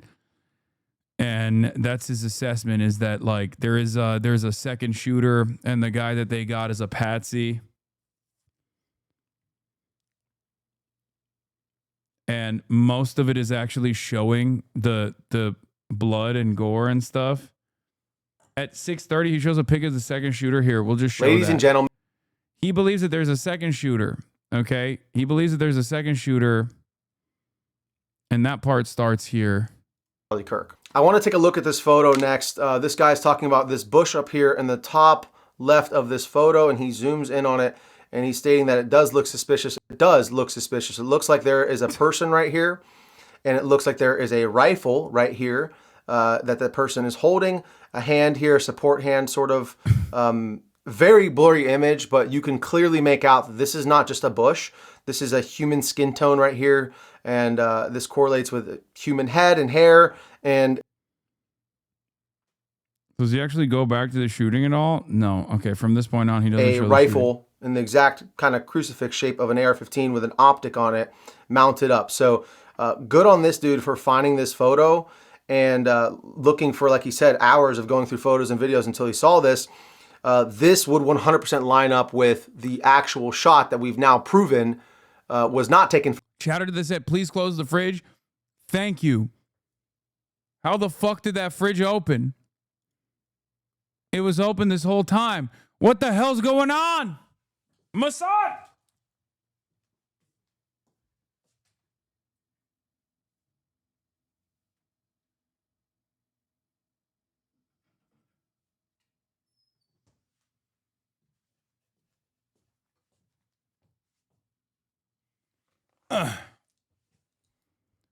Did Kaya open it? Did Kaya open the fridge? Was there a tunnel underneath? Anyway, let's continue. From the front was taken from the back side of Charlie. This would line up exactly with that bullet trajectory and the entry and exit wound that we exhibited, that we saw here on camera. I like that he put the little shooter up there.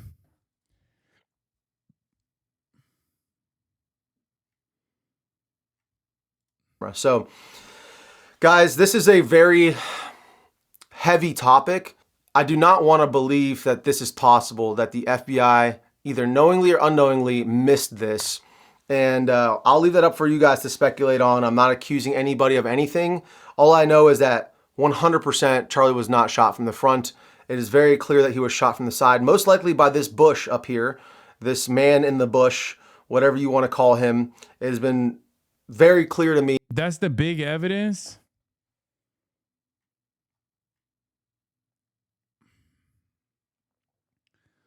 Oh my God. Let him cook. Let him cook. Let him cook. Let him cook. Let him cook. Yup. Let them for real?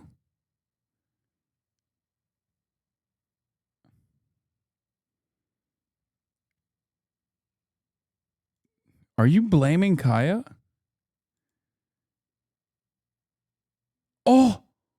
Oh my gosh, she did open it. Oh my God.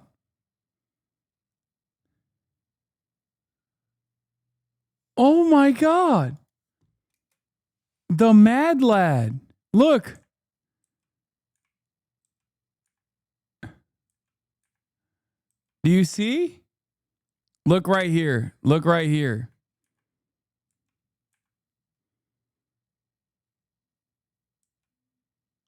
Oh my God. What the heliante, dude? What the hell?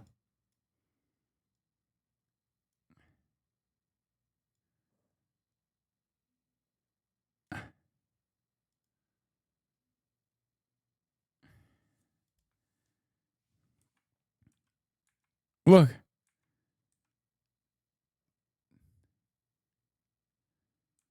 Look. This bitch. Look. She just cracks it right open. I can't believe it. Look at her sleeping after getting up to some mischief.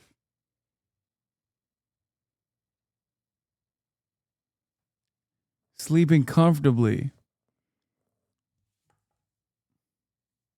Probably dreaming and scheming about what kind of mischief she'll get up to next.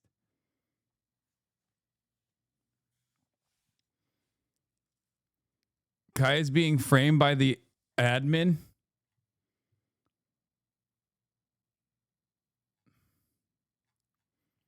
AI is wild. Okay, calm down, everybody. This ain't no dang AI, okay? This doesn't feel... That's where it ends? That's incredible moment to end that fucking piece. Erica and... Megyn Kelly reveals Erica Kirk was shaken about the Jezebel. Oh my God. Ain't no fucking way, big dog. Are we for real right now? This is another narrative, a third shooter. This time it's witch talk. Oh my God. Jezebel, the famous feminist blog, wrote an article a couple weeks prior to Charlie Kirk being shot and killed about how they went to Etsy and got a bunch of witches to do a curse on Charlie Kirk. Or was it, 2 days prior? Sorry, not even, ooh, goddamn, that's even scarier. Not even a couple weeks prior, 2 days prior. And we are officially now reaching a new level of insanity where we believe witches and curses are actually real. This was the product of a curse.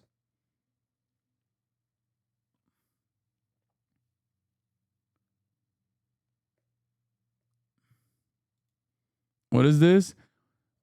Did y'all know Erica Kirk is banned from Romania because of her evangelical group is accused of trafficking children out of Romanian villages? Birds of a feather, I suppose. Have any of the 16,000 users retweeting this or 129,000 liking this post, which claims Erica Kirk is banned from Romania over child trafficking allegations, bothered to check whether it has any basis in truth?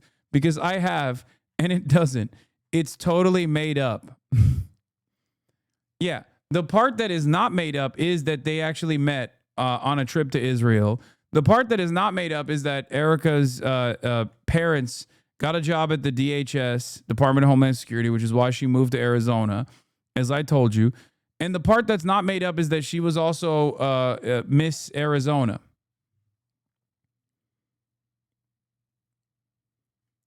For the property that Trump owned, the beauty pageant that Trump owned. This was the article for the curse 2 days before the shooting. Hey, FBI, does hiring witches to curse Charlie Kirk before his assassination make one accessory to murder? Are you fucking for real?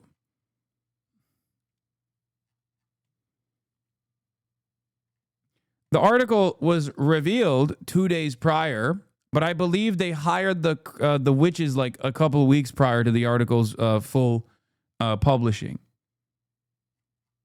Okay? But because we have become even more insane in every direction, okay? Insanity, much like violence and much like gun violence, is a bipartisan thing here, okay? Being susceptible to misinformation is bipartisan. Insanity is also bipartisan, and that's why there are so many different conspiracy theories flying around, but this one has to be the best one. honestly.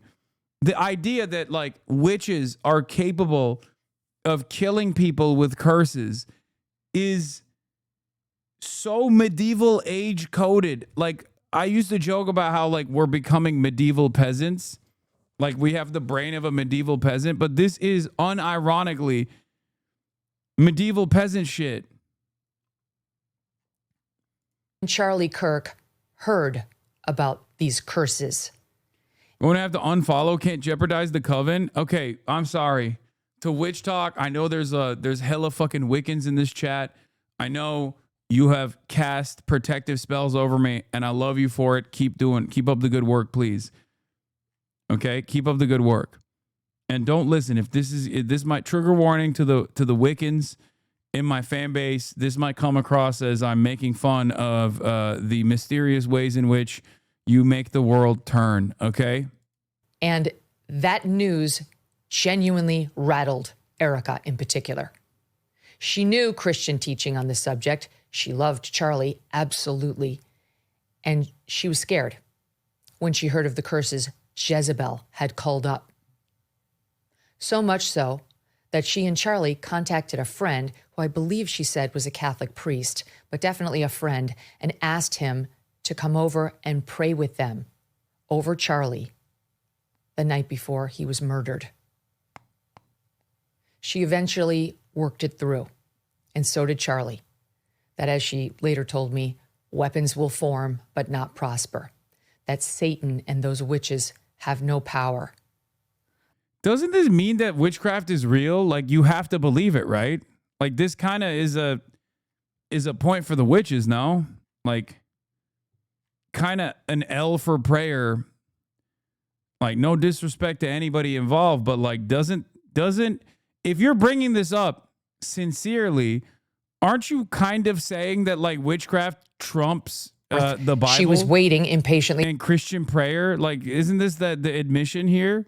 Before results.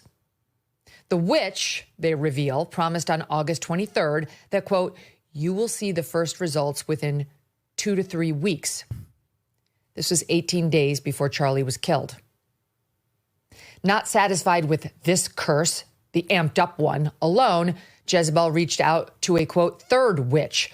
Like, you can't be serious, right? Like, you can't be like a whole ass adult in 2025 and unironically doing a whole 7-minute monologue on witchcraft, right? That's not where we're at as a society, right? I mean, there's so much scientific discovery that has taken place since the last time people genuinely believed this stuff. I mean, how can I look at this as anything but hysteria? This is like believing in Star Wars, you know? Like that people can do Jedi mind tricks and shit. What the fuck? What? I'm always left with two different minds on stuff like this. Like, is Megyn Kelly this fucking insane? Or is she such a cynical grifter that she's like leaning into all these different narratives in an effort to farm clicks off of the straight up broad daylight execution of a person that she knew personally? Like, what the fuck is going on, man? She's just a grifter, dude. No one is that dumb. Dude, there is a deep crisis of consciousness, collective consciousness in the hearts and minds of many evangelicals, I feel like. Priestess Lilin.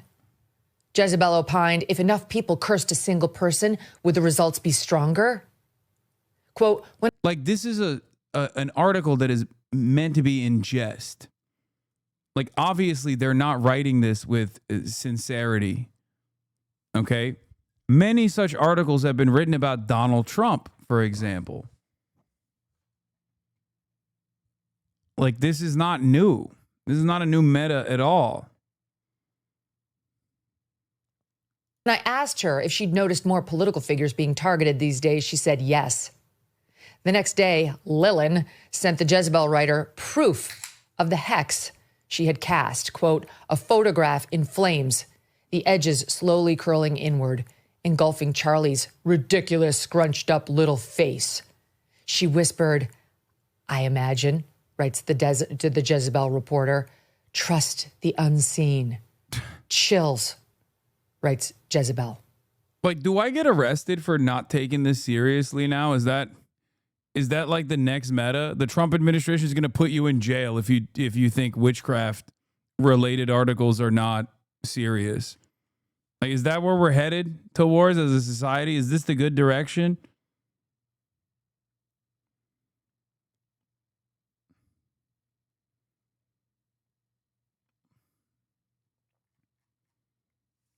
What the fuck?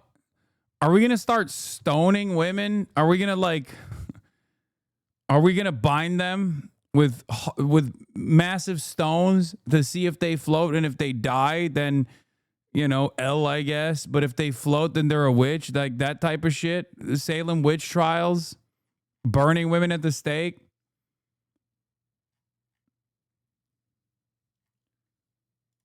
Sunday, August 24th passed, writes the author, and nothing. Monday, August 25th, still nothing. Tuesday, August 26th, nothing. But then she writes, she reminded herself, this is witchcraft, not Amazon. The forces operate on their own schedule. The Jezebel writer ends the piece as follows. So, did my Etsy curses work? Time will tell.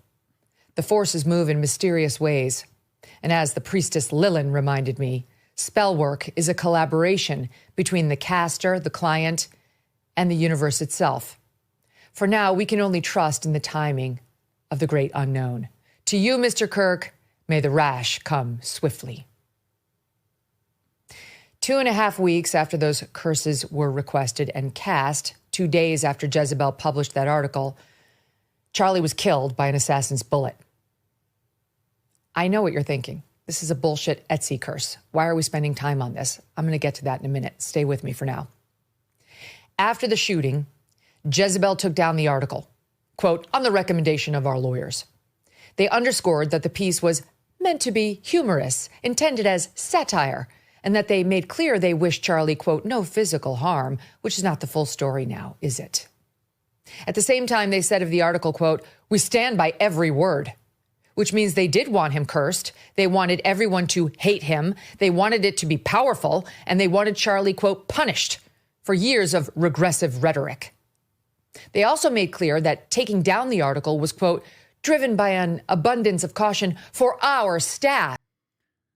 You see Megyn Kelly's brand of medieval peasant brain across the right influencer world. Tucker Carlson was sleeping in a bed with all his dogs and woke up to find some scratches on his body. His conclusion, he had been assaulted by demons.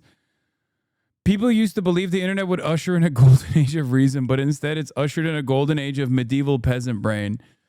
Yeah, no, we are fully in the throes of medieval peasant brain. Like, this is the most medieval peasant brain we've ever been in modern time. Oh my God.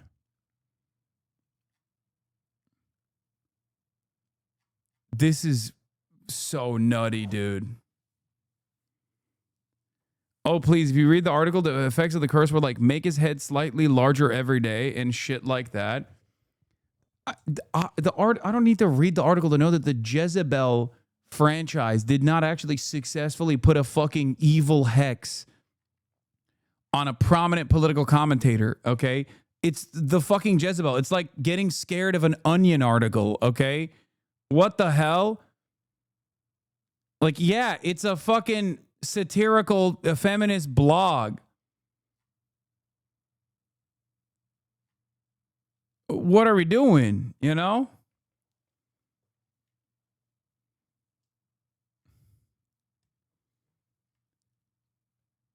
Prove they didn't, libtard? I can't do it. I can't prove it. And I am scared of the witches. Please don't curse me. Downplaying women's achievements, shaking my head. In other words, they were worried about violence against them by Charlie Kirk supporters. They also, they wrote, wished, quote, to avoid the piece being misused in a tense and volatile environment. There was not, they made clear, any change in their editorial and judgment. In fact, they emphasized, quote, we may republish at a later. Why do you always shut down ideas you don't understand?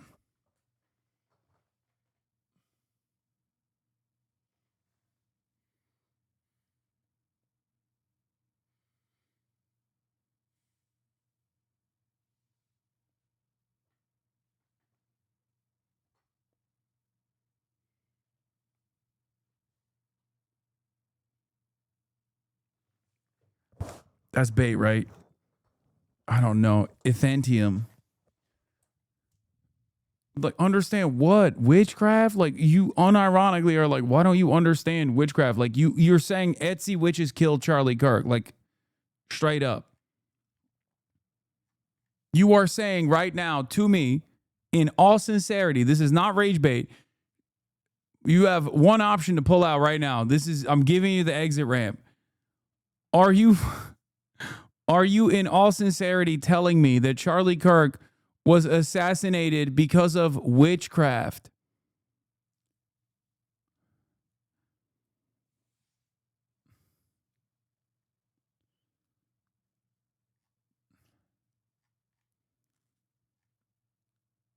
It's not letting me send my messages. I was joking. I'm sorry. Oh, Jesus Christ.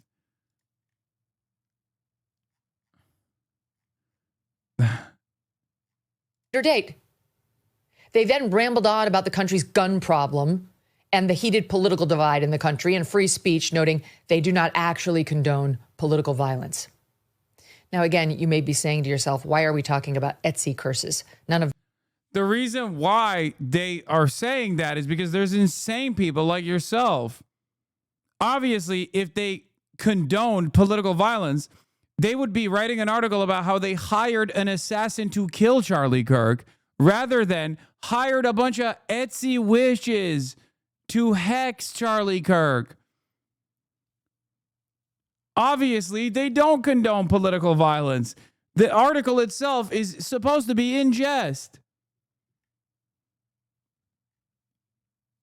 this is real. Well, two things. First of all, Christians are opposed to casting spells or trying to contact. Yo, come on, man. Oh, no. Now, again, you may be saying to yourself, why are we talking about Etsy curses? None of this is real. Well, two things. First of all, Christians are opposed to casting spells or trying to contact the spirit world. Not only because they believe there's only one God, but because they acknowledge the existence of the devil and evil spirits. Here is Father Mike Schmidt. He was on the day Charlie died, helping us through that as well. But he came on our show first time a couple of years ago, and here he is discussing this very subject. The motivation behind the Ouija board is actually something where I'm trying to contact spirits. What is fucking going on the right, man? I thought I watched enough right-wing commentary to kind of get a good grasp of the insanity over there. It turns out the well is so much deeper. Here we have a pastor sincerely talking about Ouija boards. You must not try to make contact with the spirit world, I say, from my position of authority. What the fuck? And someone could say, well, I'm trying to contact nice spirits or good spirits. And the unfortunate thing we know about is that, yes, when God created angels, he created angels. They're good. They're beautiful. They're in harmony with him. But also we know that a number of those said no to God. A person who's reasonable would say, but I'm just playing. And I would say, I completely understand that. And then I would say, at the same time, you remember the movie The Exorcist? Of course. Yeah. How can you forget it? So that story is that's a movie based off of two true stories. No, that's a movie, dog. That's a movie. That's not real. That's a movie, man. And one of the true stories is, I believe, about, if I can get the details right, is about a young man who was at, kind of like a birthday party, some kind of celebration of some sort with kids. And they just busted out the Ouija board and just played for fun. But that was an entry point for what ultimately became a possession. Yo, this is the type of shit they're getting up to over there. Yeah, no wonder. Bro, you can convince these people of anything. I'm not even kidding. No wonder they're so susceptible to misinformation and false framing. You could convince a motherfucker of anything, bro. You can make him think movies are real. Is this okay? Are we all right? I don't think we're going to make it, guys. I'm not even kidding. This is scary shit. There are a lot. How many people believe this kind of stuff?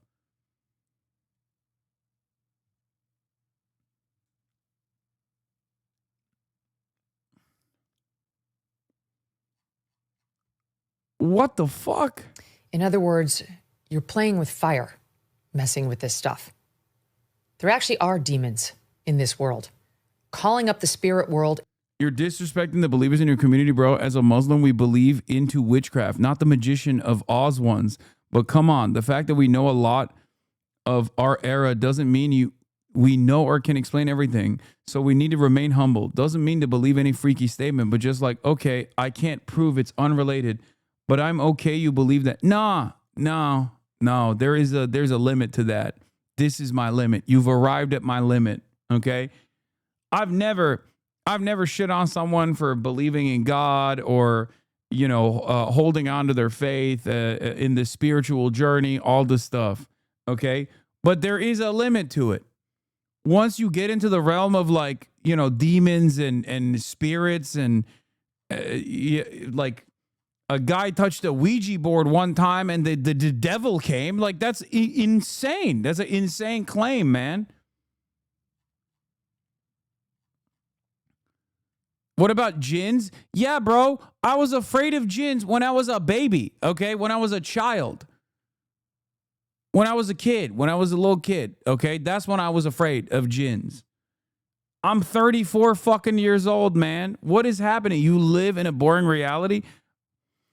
You used to be more chill about this?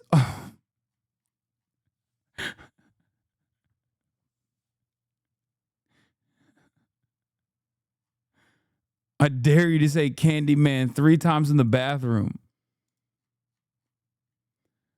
Oh, I can't tell if this is fucking rage bait or if it's people trying to bring back whimsy into their lives or something, or where we're at.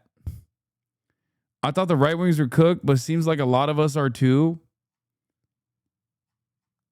Dude, this is straightforwardly like peasant brain shit. Guys, we have fucking phone cameras everywhere, man. We have cameras everywhere. It's like 24/7 surveillance. What are we talking about? What the hell's going on? Like, I have no issue with people who are just like, yeah, I believe in God. I believe in heaven and hell. I believe in this religion, that religion, whatever. But like, there is a degree that I think science has been able to unearth certain truths about the planet. And I feel like when you move into the direction of like witches doing hexes and stuff, it just, it kind of strikes me as believing in Santa Claus and the Easter Bunny.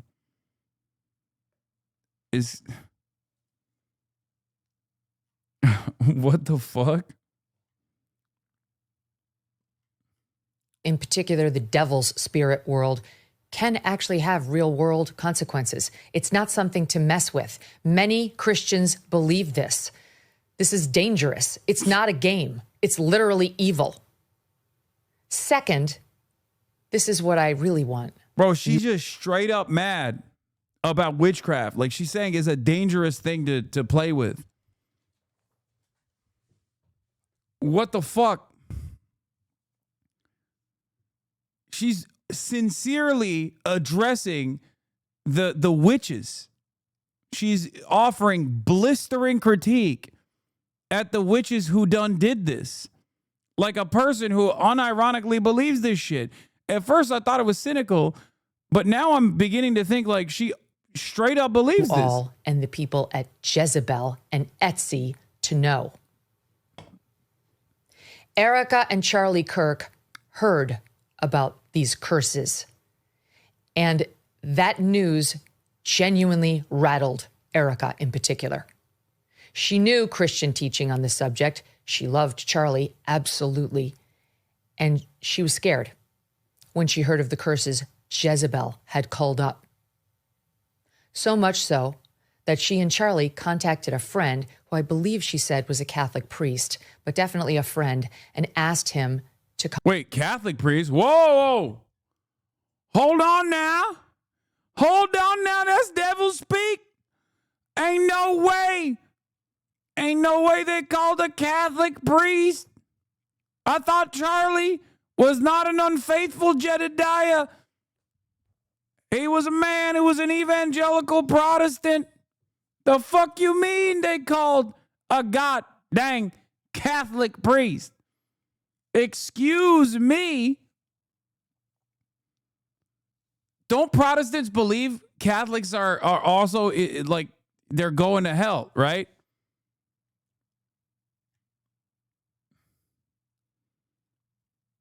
I thought Erica was initially Catholic and then became evangelical. Now I'm suspecting that there was devil worship happening in this home. Is she still Catholic? What's happening? What the hell? Goddamn papist!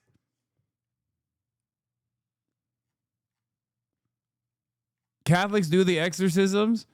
Lots of Christians believe in this shit. From my Catholic relatives, the evangelicals I grew up around Kentucky is crazy, dude. No, Charlie's not Catholic. Charlie's Protestant. No. This is a huge schism. Not to use that word here, but this is a big issue. Charlie Kirk is not Catholic. No, he's an evangelical Protestant. What?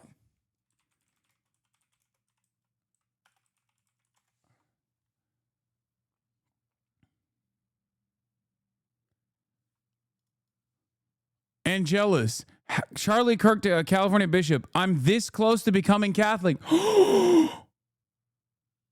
What?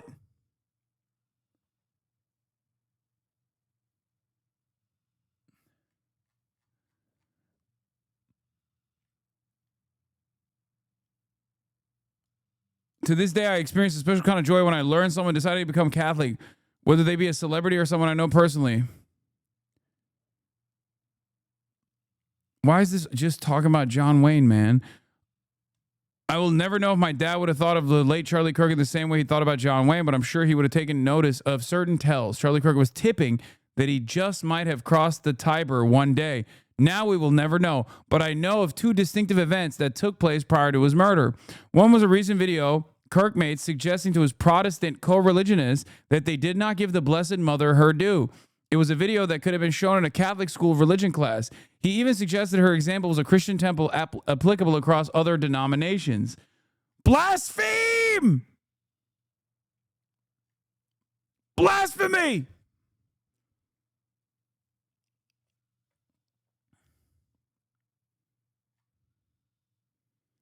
Instead of Mossad doing it for leaving Israel, it was Kenneth Copeland for leaving evangelicalism. Candace says Charlie praying to the rosary. Wait, what? No, I think Charlie was definitely on the brink of changing some of his perspectives. And I can tell you factually, Charlie was praying the rosary. Charlie was going to Mass. One of my last conversations with Charlie was me joking with him saying, just make the last step, okay? You are, I said specifically, you're too smart to be a Protestant. Just take the last step, Charlie. He says, ha.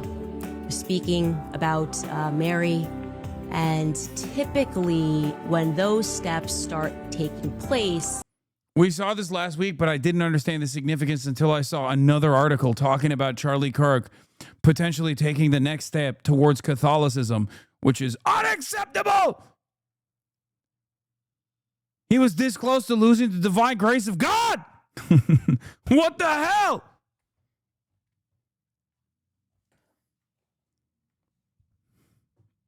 Isn't this a thing that people get mad about? Like the whole rift between evangelicals, Protestants, and Catholics specifically? Like American evangelical Christians unironically think Catholics are devil worshipers, like straight up.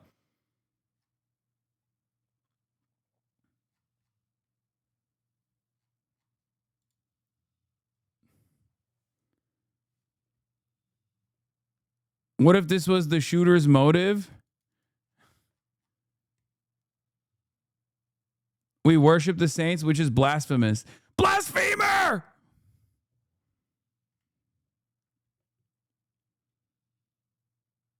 You don't even decide, so who cares? You do what your parents say, which is why switching is wild. My Baptist great uncle won't go to his daughter's wedding because she's marrying a Catholic, lol. All of my religious traumas finally has meaning. There is this weird right-wing embrace of Catholicism because they feel it hates gays and women more than Protestant Christianity. Same reason for right-winger conversions to Islam.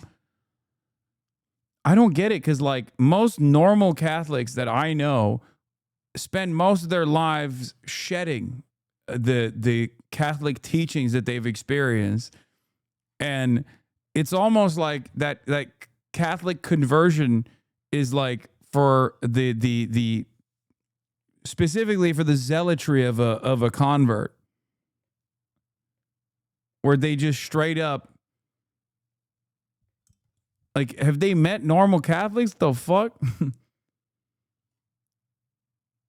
Converts are always freaks? Oh no, always.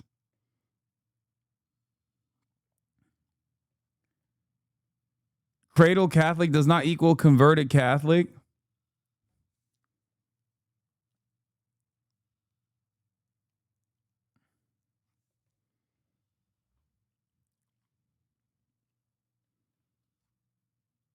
Catholicism teaches you to hate yourself and God hates you. It's probably the least fun religion, Lamau. Always wild when people switch. I mean, there's some really cool, really metal parts about Catholicism, but I don't think that's the reason why people fucking switch. You can't convert to Catholicism. You have to go through a life of shame and pain first. Sorry.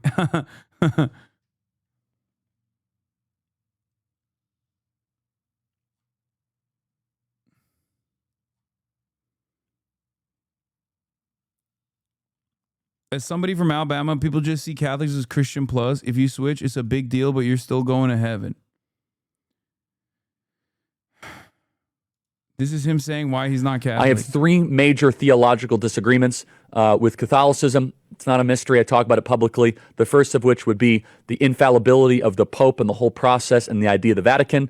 The second of which... Oh, because the Pope was woke. That's what it is. Because if the Pope was more reactionary, he probably wouldn't mind the infallibility of the Pope. You know what I mean? Because the Pope is like... what? Like accurately conveying the statements of God, right? So when you got like a woke Pope, a lot of Catholic converts hated the woke Pope for some reason, and it's like, bitch, you just started. How do you shit on the Pope? It's like the one thing that you can't do. Anyway, let's keep going. Is Mariology, and the third of which is just less important, but it's transubstantiation. I do not hold that. Being a Catholic is the one true religion that dates back to Jesus. Sorry, never understood what Catholics get hate for loving Mary. We should treat all mothers that way. He sounds pliable. If he would have been in here a few years ago, you could have got him to take the Shahada with the rest of us. Yeah. Islam is the true light. He would have reverted. MashaAllah. Who could say he didn't in his last moment? You know what I mean? Convert to Catholicism. We got cool feasts. Please tell me you saw this amazing shit. Oh, yeah, I did. Brace sent it to me. I think he literally, as soon as he caught wind of it, he sent it to me. Honored to join the Sephardic Lebanese congregation today and welcoming the start of the High Holy Days. Wishing you and your loved ones a happy, healthy, and meaningful Rosh Hashanah. My fucking goat, dude. He is so sick. He's such a G. He is so fucking swagged out. That is drip, dude.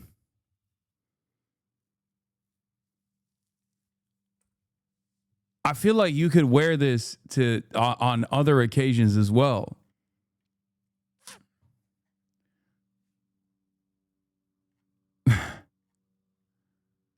You will never have sauce like this. Never. This tweet basically sums up Catholics. Yeah, I've read this before. Every lifelong Catholic I've ever met is like, I think we're supposed to give this food to poor people. And every adult convert is like, the Archon of Constantinople's epistle on the Pentecostine rites of the Eucharist clearly states women shouldn't have driver's licenses. This account is one of the most annoying fucking centrist liberals and hates me, but this was an absolute banger. One of the most annoying liberals on the platform. Like, just such a shameless little fucking libtard in general. But sometimes, you know, when they bang, they bang.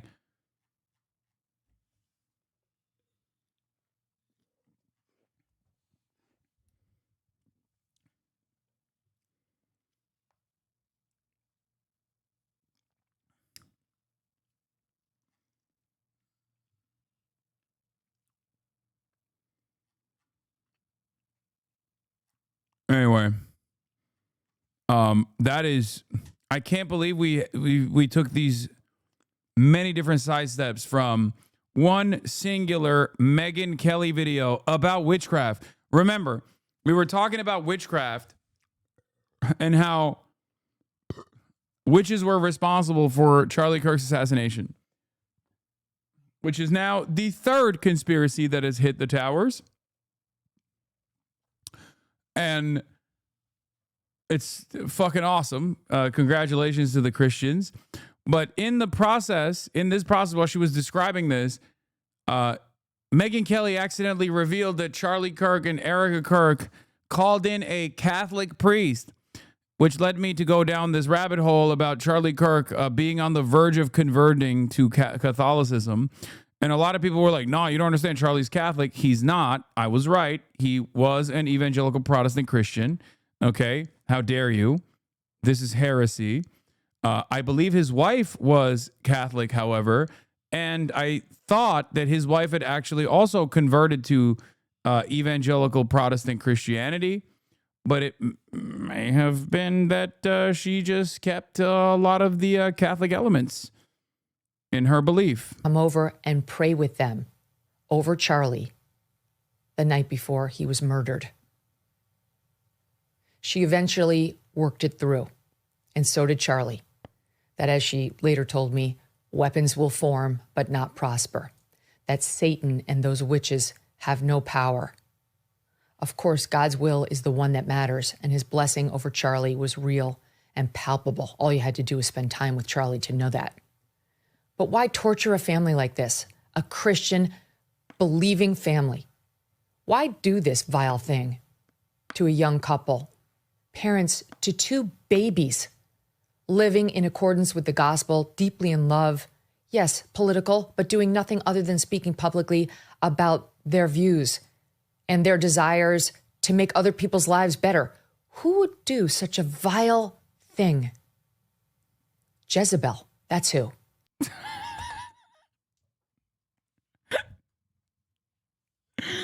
I can't believe she made a 7-minute and 33-second video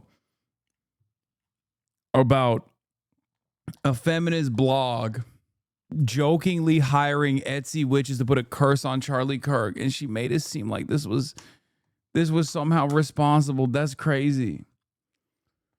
Oh my Lord. Oh my fucking Lord.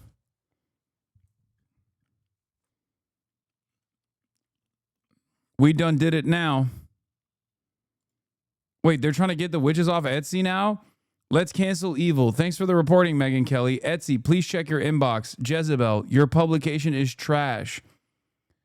Press at Etsy.com. Jezebel's cursing of Charlie Kirk. Megyn Kelly reported today that Jezebel writers use Etsy to have witchcast curses upon Charlie Kirk's family. Whether you believe in curses in the spirit of the world, in the spirit world or not, you as a company must agree that malicious activity like that is a gross misuse of your services. I don't blame Etsy, but I do expect Etsy to review and admonish accounts that offer such witchcraft services. Etsy should be a marketplace for what is good, beautiful, and true. Don't let your services be used by those who wish anybody from any political side harm. Tim Anderson, pastor.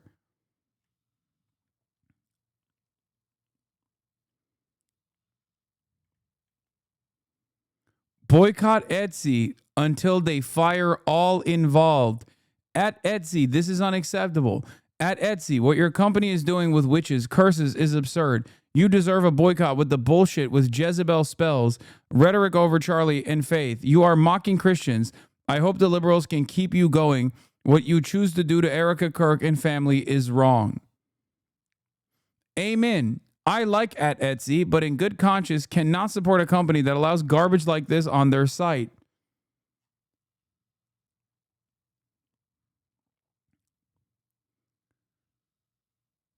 This is too stupid to parody.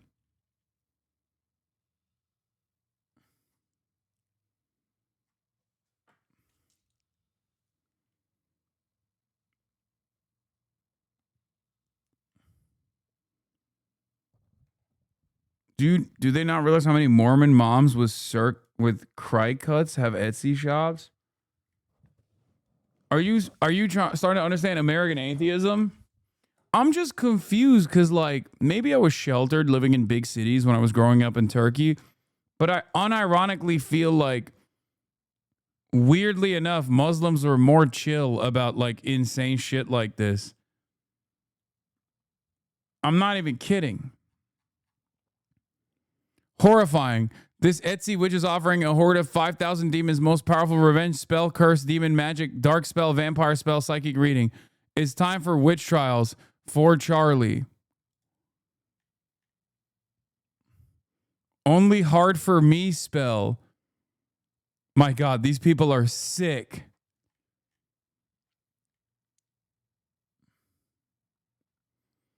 Nah, evil eye is pretty real in the Muslim communities.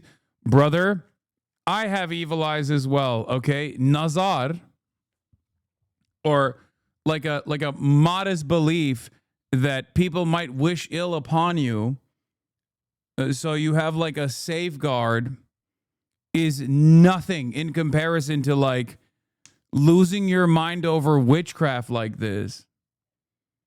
And I'm not even saying that it's like not a thing. I'm not even saying that people don't behave that way in Turkey. I'm openly and readily admitting that maybe I'm oblivious to it. Oh, the thing I can oh yeah, kurşun döktürme. Oh my God. Oh my God. You just unlocked a fucking formative memory. Oh my God.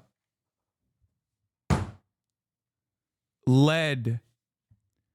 Oh my God. Oh my God. I totally had forgotten about this. My parents, when I was growing up, there's this ritual where they will melt lead over the head of whoever they want to literally take away all the bad juju from. And I fucking hated that process. You just unlocked childhood trauma that I had just that compartmentalized in my brain. Oh my God. I'm Assyrian. We call it Rusus. They melt lead over your head. Like an old, scary, demon-looking lady comes to your house and they put like a fucking veil over you, like sheets over your head. And then they take lead and they melt it and then they switch it from like one container to the other over your fucking head. And it's supposed to protect you. Yes. Mylodomancy is a technique of divination using molten metal. Typically, molten lead or tin is dropped into water. It can be found as a tradition in various cultures, including Austria, Bosnia, Turkey, Czech Republic, Germany, Finland, Estonia, Latvia, Switzerland. Some versions have been found to to have potentially harmful effects on human health. Lead, or more recently tin, shapes are melted into a ladle over a flame, and the molten liquid is then poured into the water. The resulting shape is either directly interpreted as an omen for the future or is rotated in a candlelight to create shadows, whose shapes are then interpreted. The shapes are interpreted symbolically, for example, a bubbly surface signifying money, a fragile or broken shape, misfortune. The shape of the lead before melting can refer to a specific area of one's life. I don't think this is a Muslim thing. I think this is more so like a Turkish thing, potentially.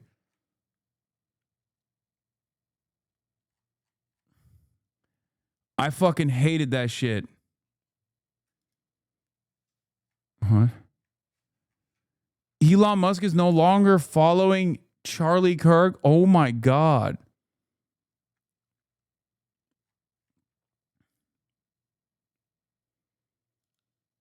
Mystical Turkish lead melting ritual. This yes. woman was invited to my aunt's house to perform the Turkish version of lead pouring.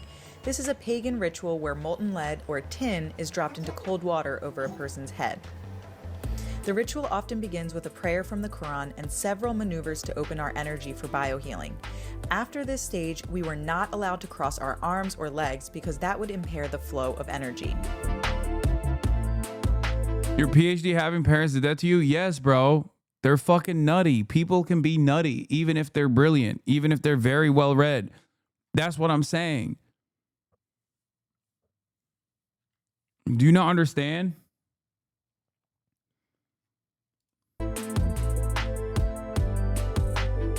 Are you telling us you're a full metal political commentator? What part of you is metal? After this, she burned sage and put a coin in the bowl full of cold water. A piece of garlic was also involved, but I don't really remember what that symbolized. Now time to melt the lead while Lorenzo panics about lead poisoning.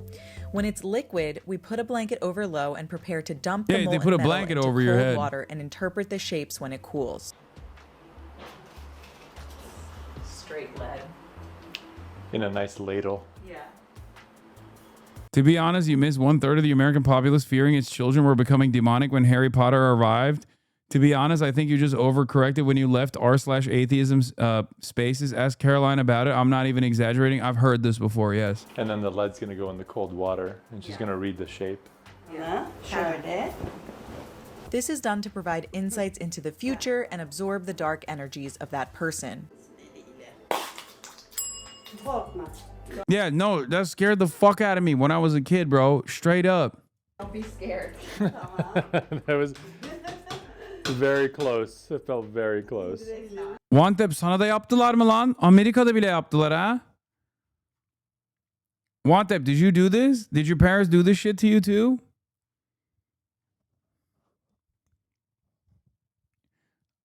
Yok, babaannemin evinde görmüştüm ama. Oh, he says it happened in his fucking grandmother's home. Bro, this shit was so scary. Oh my God. You don't understand when you're a kid. You don't understand when you're a fucking kid and you're under the covers like that. And then like you're just hearing the lead drop into cold water. That shit is terrifying. I hated this shit. I hated it so much I forgot about it until that one chatter brought it up. That's crazy. You just unlocked memories, ancient memories in my brain.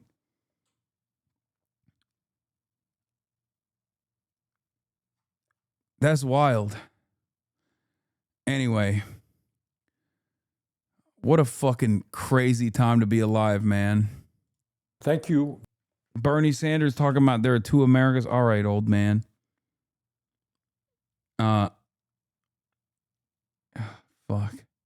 There was some other shit I wanted to talk about. Oh, yeah, we got Ukraine news as well.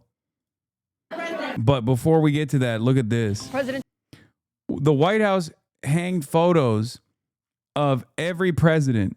And when it came to Joseph Robinette Brandon, they did some petty shit that I have to admit is pretty funny. Let's take a look. Trump's latest renovation of the White House is underway, but this time it's a new step that takes a dig at his predecessor.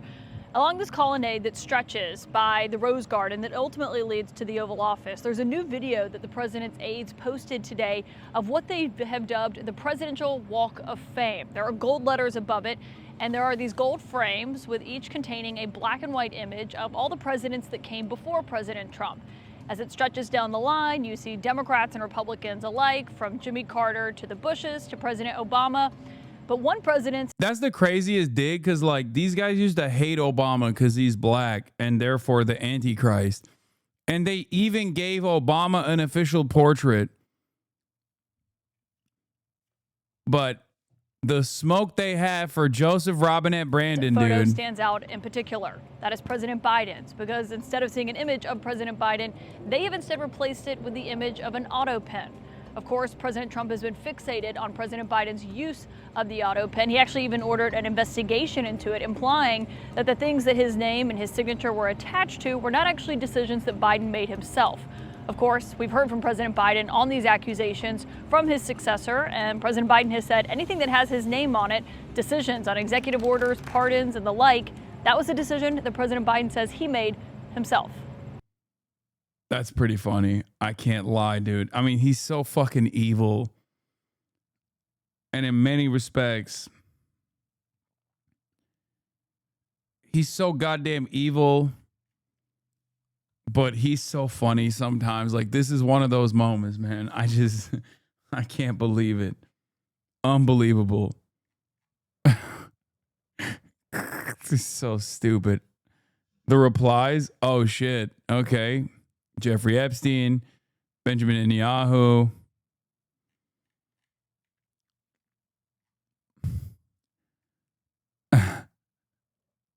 So stupid. Did you see Biden recently? Yes, I did. Clearly, he would have been perfect as president. A lot of you guys are being really mean about my big, beautiful president who looks completely there. Okay. Maybe we should try again in 2028. Trump, after all, Trump got one. Why can't Biden? You know? There it is. That's the real reason why I forced Kamala Harris to lose the election with my commentary, because I could not let it go. I could not have my president, Joseph Robinette Brandon, get disrespected this severely, this openly. A real betrayal that I could not allow. And here we are. That's it. He is once again the focus of attention. All eyes on President Zelensky at the UN. After Donald Trump's U-turn, saying Ukraine has a chance of victory in its war with Russia. Do you believe you can win the war with Russia? Can you beat Russia now with American support? Whatever Trump is saying, though, Ukraine's leader was reserving judgment. Earlier in the hall above, President Zelensky urged the world to halt Russia's aggression and the spiraling drone arms race it's unleashed. We must use everything we have together to force the aggressor to stop. And only then do we have a real chance that this arms race will not end in catastrophe for all of us. If it takes weapons to do it, if it takes pressure on Russia, then it must be done. And it must be done now. Otherwise, Putin will keep driving the war forward wider. And he made this claim about divine intervention and the US president that won't lose him any favor in the White House. Weapons decide who survives. Excellencies, yesterday President Trump stood right here in this hall, and God saved him from a murder attempt during the campaign. After his speech at the UN yesterday, Donald Trump surprised the world by saying for the first time that Russia might lose the war, calling its military a paper tiger and saying Ukraine could take back all its borders. Everyone's a Maoist now, bro. That's Mao that originally called the United States a paper tiger. And now everyone, the paper tiger itself is now calling every other enemy of the United States a paper tiger. Not that people know that. I'm pretty sure people don't understand that that's like a initially Donald a Trump's Maoist. apparent pivot on Ukraine is the talk of the UN General Assembly, but Western diplomats are urging caution. This president has been so erratic on the conflict, they say. He must be judged on his deeds and not his words. As US Secretary of State Marco Rubio was meeting his Russian counterpart Sergei Lavrov in Moscow, the Kremlin was shrugging off the US president's withering description of Russia's military as a paper tiger. Russia is certainly not a tiger. After all, Russia is more associated with the bear. There are no paper bears. Russia is a real bear. Putin has repeatedly and with varying degrees of emotion described our bear. You can recall this for yourself. Every UN General Assembly has its moment. This year it belongs to this man, the jihadi turned statesman and revolutionary new leader of Syria. Ahmad al-Sharaa finished his speech focusing on the other war of our time, the conflict in Gaza. We stand firmly with the people of Gaza, its children and women and all peoples facing violations and aggression. We call for an immediate end to the war. In conclusion, the Syrian story has not come to an end. It continues to write a new chapter in It's just more Zelensky. Jolensky. entitled Peace, Prosperity and Development, and may the peace of God be upon you. For both Gaza and Ukraine, in truth, it's the same this year at the UN as any other. For all their fine words, it's what leaders actually do next that matters, if escalating conflict is to be averted. Dominic Waghorn, Sky News, New York.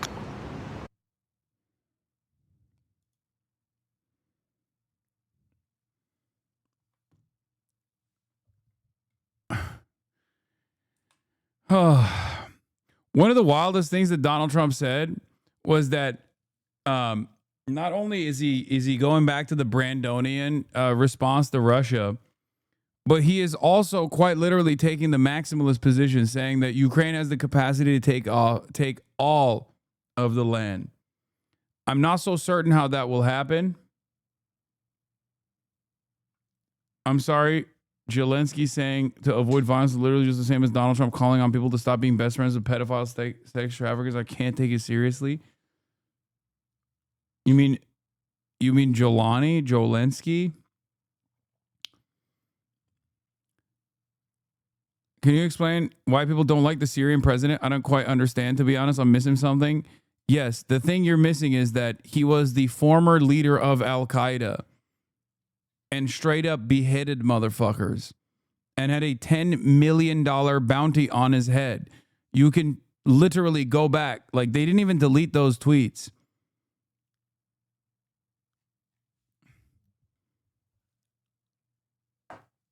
This is straight up correct, no matter which way you cut it.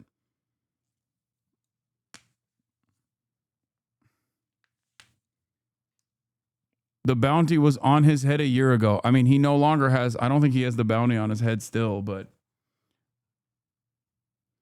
Oh, but why leftists don't like him now? Is he selling out to the U.S.? Wait, what? Don't like him now? Motherfucker, you think the leftists like Al-Qaeda? What are you, stupid? He's a 46-month subscriber. Now, I've never encountered a person who is a self-described leftist that's been like, fucking love Al-Qaeda, man. They're really taking it.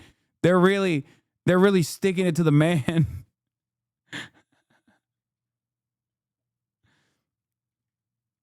Sorry, not what I meant. Just I've seen more dislike for him recently.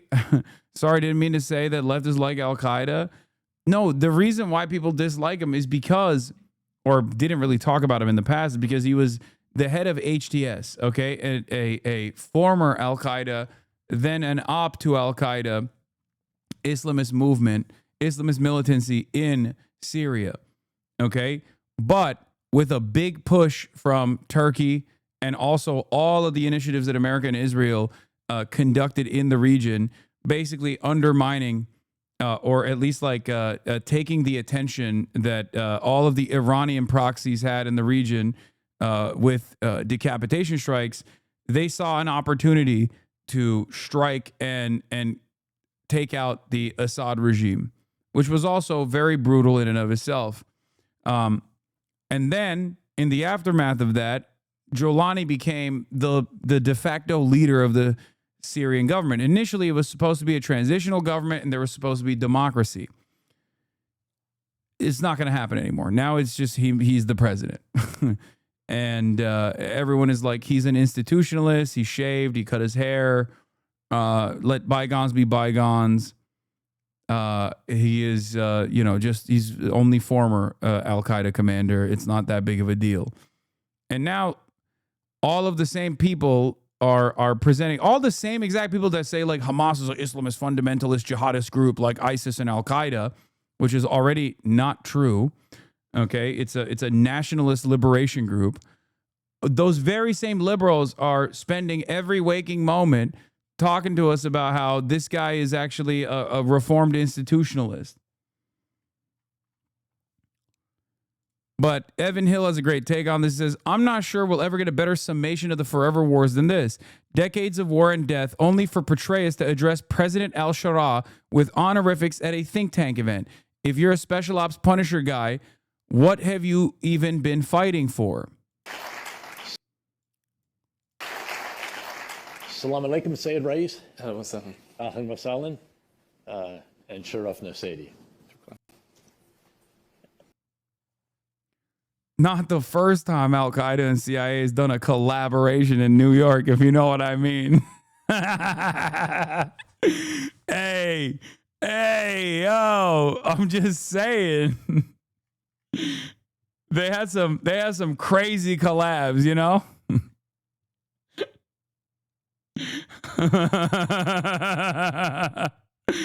Oh, Jesus Christ. Oh, okay. You're acting like this was the intended outcome of U.S. policy. Much like Afghanistan, Syria has ended up in a place it is, with U.S. policy suddenly finding itself able to accommodate supposedly anathema movements in spite of 24 years of Washington's conventional wisdom on Islamism, jihadism, and terrorism, not because of it.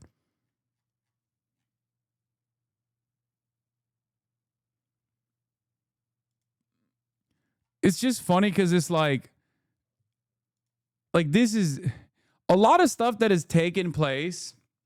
A lot of stuff that has taken place in the last year, this Trump administration, whether it be the conversation that Sunstein had defending liberalism and talking about big tent liberalism, whether it be Donald Trump openly demanding tithing from the vassal states in Europe, or Israel clearly dog-walking America when it comes to foreign policy. All of this stuff that we used to say, and liberals would look at us like we're fucking Alex Jones, but on the left. They're doing it in broad daylight. They're just openly doing it. And now those very same liberals who were like, you are such a conspiratorial asshole for saying these things, are just looking at this stuff and going, no, it's actually good. How dare you? It's just mind-boggling to me. Like they're openly like, this is us. This is what we do. Rule-based international order means nothing. It's just about a way for America to project power and to create casus belli, to go and rip apart entire nations and displace tens of millions when we see fit. That's what it was all about. Okay? And here it is, a perfect demonstration of this. And motherfuckers still talk about, dumbasses online still talk about Hasan is talking to terrorists. Hasan is defending terrorists. Like, what do you mean, bro? This is motherfucking David Petraeus. The fuck do you mean? David Petraeus doing a collab with Al-Qaeda, and you're over here being like, the Houthis are terrorists. The Houthis are terrorists. Are you fucking insane? In New York.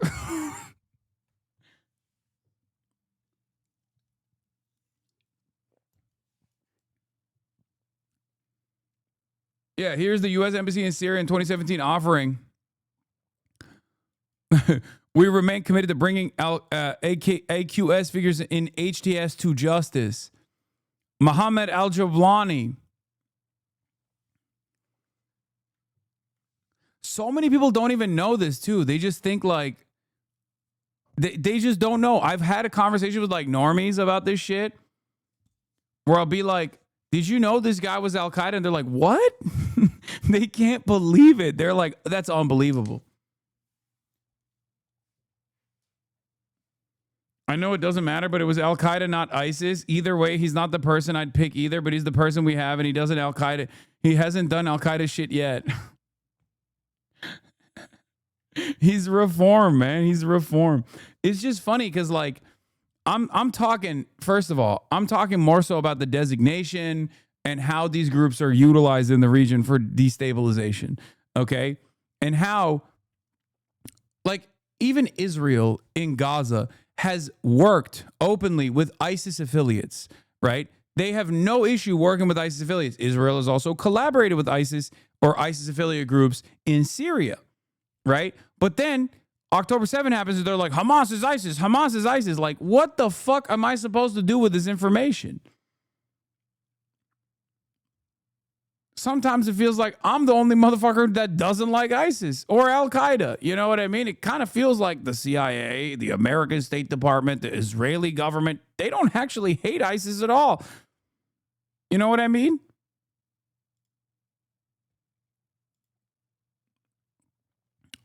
New top congressional GOP and White House allies are working behind the scenes to prevent a politically charged floor vote to release the government's Jeffrey Epstein case files next month. Multiple sources tell me.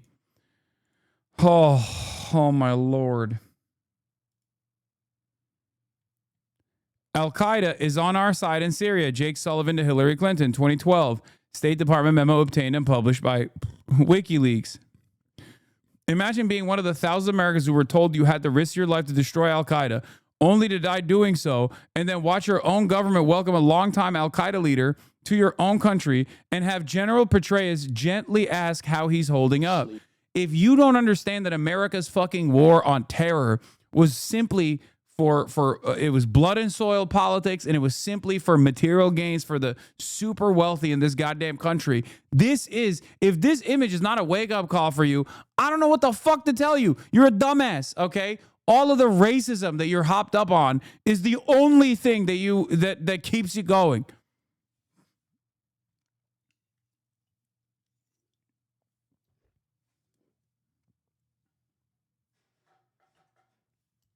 This is why we say wars are not fought to be won, okay?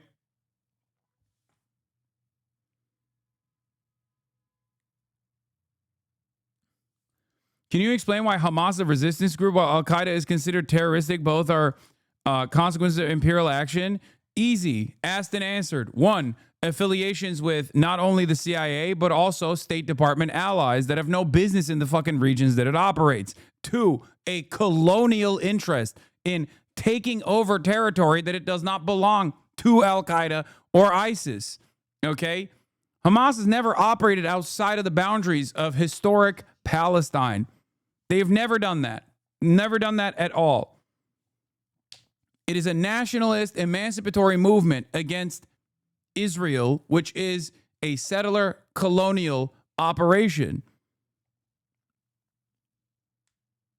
Al-Qaeda and ISIS, on the other hand, have grand ambitions beyond like, I don't know, resisting against, I don't know who the fuck they would be resisting against, honestly. They love doing terror attacks in the Western world. They want to build an Islamic caliphate or some version of an Islamic caliphate. And they just prop up wherever it is in the best interest of the United States of America to have an enemy that they must squash.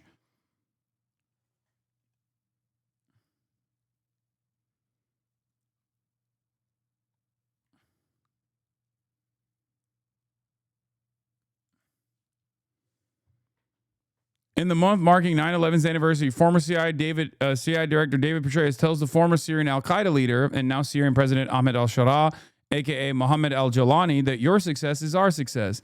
Petraeus also gushes that Jalani's record since taking power has validated Petraeus' policy of supporting the al-Qaeda-dominated insurgency's regime change war. Does Petraeus feel validated that Jalani's forces have killed hundreds of people in sectarian massacres, as they also did throughout the CIA-sponsored Dirty War? Presumably. What's more a mystery is why former CIA chief is praising former al-Qaeda leader who recently had a $10 million bounty on his head isn't attracting any controversy or self-reflection for those cheered on this CIA success.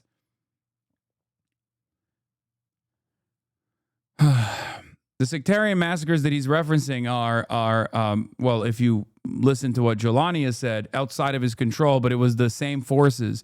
Syria is a hotbed of radicalization due to the civil war that took place and due to all of the outside trained elements that exist still in fucking Syria. Okay? Turkey plays a big role in this. Obviously, the Free Syrian Army is comprised of Salafists, jihadists of all different backgrounds, for the record, literally from all the way from the region down to fucking Uyghurs, okay? They have motherfucking Chinese Salafists in the Free Syrian Army. That shit is crazy.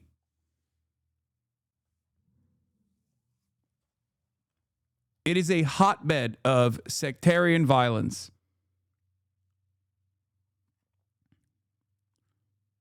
Anyway, did you see Al-Jilani's speech today? First person he thanked was Turkey, of course, because Turkey is the reason why HTS is now in power in Syria. I've been saying this. That is also part of the reason why Western powers did not even remotely criticize Recep Tayyip Erdogan for prosecuting and arresting the main opposition leader, who was the governor of Istanbul, okay, which is a supremely important position in Turkish politics. He just straight up locked his ass up. The most popular opposition figure in Turkey, Recep Tayyip Erdogan, straight up threw in jail, okay, over ridiculous claims. And not a single Western leader turned around after so many protests took place in Turkey. Not a single Western leader turned around and said, "Oh, what the fuck? What are you doing? That you can't do that. That's crazy." Do you want to know why? That's because that was a gift to Recep Tayyip Erdogan. He can currently do whatever the fuck he wants. The reason why he can currently do whatever the fuck he wants is because of Syria. Because that was a major gift to both Israel and America. Okay? Ordu'da filan değilse ortalama bir Amerikalı'nın Suriye dönenlerini anlaması mümkün değil.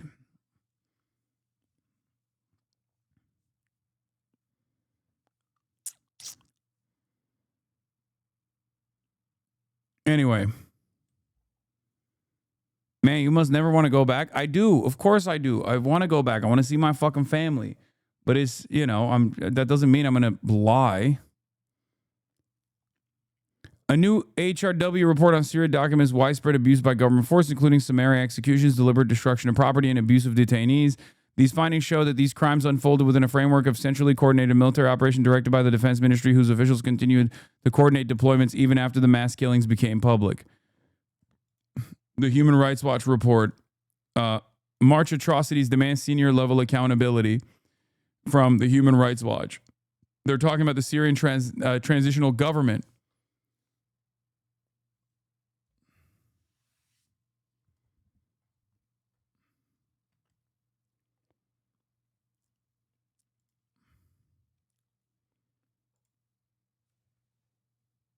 Someone said Kai opened the fridge again. You liars. This was the Alawite communities getting massacred after the Syrian transitional government took power. There were a lot of revenge killings that took place. The official statement from Jolani was that it was not done under his control.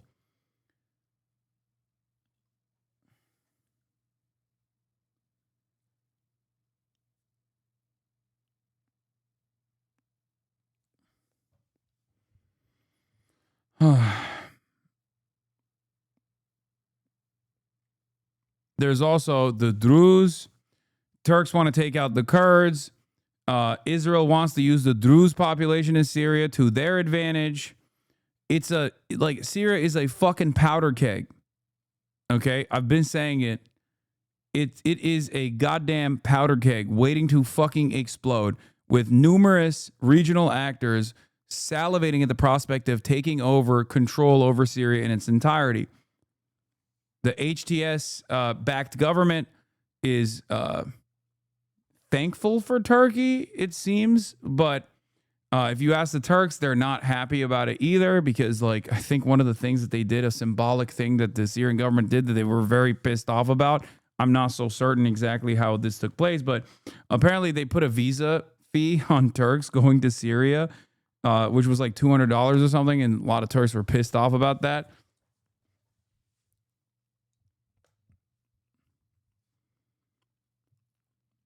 I want Syria to have democratic elections. Okay? I want Syria to have democratic elections.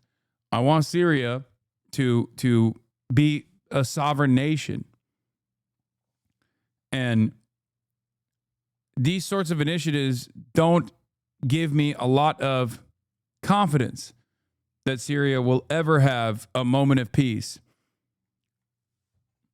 Yeah, meanwhile, Israel is also doing Israel shit. Israeli defense minister officially declares Syrian territory of Mount Hermon a part of Greater Israel.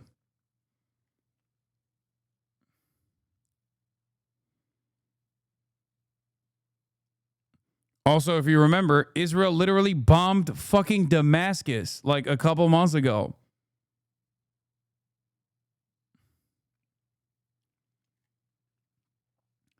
So even when you have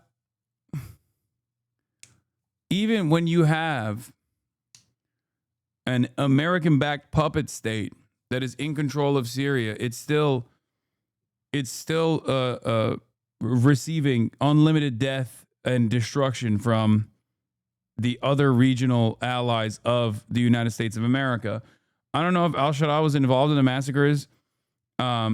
He could have been for sure, but his military force is made up of people close to his command, but also directly commanded Turkish puppets, foreign Salafists, local sectarian militias, and soldiers for hire. Syria's state institutions barely exist because of the war, and Assad hollowed it out into a narco-trafficking ring. Yes. I know. I understand that. I'm just saying that as it stands currently, there's a shit ton of Syrian people that I'm sure would welcome the democratic process and would want it to take place. The problem is it is also a multicultural and multi-ethnic society with many warring factions within it because of the way that British and French colonialists designed the entire region. This is the same reason why Lebanon is the way it is. It's the same reason why all of these countries are the way that they are. Oftentimes, they would take this like multi-ethnic society and they would place a reliable minority group in charge of everybody else. But ultimately, I think the biggest hurdle for success in Syria, for democracy to thrive in Syria, is Israel. Not to be the guy, and Turkey certainly is not helpful either, but I think Turkey probably would want more stability in Syria than Israel does.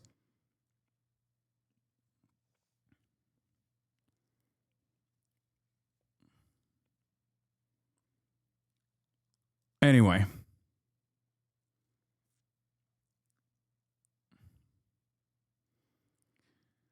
Can you explain the whole visa thing that is causing people to get off planes and shit? I don't know what you're talking about.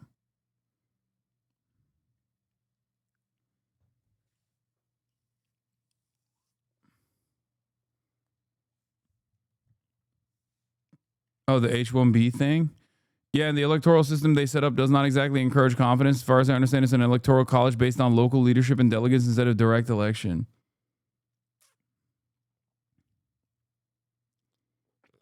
Turkey's only concern is the Kurds. They don't give a fuck about the Syrians. Yes and no. You said Israel instead of Turkey? No, I'm saying Israel does not want a stable Syria. Turkey doesn't necessarily care about a stable Syria. It doesn't mind a stable Syria as long as they have control over Kurdish held territory.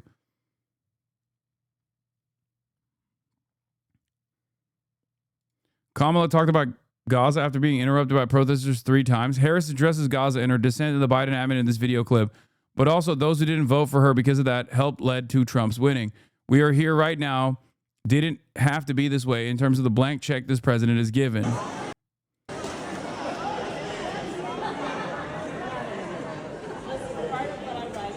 Aaron, as you know, back to this it seems like, you know, we need to talk about it a little bit more, is 5 months after October 7th. Yeah, if the blank check had a D next to it, is good. Blank check with an R next to it, bad. That's how it works. Yeah, Turkey does want to stable Syria so they can send millions of Syrians back to Syria as well. Or at least like at the domestic level, there is a lot of interest in that. I gave a speech at the foot of the Edmund Pettus Bridge in commemoration of Bloody Sunday. And I was the first person at the highest level of our United States government or administration to talk about the fact that the people in Gaza were starving.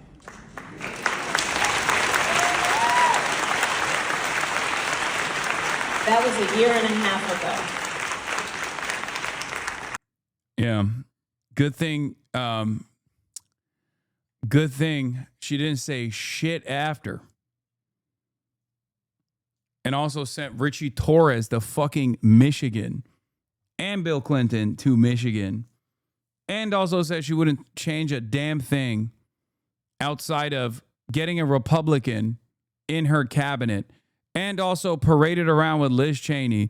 And also tried to adopt the positions of the opposition party from 4 years prior when it came to the most consequential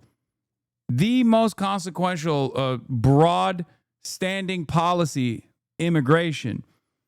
Good thing she also said, we need to have the most lethal military under my command.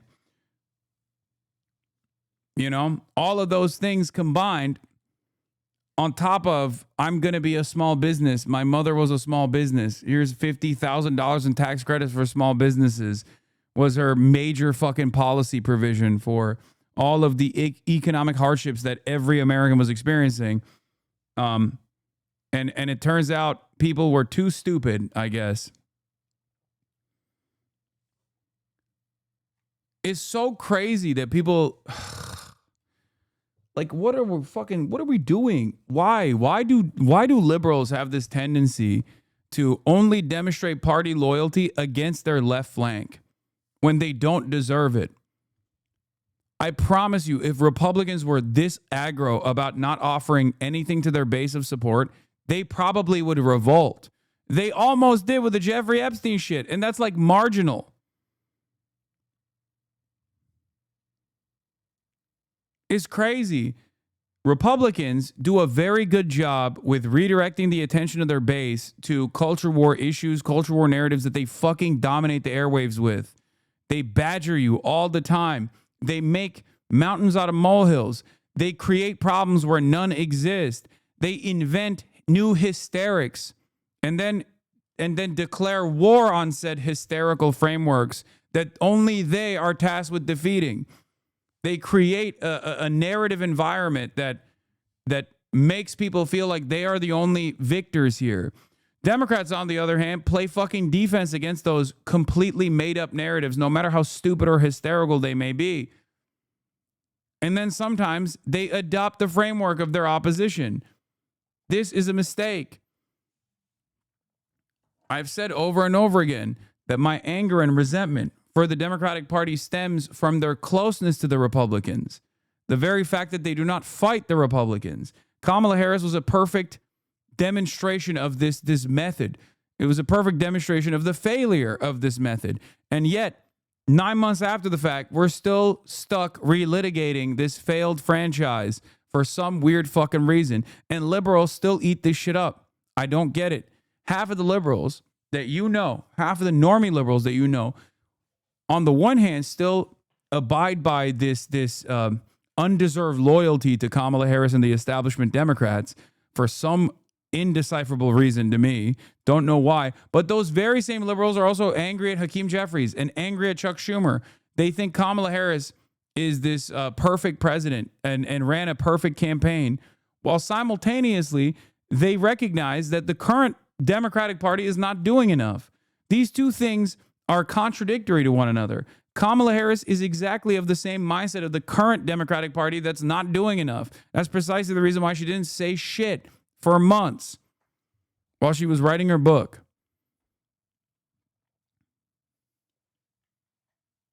What is this dog doing? Hello? Excuse me? Is it playtime? What's happening? She recognizes the wrongs, but willingly went against it because she has no conviction. All I hear when she talks post-election is just excuses, makes her look worse. Yeah. What the dog doing? I don't know what the dog doing. She just thought it's free roam time. She's on the I told you so tour, basically just speaking down on people about how they would have been marginally better and continue not to address the needs of the people. Oh.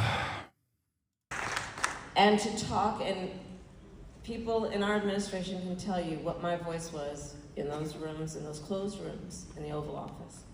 I was not president. I couldn't make the decisions. It don't matter. You were running for president. You should have forcibly separated yourself from the admin. This is what I kept saying over and over again. Biden is a fucking anchor around Kamala Harris's neck. Cut it. Cut the dead weight, literally and figuratively. And she didn't do it.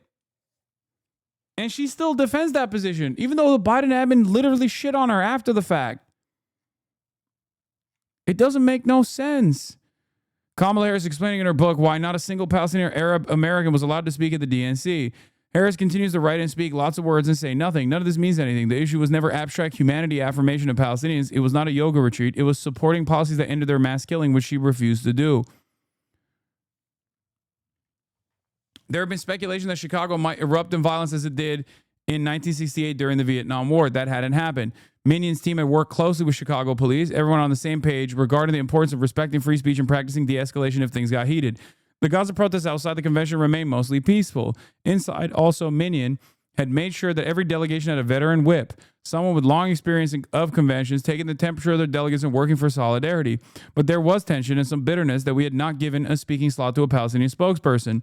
I knew that the section of my speech dealing with Gaza war had a lot riding on it. As David Wandrell wrote in the Washington Post, it was the rockiest, most perilous passage. Her 5 degrees of difficulty straddle on the war in Gaza. She charged right in and defended Israel. And just as it felt as though the room might split, she affirmed the humanity and suffering of the Palestinians. She then moved into a peroration on the subject that everyone was able to cheer for. And behold, she had her boat through the impossible strait. She lost. So clearly, it didn't work.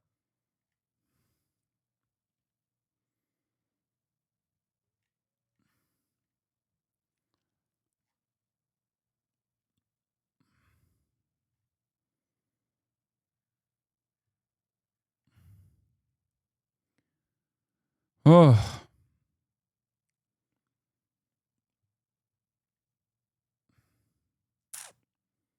Yeah, I know. She said, I'm not president right now. There's nothing I can do at the end of the clip. Yeah, neither am I.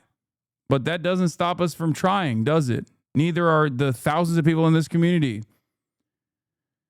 The centrist backing Dover's left bashing. The reason they smear protesters is because they can't articulate a defense of by the Biden-Harris policy on Gaza. Harris couldn't in her book. Biden aides are now running away from it. Biden, of course, can't articulate it, so they feel better about themselves by smearing the critics. That's precisely what's going on. It's the same performative loser, says centrism fan account, another fucking annoying libtard. It's the same performative losers who exclusively protest Dems on whatever issue of the day, Green New Deal, immigration, Medicare for all, fight for 15, etc., etc. All they care about is shitting on Dems.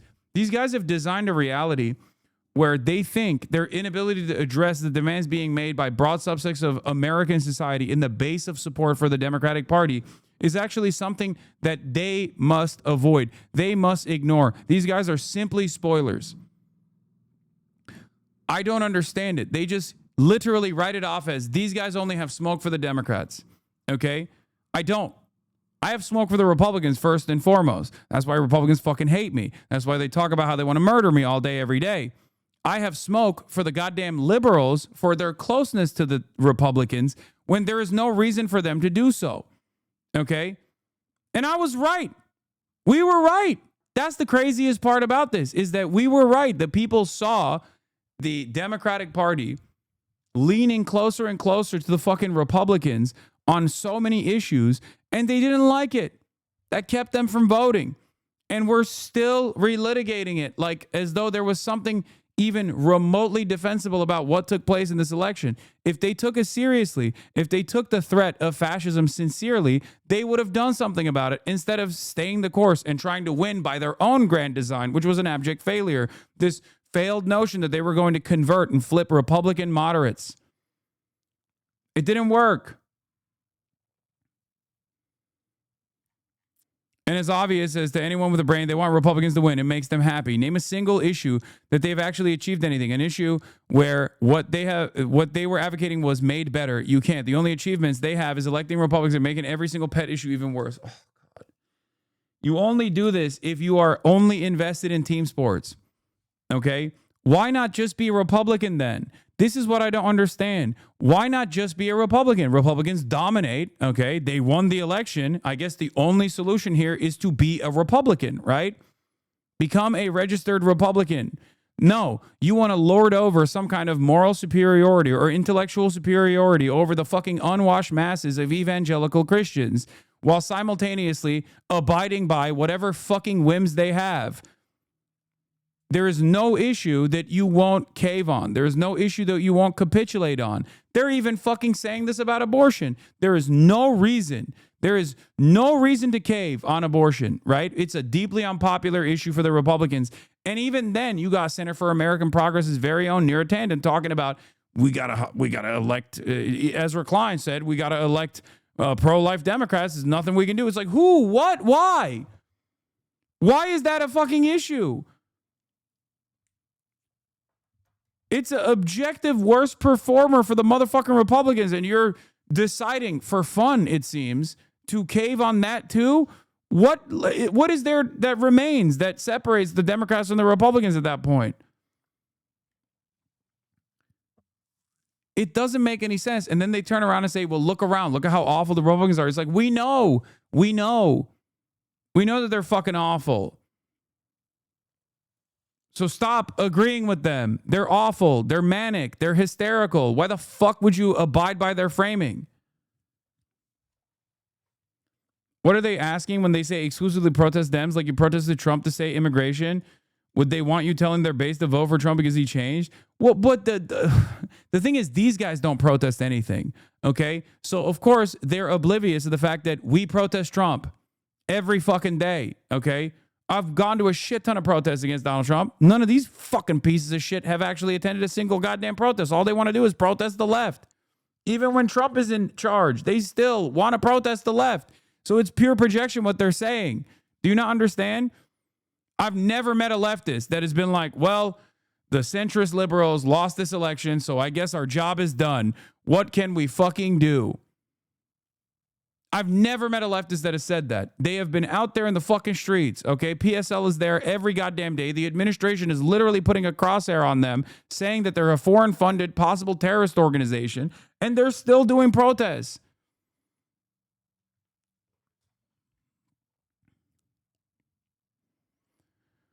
Oh.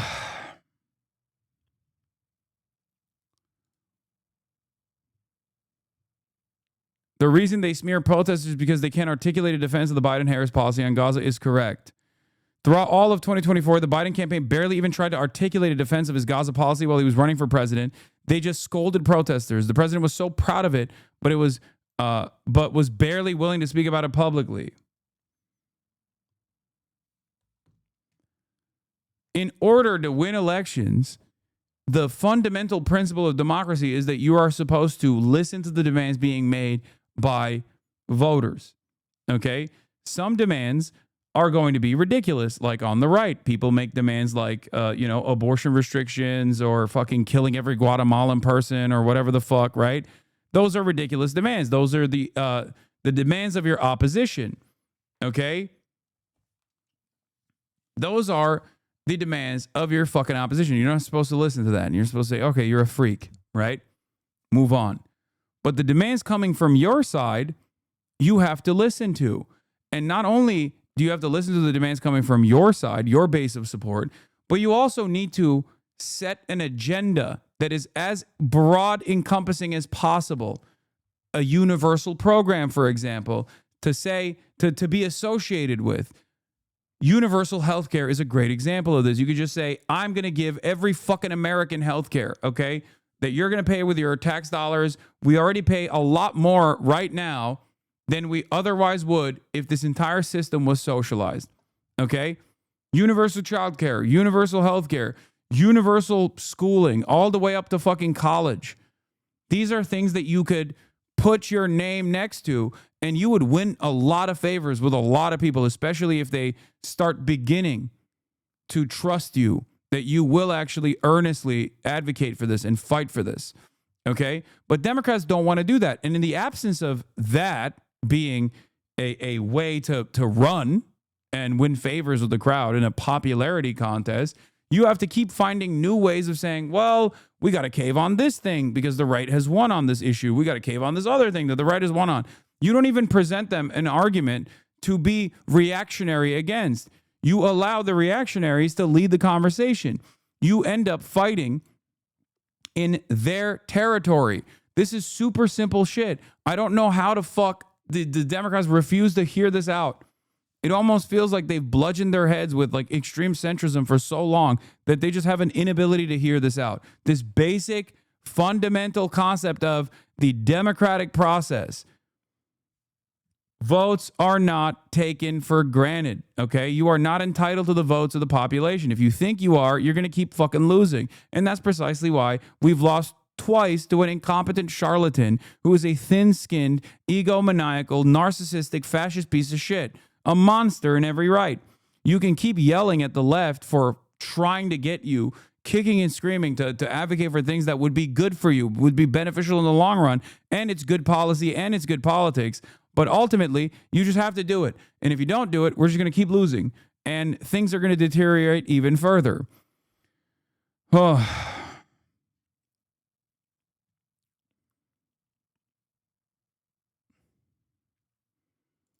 Last night, Harris was very quick to praise Mobile, Alabama mayoral candidate Barbara Drummond and name her a star just to avoid talking about Zoran. Drummond just lost to a Republican in a city that voted Democratic by double digits last year. Wait, what the fuck?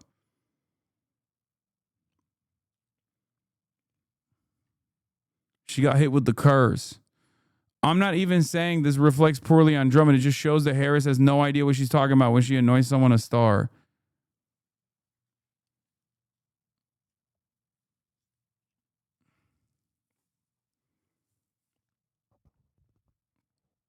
Mobile is 51% black and a Republican won. It does reflect poorly.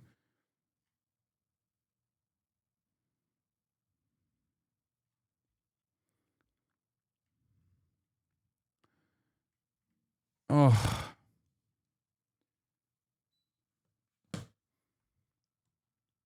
Kamala Harris called Drummond a rising star. Turns out she's 69 years old.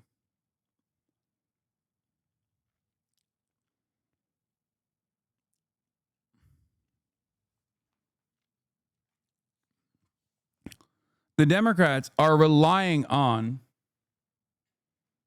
the Republicans creating so much discontent that people have no other option but to vote for them come 2028, if there's even an election then at all. And the same principle applies to the midterms. I'm not so certain that they will have a banger midterm election, especially because their inability to address any of the anger that is growing organically without them steering us in that direction at all is going to actually yield the positive results that they're predicting. We have unprecedented unpopularity for the Democrats at a time when they're supposed to be automatically popular because the administration is incredibly unpopular.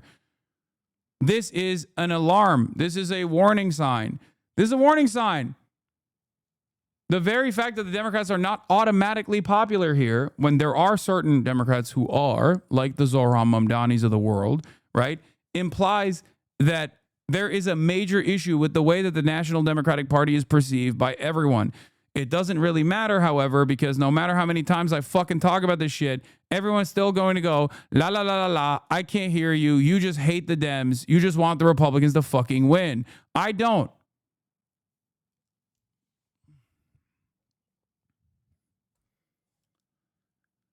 Oh.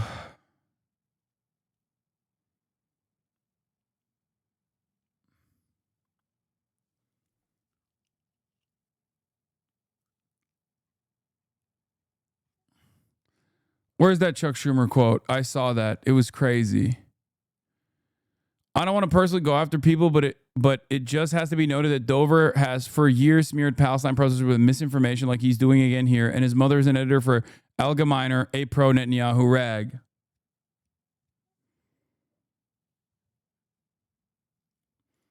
Yeah, he is one of the most cynical grifters in mainstream news, by the way. Edward Isaac Dover, who literally fucking highlighted a Hasbara smear op against me for participating, for headlining the fucking New York Magazine event or the New Yorker event. I forget. I always mistake the two. He absolutely despises the left flank of the party, and he despises anti-Zionists, and he despises all the fucking socialists. It's ridiculous. And he's a hatchet man for extreme centrist liberalism for some weird reason. Okay? As happened at an Obama event last week, Harris tonight in New York was interrupted by protesters screaming about Gaza. As Obama did, she responded in part that she doesn't have any foreign policy power right now. Protesters like these have not been at any Trump or Vance events. This is untrue. This is a categorical falsehood that he is presenting. The notion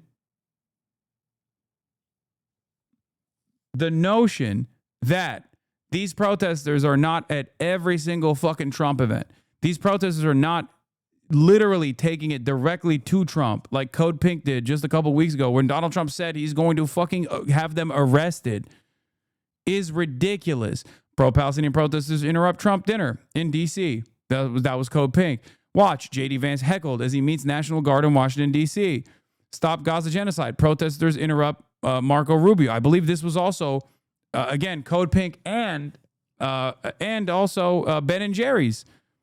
Pro-Palestinian protesters take over Trump Tower in New York. Pro-Palestinian demonstrators, Jewish Voice for Peace, took over the President Donald Trump's hotel in New York on Thursday in protest of activist Mahmoud Khalil's arrest. These are the guys who just refuse to fucking recognize that these people are protesting. Lol, who do you think you're fooling? It's so funny because they have no constituency. That's what is the reason why I don't usually talk about these fucking dipshits on Twitter is because they have no audience. Liberalism has been an abject fucking failure, even though it is still very much monoculture here. Okay. So they have no real human beings that go, that's my fucking politics. Okay. They don't have anything. They don't have any audience, but they're, really fucking annoying. He says, it's true that Code Pink protesters yelled at Trump when he went out to his dinner in DC photo op. But what tends to happen at dem events is more extensive and often more coordinated. Multiple people who wait for hours sometimes pay for tickets. That's bullshit. They do that too. Once again, they do that all the fucking time. They do that all the fucking time. You just don't see it because you don't want to see it.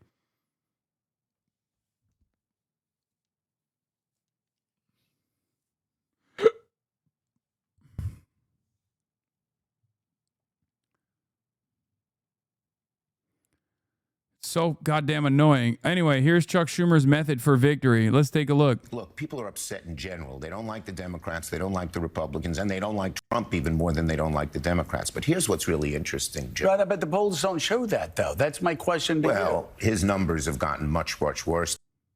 There it is.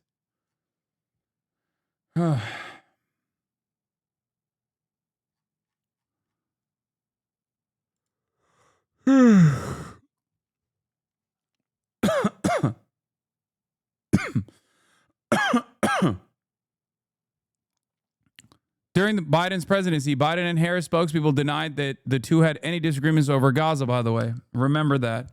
So remember whatever fucking bullshit that you're hearing now. It's all pure fantasy.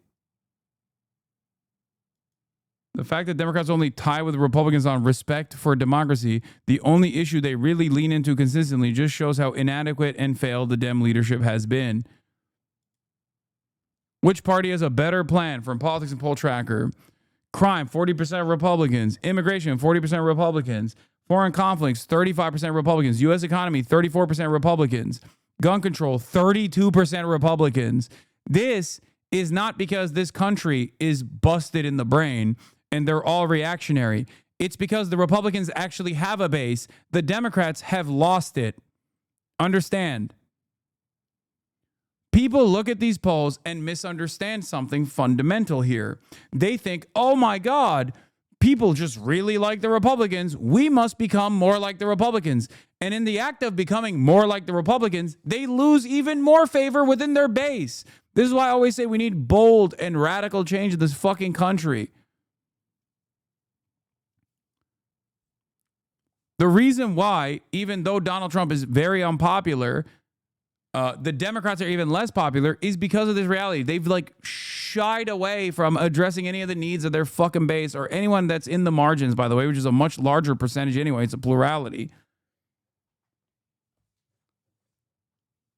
Oh. We're all going to go to fucking concentration camps, and the Democrats are going to be like, well, it wouldn't have happened if you voted for us harder.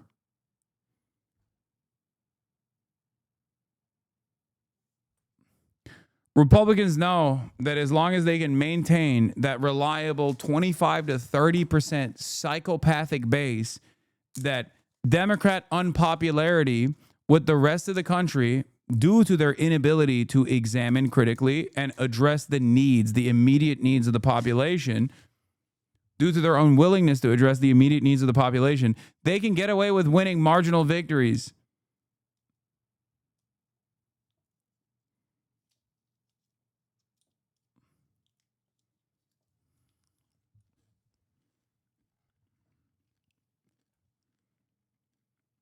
I can't believe it.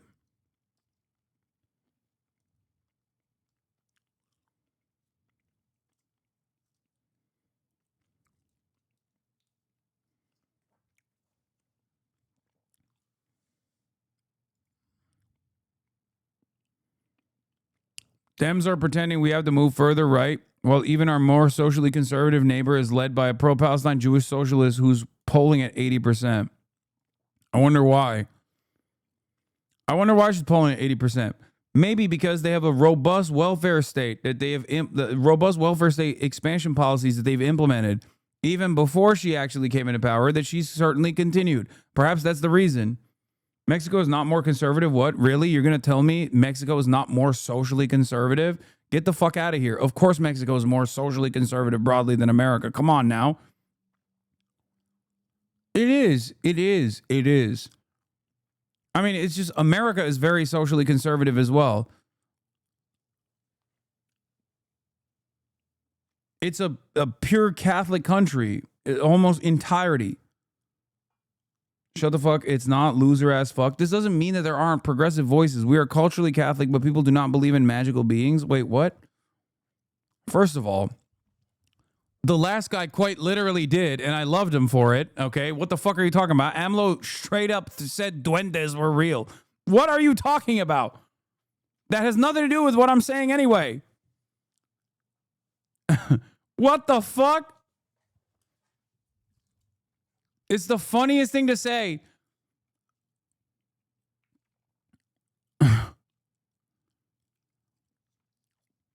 Mexico has a unique problem with femicide, for example. Not to say that America does not, but not to say that.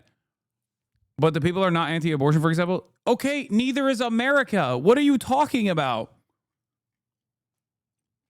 The problem is Mexico has, in spite of social conservatism or any sort of hangups that they might have, Mexico and Mexicans broadly have voted for a bold candidate that is continuing, that is the successor of a former candidate that expanded the welfare state.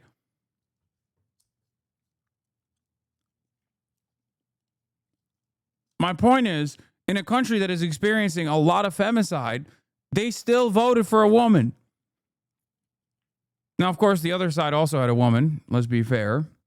But, you know, a Jewish woman in a Catholic country. That means that people didn't necessarily care about it too much. My point is, under different circumstances with the Democratic Party's calculation, that would be a major hang-up. Oh, we can't have a Jewish person run. Are you kidding me? They need a white guy. They need a white guy who's Catholic to fucking run the country. Why didn't they do that? Because she was the best vehicle, the best messenger, the best continuation of AMLO's policies. It was the policies that made Morena popular.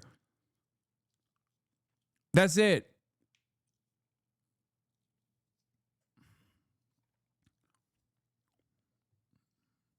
That's it.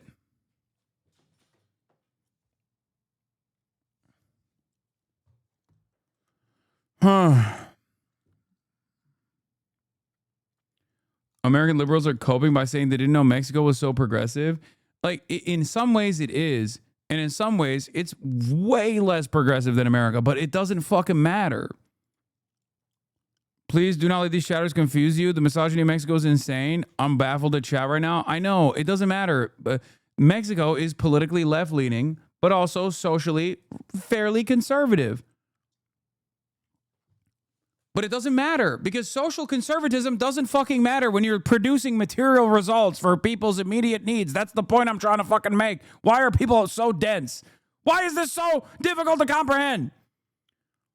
That's literally the entire principle that I am advocating for here in the United States of America. This is something that I believe people overlook social conservative leanings and social conservative tendencies when you offer them material improvements. That's it. Material improvements in the form of good policies, an expansion of the welfare state, addressing their needs, tackling the affordability crisis. That's it.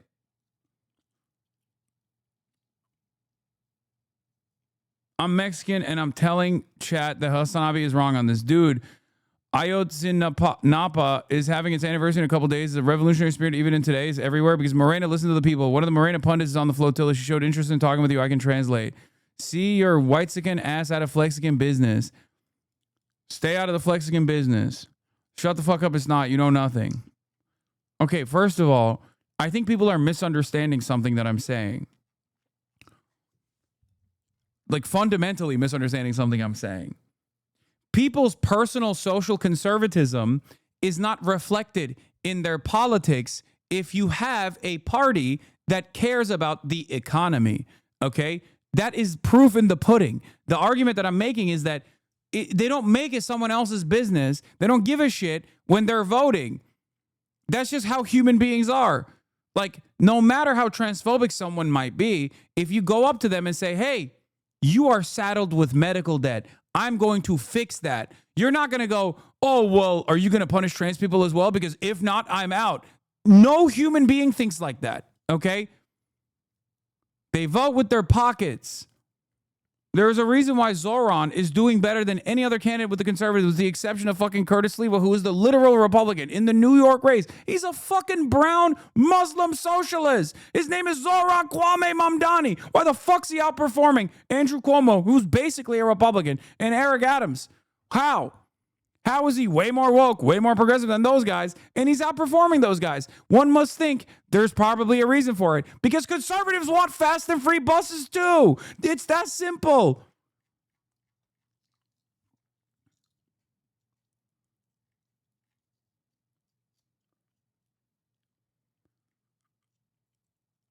I know what you're saying, but I think transphobics might be a bad example. They tend to explode their lives out of obsession. No, you're talking about Matt Walsh. I'm talking about regular ass transphobic people that are just like, yeah, it's weird and gross. I don't want to see it. That kind of transphobic person is like the normal kind of transphobe.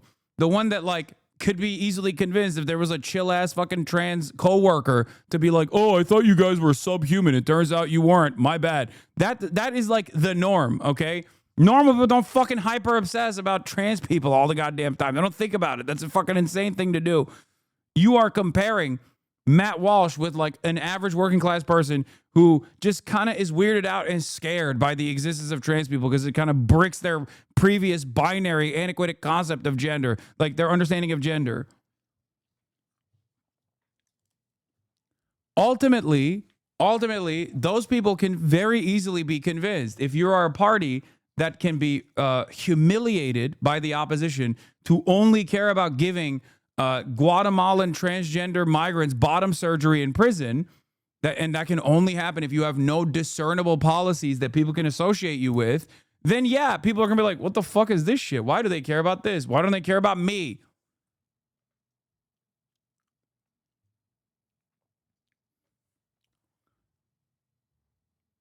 Anyway.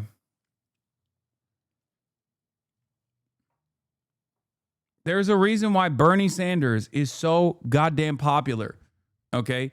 He is an 874-year-old Jewish man. And yet, in a country like the United States of America, he's so fucking popular. How is that possible? Is it because he's sexy? Is it because he's charismatic? No, none of those reasons.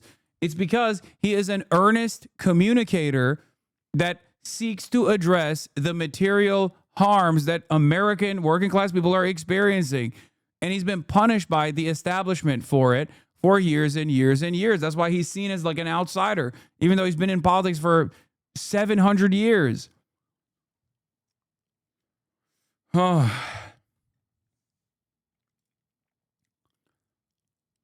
Searchlight Institute, top issues that battleground voters say leaders should focus on today are affordability, healthcare, and jobs. What? But when asked which top 3 issues they think the Democratic Party is focused on, they say climate change, LGBTQ plus issues, and healthcare. It's not bad that they at least say healthcare.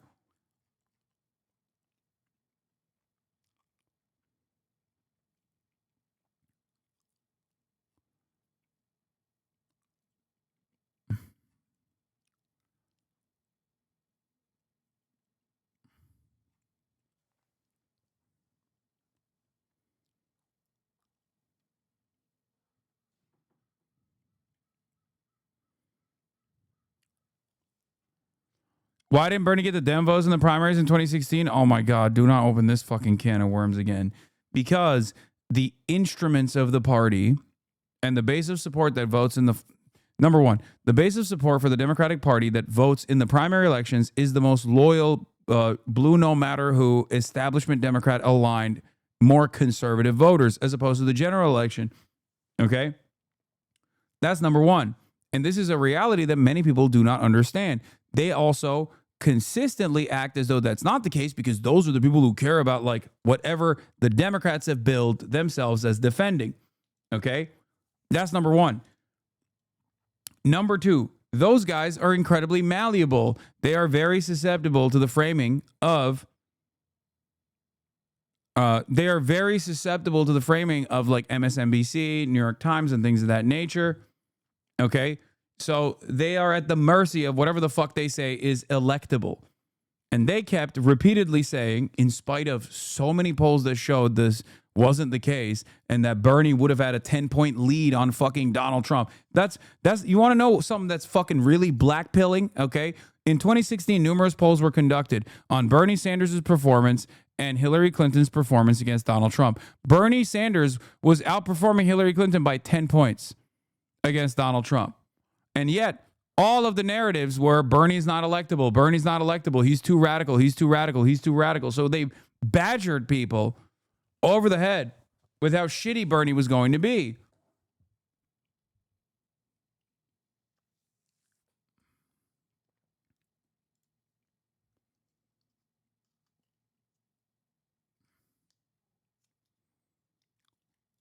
Anyway. Donald Trump himself recognized Bernie Sanders would be too hard to fucking defeat. He kept saying it over and over again, all the way back then. But ultimately, there was also a lot of shit.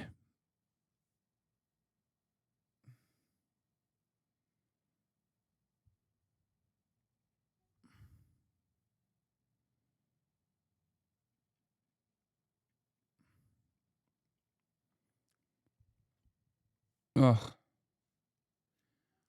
Don't forget the super delegate situation. I know. There was a lot of institutional hurdles presented against Bernie Sanders. I think if 2028, if there's an election, we'll have a different Dem primary base, but I don't know how we can fill that Bernie role. I'm sorry, but AOC is not that person. I don't think AOC is ready for that person right now, but who knows what might happen in the next 3 years. But anyway.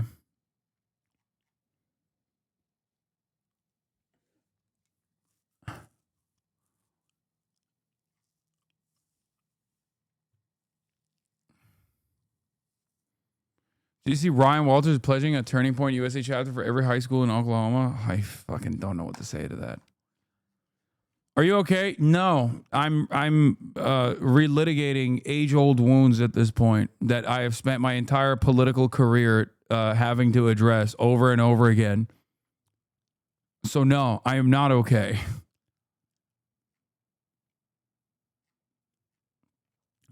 But yeah. In any case, we're here. Don't believe anybody who says America's so much more conservative than you think it is. Oh my God. Because those people, whether they're oblivious to this reality or not, are unwittingly defending this notion that you have to tack to the right over and over again. And that is precisely the reason why they keep fucking losing. Okay? I'll leave you on some good news. More countries are pledging military vessel support to the Gaza flotilla. Spain announced today that it will send an official military ship to protect the global Samud flotilla, which is carrying humanitarian aid to Gaza following the attacks on the civilian vessels early this morning. There is a... I'll just leave you on that good note. Are you sweating? No, I have Austin coming over. We're going to go and fucking get my big zits taken care of. And we're going to film it for Patreon, patreon.com/FearAnd. Were you ever Hamilton pilled? No, of course not. Don't be crazy. Hey. Anyway, everybody, love you all, and I'll see you tomorrow, okay? But I'm chillaxing the chat, so hi. Peace. Also, as always, gonna leave you on a positive note. Free Palestine and fuck Israel, okay? Fuck Israel forever. Free Palestine forever. Love you all. I'll see you tomorrow. Bye-bye. All the chatter is trickling in. Hostile people hate. Sunny Los Angeles, California, says Hasan. The stun lock to the stun lock to the topic that's just begun. There he is again. Hasan is streaming. Hasan is streaming. There he is again. Hasan is streaming. Hasan is streaming. Reviewing the P.O. box. Uncle Uger's face. Sudden discord agitprop. Gray names take on race. Tiny Bernie Sanders, LGBTQ Air Force. The whole left at your fingertips, and Anya out your door. The H3 Crowder debate, the Young Turks online show. 3 full fucking years of this, and plenty more to go. 90-day fiance talks of champagne bourgeoisie. A Trump rally live reaction, a mass riot in DC. There he is again. Hasan is streaming. Hasan is streaming. There he is again. Hasan is streaming. Hasan is streaming. Reading live stream fail comments. Austin show chat advice. In all the ways the right-wing pipeline can suck you in online. JCS react Lord Frank gets broken cover blown. A full-blown mass pandemic, months of streaming in your home. Total radicalization coming out to find. The system you were taught to trust in was broken the whole time. All these daily streams, whether big or whether small, have help me and so many find some meaning through it all. So there he is again, the sun is streaming, the sun is streaming. There he is again, the sun is streaming, the sun is streaming.